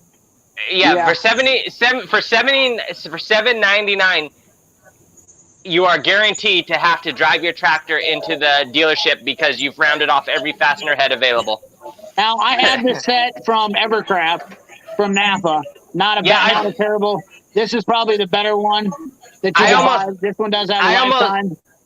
I almost bought that kit when it was on Evercraft because my local Napa, yeah, exactly, was on clearance for $9.99. I thought about it and I was like, I can't because I have so many others that what the hell am I going to do with these shitty screwdrivers? Right. I bought them to put down on my bench downstairs. Here's the ones, the cushion grips. Oh yeah, look at those, man. Those things feel nice in the hand. $6.99, and they are lifetime warranty. Oh, look at this. What's this? What is this? A voltage tester. Is that the snap? No. Oh, it's that is supposed to be like a fluke wiggle tester, like a voltage tester. Are you? But you know what? Like, I mean, again, it comes to it. Are you going to potentially risk your life on something like that being accurate? Hell no. Just like I could never. I've heard so many people saying, "Oh, just buy a meter from Harbor Freight and stuff." I would never, ever buy anything that I needed accurate from Harbor Freight. Now, I will say I have had these Quinn ones I bought for a long time ago. They haven't been too terrible. For a cheap set of screwdrivers to keep around, they're not terrible fitting in your hand. I think that's probably the best value that Harbor Freight's got as far as screwdriver set. I think that's your best option for $25. If you're looking at the Quinn versus that one, the Pittsburgh, I would definitely go with the Quinns all day long. And then we got. What do you what's your guys' take on the Hall wrench tracks? No, I don't hate them. I think they're nice. Dave, one mechanic, did some shit on them that was pretty cool. Yeah. I ordered this one in the wrong size, but I liked it because it was like it's identical color to my box. So I was like, that's kind of cool. So every one of the Pittsburgh screwdrivers is lifetime warranted. Amazing. I have not found a single set that is not. But what is, but then we can get into semantics. What does warranty really mean? It's like. The problem is I know they won't hold up. The Quinn will probably get you through. I got to tell you, the Phillips is junk. It doesn't fit the fastener. So then if you go to that point, they do not. How do they do that warranty? I mean, do they break up a set there if you break a screwdriver, or do you have to take in your whole set? I'm guessing they do. That's how they do it at my Harbor Freight. When I went and got my Pittsburgh sockets replaced, I took my Pittsburgh sockets in 2 years ago in handfuls of pieces, and they broke up sets for them. So, yeah, the Pittsburgh screwdriver or the Quinns, probably the best screwdriver they have, honestly, is the Quins. And that's like saying the best out of the biggest piles of garbage on the planet. Oh no, you know what? The Doyle Demolitions, I do have these too. They don't have a full set of these, but these aren't I've got bad those. screwdrivers. These Those aren't really bad. aren't I've bad. got those. Yeah, I actually do because they have a diamond coating on them. I will say that those are not bad. I bought those when they first came out because I was going to do a video, but that's probably the best screwdriver. But they only have the two. You can't get a full set of Doyle screwdrivers. Where's Ed at? No, yeah, I had that 14.4 drill. Oh yeah, there you can get them. My bad, $19.99. That right there's a. I mean, you get 4 pry bars and 2 Phillips, which once again Is that new? you're getting 4 screwdrivers you'll never need, and the 2 that you do need right there is all you need. But $19.99, that's not bad. I wouldn't say. So we've gotten to this point that Harbor Freight screwdrivers for a normal guy, yeah, not bad. We're gonna do reviews on Harbor Freight tools. I'm not gonna buy a damn Harbor Freight tool to step in there, but See, that's my thing is everyone's like, oh, you should some of your first videos should be, how much you hate Harbor Freight tools and you should buy some and test them. And I'm like, no. That's the thing is though, I don't want to give this company money to do that. No, I like the fact that Harbor Freight advertises. Somebody made a comment on my video because it's irony. Because I'm gonna make money off Harbor Freight. It's gonna be by me not spending a dime on them. Like that's the best part is I'm gonna do videos where I'm not making a dime. They're not giving me free tools, and they never will because I literally can't stand them. I just think they're shitty. Their marketing shitty. Everything. I mean, they do nothing but bid against the professional mechanic. That's all they do. Is literally. I just can't. I don't even care if it's a $5, $6 shit. I don't even care if it's a free flashlight. I don't want to give them any business to prove my point. I don't want a single penny of profit from me to go into fucking Dickhead Schmidt's pants. So that's why it's best to sit here and we can do reviews and talk about stuff like this. But the thing is, the shitty thing is though, is how many people now are going to be like, oh, you're talking shit about Harbor Freight, but you don't even use their products, so you don't even know what they're going to do. I do have them. I just showed you. I do have them though. But you know what I mean. Quinn and I have the Quinn and the Doyles. I can talk about it all I want. You know what I mean? Like I did something that I know exactly how they are because I've used them. But I'm just saying in general, like because we both said, oh, we don't want to buy their tools and shit, but it's it's like a lot of people would talk shit about that. Like, oh, how about this right here? 1/2-inch drive, front wheel drive, axle, lock nut, socket set, 7-piece. Now I guarantee you can buy a Steelman or something equivalent to this with a lifetime warranty. $54.99. They're comparing it to K-Tool, save $45. But yet the deal is K-Tool warranty is there for $100. And look at this. You can buy 2 sets that are not warranted from Harbor Freight, and they only have a 90-day warranty. 90 days from the date of purchase. We guarantee this product 90 days. An axle nut socket set. Really? Well, how much was that kit? That's $54.99. So for $75, you can get a gray pneumatic, which we all know has lifetime warranty. Correct. Power belt is $58. Let's see what the warranty on it is. Lifetime. Power belt should be lifetime. Yep. Power belt's lifetime. So for $8 more, you can get lifetime warranty for the same thing. So and that's another trick from Harbor Freight because this is what they do is that they con people into believing that their Pittsburgh screwdrivers are lifetime warranty. So they do the tools that they know are high warranty, and then they trick you into buying these, and then they're not lifetime warranty. But only one issue with the power belt. There's no batteries included. So. Damn it. I knew something was going to go wrong here. How about this? Let's buy a pair of locking pliers, oil filter wrench pliers from Pittsburgh Automotive and get a 90-day warranty on them. Right there. 90 days, fellas. This is shit that you never hear on any YouTube channels. Never. I'm curious about the pry bar set since it's right there. Ooh, we're getting into the juicy shit. And here's this. Even the gear wrench, again, that we know is lifetime warranty, is $67 for the gear wrench set. And I actually think I paid around $59 for my gear wrench axle net set, and an Astro set is $60 and change. So I mean, again, all companies. I just listed off 4 or 5 companies that are within $10 to $15 that have lifetime warranty. Right. Yeah, exactly. How much is that warranty worth? Because I would say it's worth that much money, especially for you guys in the Midwest where you're working on rusted ass shit, and you could actually blow these apart trying to take apart a front end. So that's all I do. How about a mini pick set? $1.79 for a mini pick set. They lifetime warranty this pick set? You gotta be shitting me. I tell you. Hey, Tara, you know what we should do? We should do like all the Snap-on haters do. Buy 100 sets of these, break them all, and take them back. Yeah, you know what? And just keep breaking them. You know what? If someone bought that set for $1.75 and they came in to warranty it, the only thing I would do is slap them in their face and spit on them.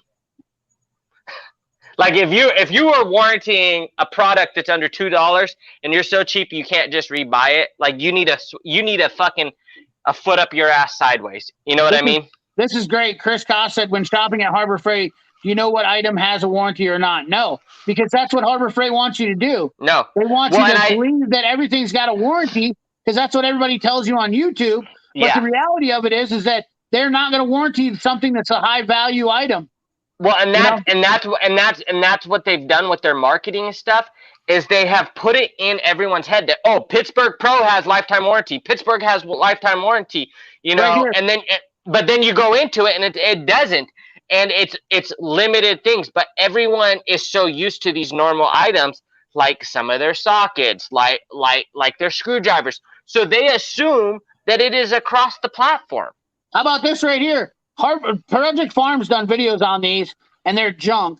For $2.99, they've dropped off 40% because they're terrible. Compared to the DeWalt, which has a lifetime warranty, keep in mind, for $7. Like anybody in their right mind, $7 for $2.99. Guess what, fellas? It's a 90-day warranty. 90 days from the date of purchase, right there. And we all are guilty of blowing the fuck out of those. All of us. Absolutely. You know I'm not buying those things unless they're lifetime warranty. Yeah. Like, dude, come on. Really? Like, who believes this crap about these things? You're going to spend $1.99 on something that's got a 90-day warranty? Boom. 90-day warranty, full refund or replace it.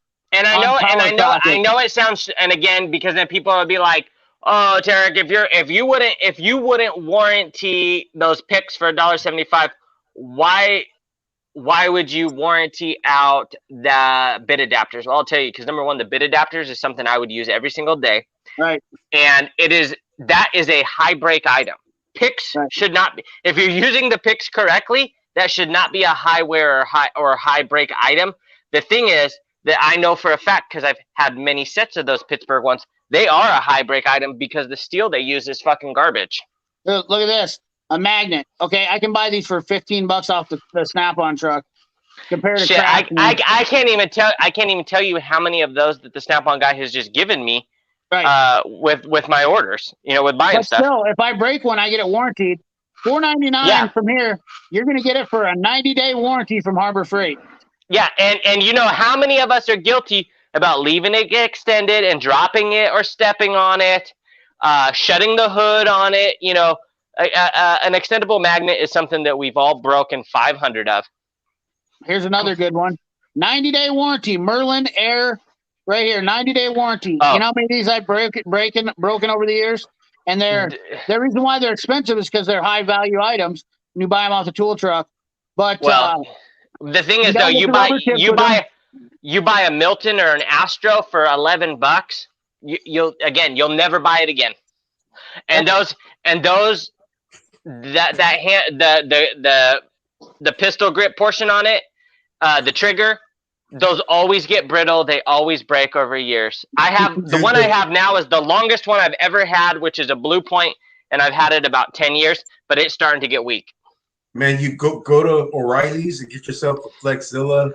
Yeah, the little kit for the blow gun for $20, $19.99. That thing is phenomenal, dude. I love that. Yeah, they do. This is like I've never seen anybody on YouTube bust them up as bad as I have right now. Like, I love this comment from Christos. That definitely opened up some stuff there. But the reality of it is that these clickbait videos and the people and the marketing at Harbor Freight go hand in hand. They, you know, and I'm not knocking on anybody. Like, don't get me wrong. This isn't against some of the guys. Like, I'm not saying because Justin Dow has done a lot of videos on Harbor Freight. I'm not knocking on him. Okay, I like Justin Dow, and he's going through a hard time, and I don't want to bring it up, you know, because like I just, you know, if there's guys out there that I like to do Harbor Freight videos, but we get along, okay? Like Dale Lucid. This has no bearing. This has no bearing on those people, okay? This is me and Harbor Freight. You can, if you want to get offended and say that's me taking it on again. Well, besides the bear, this is definitely against the bear because that guy's number one show for Harbor Freight. This is about the people that take misinformation out of context and they spread it around like it's the truth, and instead of being able to take constructive criticism, they ban you. Jude, you should know about that. They ban you. I do banning too, though. I ban all the people that say something from. No, I mean, but what he got banned for was nothing. I mean, he literally asked a question and got banned. Anyways, but they ban you, or they act like you're just some kind of fanboy, or you're this, or you're that, and is what it is that no, you're self-conscious because you know you're being called out for what you're doing. And I do think like you are you know, as much as you might not think it, you guys with YouTube channels are considered public figures. Right. It is up to you to tell the truth. And it's one thing if you think that you are telling the truth and you're not, but it's a totally different one to spin a false narrative and then get people all riled up about how that's the truth, you know? Right. And so I think there needs to be some accountability. Absolutely. For the bullshittery. Oh, I'm getting this. I'm getting this shit. Gold icon ratchet. I'm gonna buy this one up because I am literally gonna I'm gonna melt that down. How much is it? $59. 20 genuine 24 karat gold plated. How many gold necklaces have you seen in your days the same way? Genuine. That would be there you go. That's the shit that makes your neck turn green. That would be that's a perfect tool to run through the metal saw. Yeah. Is that Saturday night breakdown? Yeah. Oh, people don't even know. Tarek knows what I got coming in store, but I purchased some Harbor Freight toolboxes, and they're going to be a hell of a deal on YouTube. I'm gonna look on like OfferUp and Craigslist and stuff.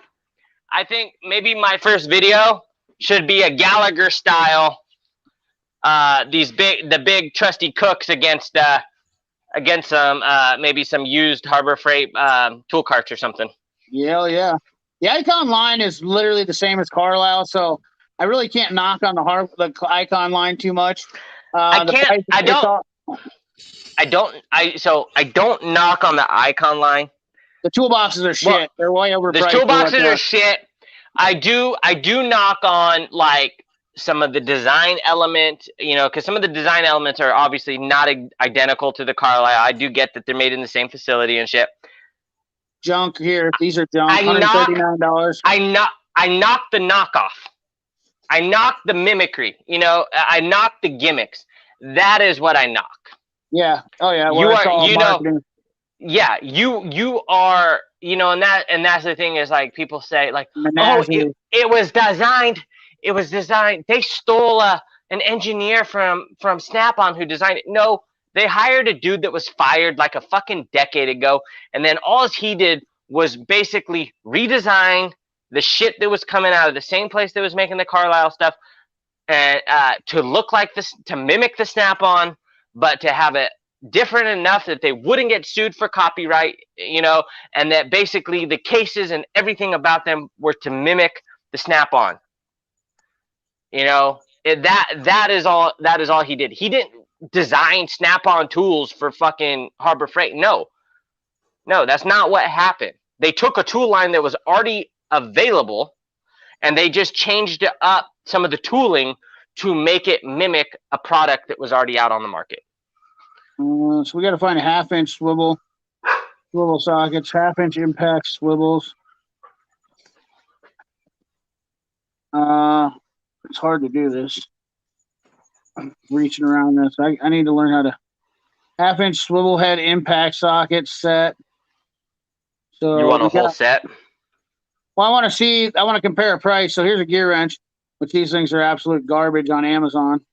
They have an aluminum ring on them. The Icons are probably better than these. They're 120. Icon's selling theirs for 1/2 inch set, 13-piece set for 139, and Gear Wrench is 120. So yeah, we've already got those cheaper right there. Clutch is 100. The Astro is Oh yeah, the Astro pinless is only 90. So there you Clutch. fucking go. The clutch is $10 cheaper. And what are they like? Oh yeah, those are the same things pretty much. Basically, I mean it's not exactly the same. Don't get me wrong. Like I know somebody's going to be like, "Oh, your CP area is Very similar. Capri is Capri's 110. Home Depot gear wrench one's 129. You can get a real 14 Now piece these proto. are the same. These are pretty comparable to the Icons, but 129, so they're $10 cheaper. These are probably the same coming out of the same factory for these ones. You can even get a proto Blackhawk set for 140. I mean, so that's the thing is that the thing is with this professional line with Icon is that they actually have to come to reality with everybody else. That's the thing is it has to be with reality in the entire tool market because they can't get any better deals than anybody else has. Well, that's been my one of my complaints from day one is that you are a brand new, so quote unquote premium line, but you have to prove that premium price. And when you can already get well-established brands that have clearly defined warranties for cheaper or the same price, I'm going to go to the company that's been around for a while versus the brand new one, you know? And so it's like, guys, I feel like Icon's going to put Snap-on out of business. Yeah, I doubt it. I honestly, I doubt their sales are what they ever expected them to be. I bet they are way lower than the Icon line. I really could too. You know, because products, you know, the way it was like initiated, man, I thought new products were going to hit every week or two. I mean, products have been so slow to drop with the Icon line, you know, and so it just like it seems like everyone on all sides has lost interest in it. And now they're just putting out the shit that they have to because it was already created, you know. To make the stuff the way they want to make it different. All these companies are like, no, we make the same shit. We'll stamp your name on it. Yeah. We'll laser etch it, stamp your name on it. We're not going to make it different. No, and I don't blame them. You know, they're not. They're like in all reality, they're no one special. You know. No. Hey guys, I'm gonna call it a night, man. Yeah, I'm about to lose power probably. Yeah. Oh yeah. Oh, I made it to the end, and I'm freaking exhausted. Yeah, I am too. I just got up and peed, and I was. I feel embarrassed. Now you're 3 hours ahead of me, so. Yeah. I still got lots of gardening to do, so. Well, so you're you took the last 4 hours off. Yeah. Shit, you would have been getting done. I thought about going out there and doing stuff, but I kind of got comfortable right here, so. Did you? That was a good stream, Stevie, man. Thank you for having me on. Oh yeah, dude. I think we're. I think that. I think that there's going to be some definite repercussions. I'm definitely I'm not gonna walk away from this unscathed because I definitely, you know, every time there's controversy involved. Oh man, I know that tomorrow morning my Facebook and my Instagram will have some messages about how you know I'm not in the trades. I don't know what I'm doing. You know, like I should just keep my mouth shut. Blah blah blah. That's usually what happens, and you know. I didn't lose any subscribers, so I guess that's Not yet. Not yet. Not yet, anyways. But we're not talking shit. We are talking shit, but we're not talking shit about the tools. We're talking about the way that they are portrayed. That is what it really is. It is this perceived value bullshit. It is this fake warranty bullshit. It is people toting them as something that they're not when they don't really have any authority to make these claims. Not that I have any authority to make any claims, but I'm not claiming any brand to be superior than the other. I'm not saying that you shouldn't use them. I'm saying we're all free to make our own choices. We're all free to make our own decisions on what we buy and what we use. But at the end of the day, I'm not a guy that my whole career hasn't been sitting behind a desk, and then when I retire, I decide that it's time to make tool truck hate videos because I got on board with Harbor Freight. It's the fact, boy. I want people to be held accountable for what they say, for the misinformation. That is what is ruining this little tool community. Is so small, and is what is ruining it is all the misinformation and hate. Did we lose CP? I think he froze up.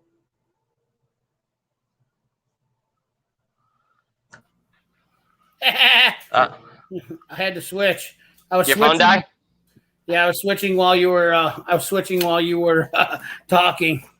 Now I got to get rid of. How do I kick CP out of here? Remove. Get out of there, you dirty. Yeah. Harbor Freight. Get out of there. Get out of here, that guy with all those shiny tools that he borrows from the neighbor. Yeah, all you Harbor Freight shill and clown, or Harbor Freight bashing. Yeah. Anyways, it was. I think that the deal, the biggest thing is that we covered as much ground as we could.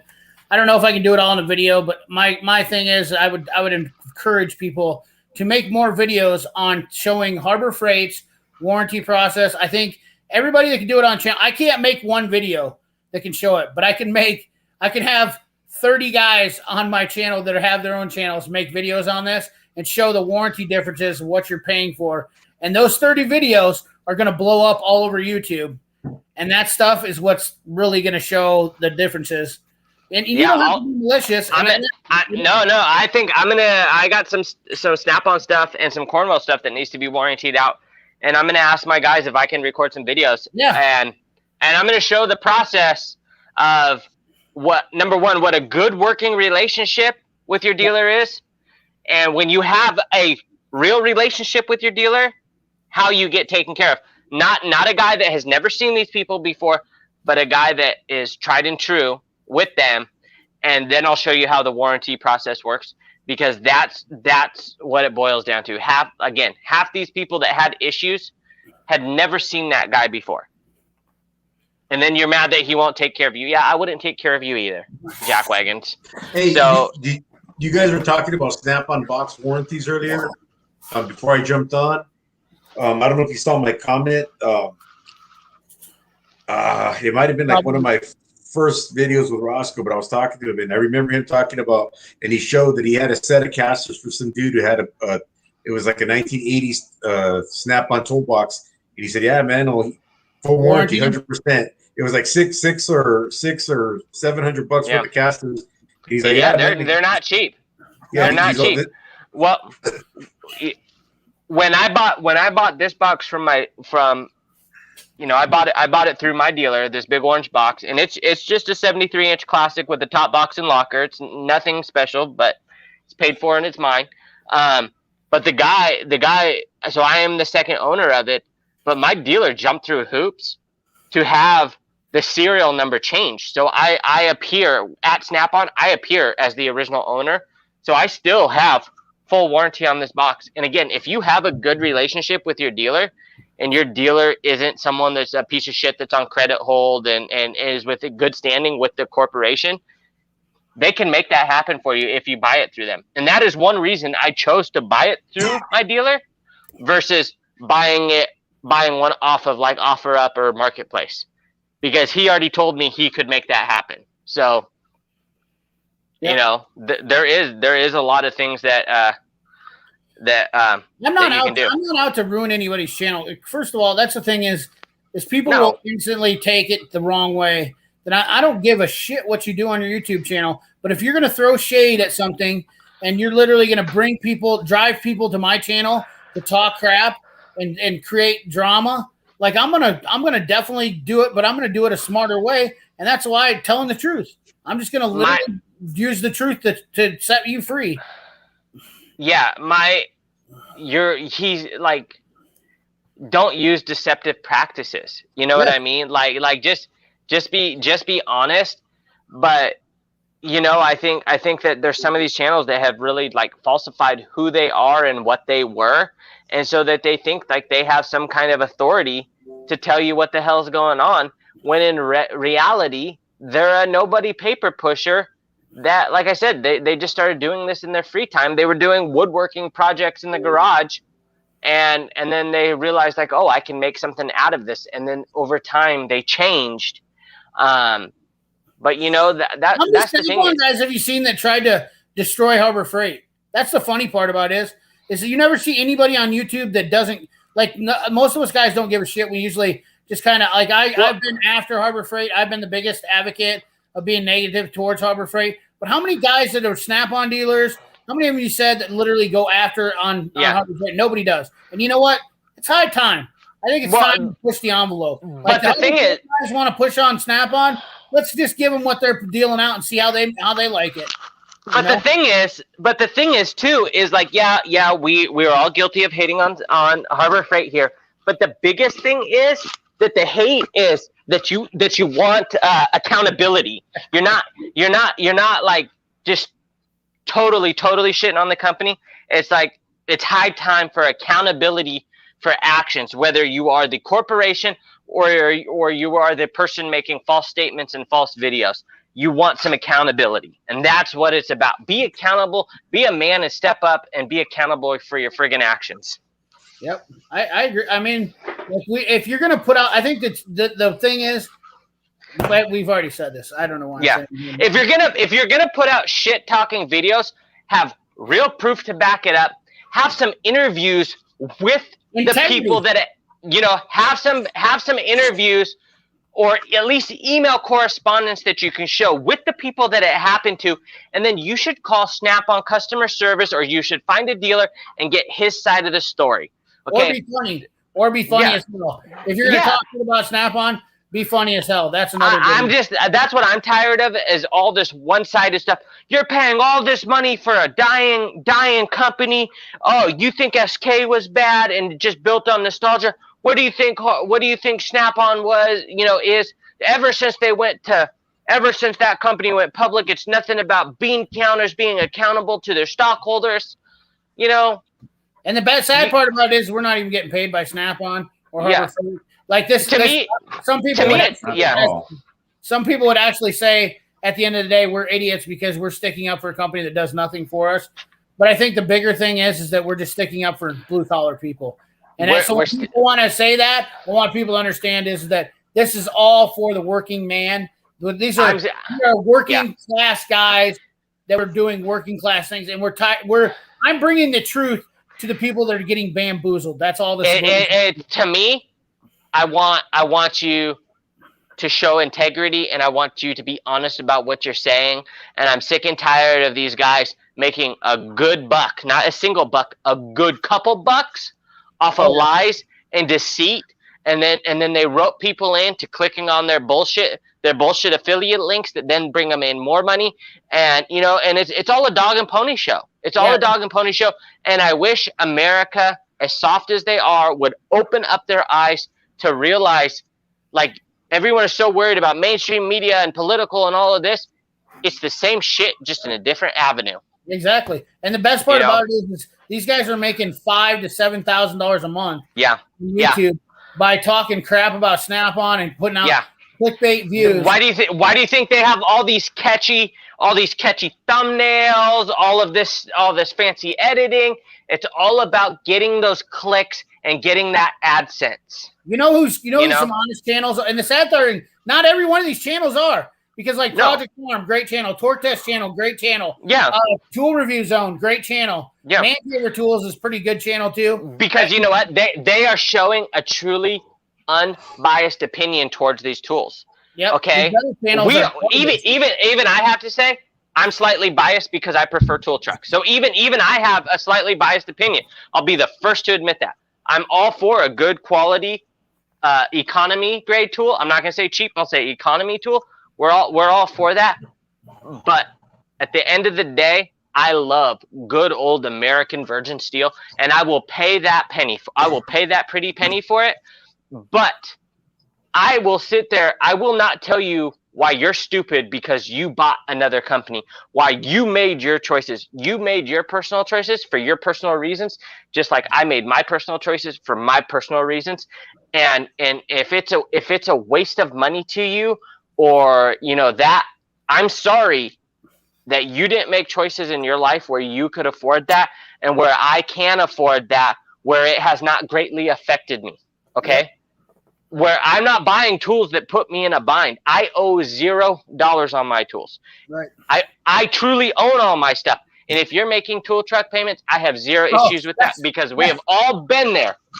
No, that's another good one. That's another one of my favorite ones.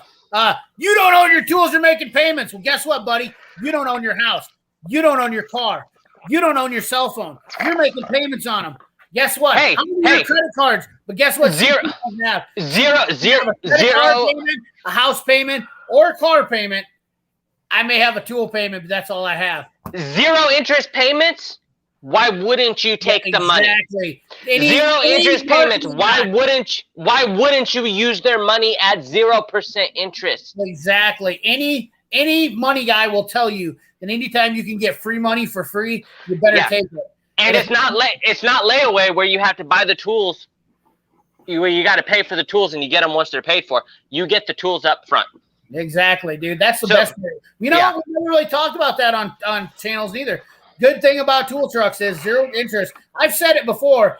Buy on the tool truck, on the truck account. No. Everyone wants to talk about how bad the credit is and how high the interest rate is. Just because they focus on any negative they can. Yeah, and I'll be honest. And I'll be honest. You know what? Yeah, tool truck when you run well, here's the thing: is tool truck credit, not your tool truck account. When you actually run credit through Cornwell, Snap-on, Mac, any of these guys, it usually is a higher interest rate because the banks that are lending are usually banks that will lend to people with fucking 0 credit, shitty credit, bad credit. So you could have great credit, you're still considered high risk because that's who they lend to. You do not have to get credit on a box or any shit through Snap-on Credit or any of them. You can go to a bank. You can go to a credit union. You can secure your own loan for that shit. You do not have to go through the company. Yep. So you're not stuck with them. The thing is, it is an avenue that would literally let you secure a loan if you had a fucking 400 credit score. If you have a pulse, if you literally have a pulse, Snap-on will loan you $5,000. Yep. Yeah, because they use that. What's that card company they use? Signer, whatever. Some shit like that, yeah. Yeah, that credit card company is like literally, they will literally eat you up in interest. Yeah. But you're not stuck with that. You have options. Yeah, extended credit. There you go. I only use credit for big things like buying homes and cars. Like, you know what? If you're using credit on a tool truck to buy $500 worth of tools, God have mercy on you, boy. You're doing things wrong. Yeah, if you're using true credit and not a truck account, I'm not saying we've all been in a position where we can't afford 500 in tools. That's not the issue. Right. But if you cannot put that on a truck account and you are forced to put that on tool truck credit, that is the issue, because that means you either fucked over your dealer really hard or you have a piece of shit dealer that is not that won't help you out. Yeah, I could go up to like $10,000 on a tool truck. My dealer. Yeah, I could probably do that. I've never tried, but I know that basically I have like every card I own on file, so all my dealers know. Like, I'm probably one of the few people that prepays for my stuff. So when my Snap-on dealer orders me stuff, instead of waiting for it to come and then I pay him, I prepay for everything. I'm So not. I I'm not. I do that. I do that only because I don't see my dealers. I don't see my dealers on a consistent basis, and I don't want them. If I can afford it, why do I want them to extend money for me? Right. I agree. They need that. They need that money for the next guy that actually needs it. So when they order stuff, I'm just like, hey, pay for it now. And it's also nice because then when I show up, it's like I don't have to pay you. I already own it. Ooh, this one's going to be a big one on YouTube here. I mean, if people sit around and watch this one for 4 hours, they're going to get angry at points. Yeah, but how many techs how many new techs has it not been for having a truck account? Could they not really get started? Because even cheap ass tools, even the cheapest tools at Harbor Freight, when you're just starting out sweeping floors, making $10 an hour, even that's hard to afford. Yeah. So the tool truck really is a great avenue. Yes. When you can get hundreds of dollars of tools, even potentially thousands of dollars of tools, and you tell him, I can only afford $25 a week, and he's like, cool, let's set it up. Yep. You know, and that is like the last place, especially when you work it with your dealer. That's like one of the last places that you get a handshake deal. I know that looked like I was jerking off, but that's a handshake. You sure? You don't? Yeah. You sure now? Well, if I was jerking off, I'd be skiing. Hey, I want to say thank you to the 10 Thumbs Down crew. That's like, somebody asked me that question earlier, like, who's giving me 10 thumbs down? Well, that's the 10 Thumbs Down crew. That's the same guys that give me thumbs down every week, and the group of haters, like the 10 of the dudes. The 10 and dudes, it's not even. And let's be honest, it's not even 10. It's only a few, but they have all their different accounts. Yeah, that's true. The troll accounts. There's there's probably 5 of them and 6 of them at least. And the one guy's got like 3 troll accounts, but that's just, I want to add that into the end of the video here. Speed Wrench, thank you for that comment. There's a lot of guys don't understand that us mechanics work like that, and there's good mechanics and do stuff like that. That's exactly what it is. Thank you. I hate owing money all over town and shit. My tool guy is finally accepting EBT. That is fantastic. That is amazing. Dennis Rittiger coming in with I love it. Oh, I gotta get on some of these government programs then. Yeah, hell yeah, dude. 3 to 400s icons. Might as well. Everyone else has their hand out. We might as well too. Yeah, hey man, let's shit our dress and get on them. So my credit was when I buy 2 full dresser Master Series I paid cash. Yeah, dude, I didn't pay cash for my last toolbox, but I definitely paid it off pretty quick. You guys are not exactly. Well, that's just the problem. That's the problem with why people that are watching YouTube are probably most of them aren't working. Don't have, like Jude even says it's so hard to watch everything on YouTube. Like I have a list I have to keep and I try to go through it, but like I was watching last best tool videos. I hadn't watched some of his and was catching up on those last night because I haven't caught up on a lot of them. And like I watched some of Tom Gunn Tools' videos. I've been watching and commenting on a lot of Tom Gunn's now that I'm getting really interested in all this old crap, all these old tools and stuff, and starting to put this.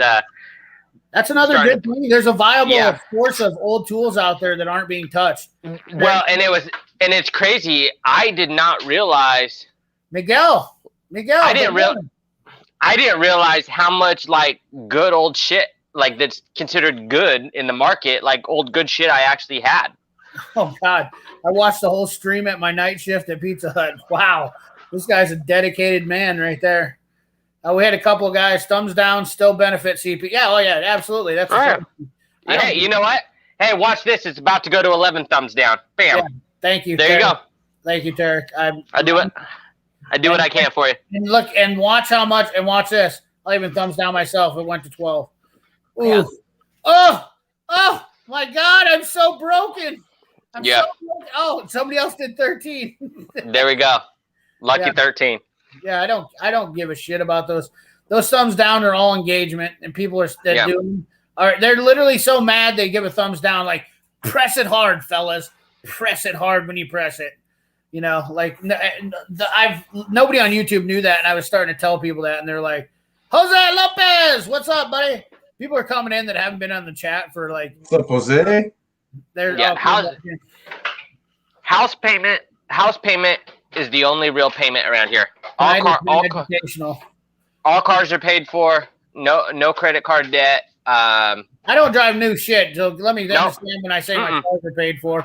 Yeah, I mean, I love old shit, but I love old shit. So yeah, I was dumb and sold a truck I own outright, thinking that I was going to be fancy and buy a brand new truck for $100,000, and then I realized what is wrong with me. My truck was only a few years and I owned it. Now I can't find a truck. And number two, I'm not paying the fucking prices that they want for a good used diesel truck right now. Hell no. I will keep driving my old shit boxes till the wheels fall off right now. Yeah, dude, I honestly, I could take my 2002 Chevy pickup, which I pretty much already have done, with new brake lines additions. The only thing I need now is a transfer case and rear end and front differential. And that truck will have 100% new drivetrain in it. And it'll have less money in it and I got heated seats in it, so that's all I give a shit about. Yeah. That's all I care about. I got a 94 F350 crew cab, and then I got my big F450 dually little dump truck. My 94 crew cab Ford, it has the odometer says it has 261 on the thing. The motor was rebuilt. It has maybe 50,000 on a slight mild build on a 351. C6 transmission has less than 10,000 miles on it. And I did a Dana 60 front and rear swap that have had full Curry guts in it that was done not too long ago. So I do have a new drivetrain. I even had to have a custom drive shaft made for it, front and rear. So I mean, I do it. Everything is new. Just the body's old. I will say, you know what? I love that friggin' truck, and I would never sell it. I will say this. I think we're about to come into a revolution of where people are going to start keeping and repairing things. I think that we're going to start seeing a big movement because people are broke and the jobs are not working. Once they're out of money and they're not working and they have no skills, they're going to be forced to do things that revert back to the old school ways, which means they're going to have to start growing their own food and stuff like that. And you're going to start seeing a change, which I think that's kind of good. I think it's kind of a good thing for the world because I think some people need to get back into that. Well, I think it was crazy where a new F350 was 101,000, and I could get a 2016 Lamborghini Gallardo. Was it a Gallardo? No, Gallardo was made earlier. God damn it! What is the name of that model? Anyways, 2016 Lamborghini with less than 10,000 miles, and it was 116,000. Yeah. So I mean, you know what I mean? When you can go buy Porsche, good high-end Porsches and big body Mercedes and big body BMWs for the same price you can buy a pickup truck. Give me a break. But the thing is that there's so much more. The cars are so much more money now. You can almost rebuild and rebuild a car top to bottom, and like I think you're going to see these cars that get fixed up and put back together. Like unibodies are so easy to put together. One of the stupidest things I ever sold was I had two 96 Broncos, and you used to be able to find them so friggin' cheap, and I sold them because I was like, when I moved, I was like, man, I just don't want to deal with all these cars that I have that are in pieces and all that. They were complete, but just dealing with another project car. So I sold both of them. Both of them ran. They just needed paint, body. One of them definitely needed a transmission. But I sold them cheap because I always figured, I never had an issue picking them up. $2,500 for a super clean one, $3,000 for one that was just fucking sweet. Now a shitty one is $10,000. Like all of a sudden these what's considered now classics, they're all popular and stuff. And I'm just like, oh my God. I mean, this has just all happened within a few years. And I was like, how stupid that I didn't hold on to this shit, How much money could you actually restore that Bronco from in factory condition, top to bottom? And versus now, the new Broncos that just came out are like 60, 70 grand. I guarantee you I can make that old Bronco brand new with luxury upgrades. Yeah, well, the thing is, LMC Truck, who actually makes some pretty quality stuff. I mean, you could get everything from factory seat covers to, you know, anything you needed, and you know, if you know a good upholstery guy, you can get your dashes fixed, you can get them dyed, you know, so if you know all of this different shit, but parts are readily available for them. They always have been, so you could do a quality rebuild on these vehicles fairly cheap, you know. It's not guys. crazy money. Oh I'm yeah. out for reals with Yeah, them. we're You guys done. take it easy. We're done. Thank you, Chris, for stopping by. Great friend of the channel. Got some stuff coming up for you pretty soon too, Chris. I got some content that we're gonna add. Hopefully, get you. I don't know, Chris. Your channel. I watched his videos like 1,200 times. Yeah, I watch his all the time. The issue is you know, I only have this much Japanese stuff, and I don't like watching his videos because I'm like, ooh, I want that. Like crack to a crackhead. Yeah, and it's like I'm already starting this new realm of buying the old American stuff. It's like, how, do I want to really crawl down another avenue of getting deep into the Japanese stuff? Yes, I do, but no, I don't. But Champion Storage is looking better and better every day. The more I really do think, like, if I go a whole new, you know, like I told you a long time ago, like, oh, I'd love to have a Mr. Big, all that. You know, the money I'd spend on a Mr. Big, dude, I could get something fucking stupid made from Champion. I've now gone. I haven't got a full tour, but when I went down and picked all that stuff up I bought from the auction, I had to pass Hood River where Champion is, and I stopped there and I talked to the guys. Dude, super cool. Give me a quick little show. I want to see if they'll let me film a tour of there, because I'm telling you, those boxes are top notch, and they are ready. They are not industrial. They're like the Maximizer HD. That Maximizer HD box is the same as, and those are the best. They're like proto. You go to any of the military and they have all those Bidmar cabinets. They've been around forever, and they roll like butter. Like they smooth. Well, and the thing is, the thing I like is that you can truly have anything you want. You know, you're not stuck with, oh, this configuration, that configuration. Yeah. You truly customize. They have top boxes, they have hutches, they have lockers, they have end caps, they have little add-on drawers, they have the little hutches, they even are, and now they're adding the top horizontal lockers. So I mean, they screwdriver drawer that's 70 inches long. A guy can have a screwdriver drawer that's 70 inches long. I mean, it's just, but the thing is, how cool would it be to know that you have a box that truly no one will ever have? You know what I mean? Yeah, one off. And knowing, and I know that Snap-on, Mac boxes, they're all made in the U.S. Same with Cornwell, all that. But you know, like, dude, one dude built your box. Right. They weren't a bunch of pieces that were cut and brought in and all that. You know, every piece was individually cut for your box. You know? So. All right, guys. I'll see you guys. We're ready to cut her down and let these guys get off here, or let these guys go to bed. Yeah, I need to take a Jude and wipe my CP, so.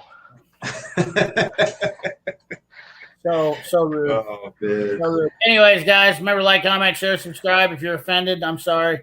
You know, I can melt a snowflake. That's all I got to say. Now. Remember, thanks for getting those thumbs to 15 down. Appreciate it. We all.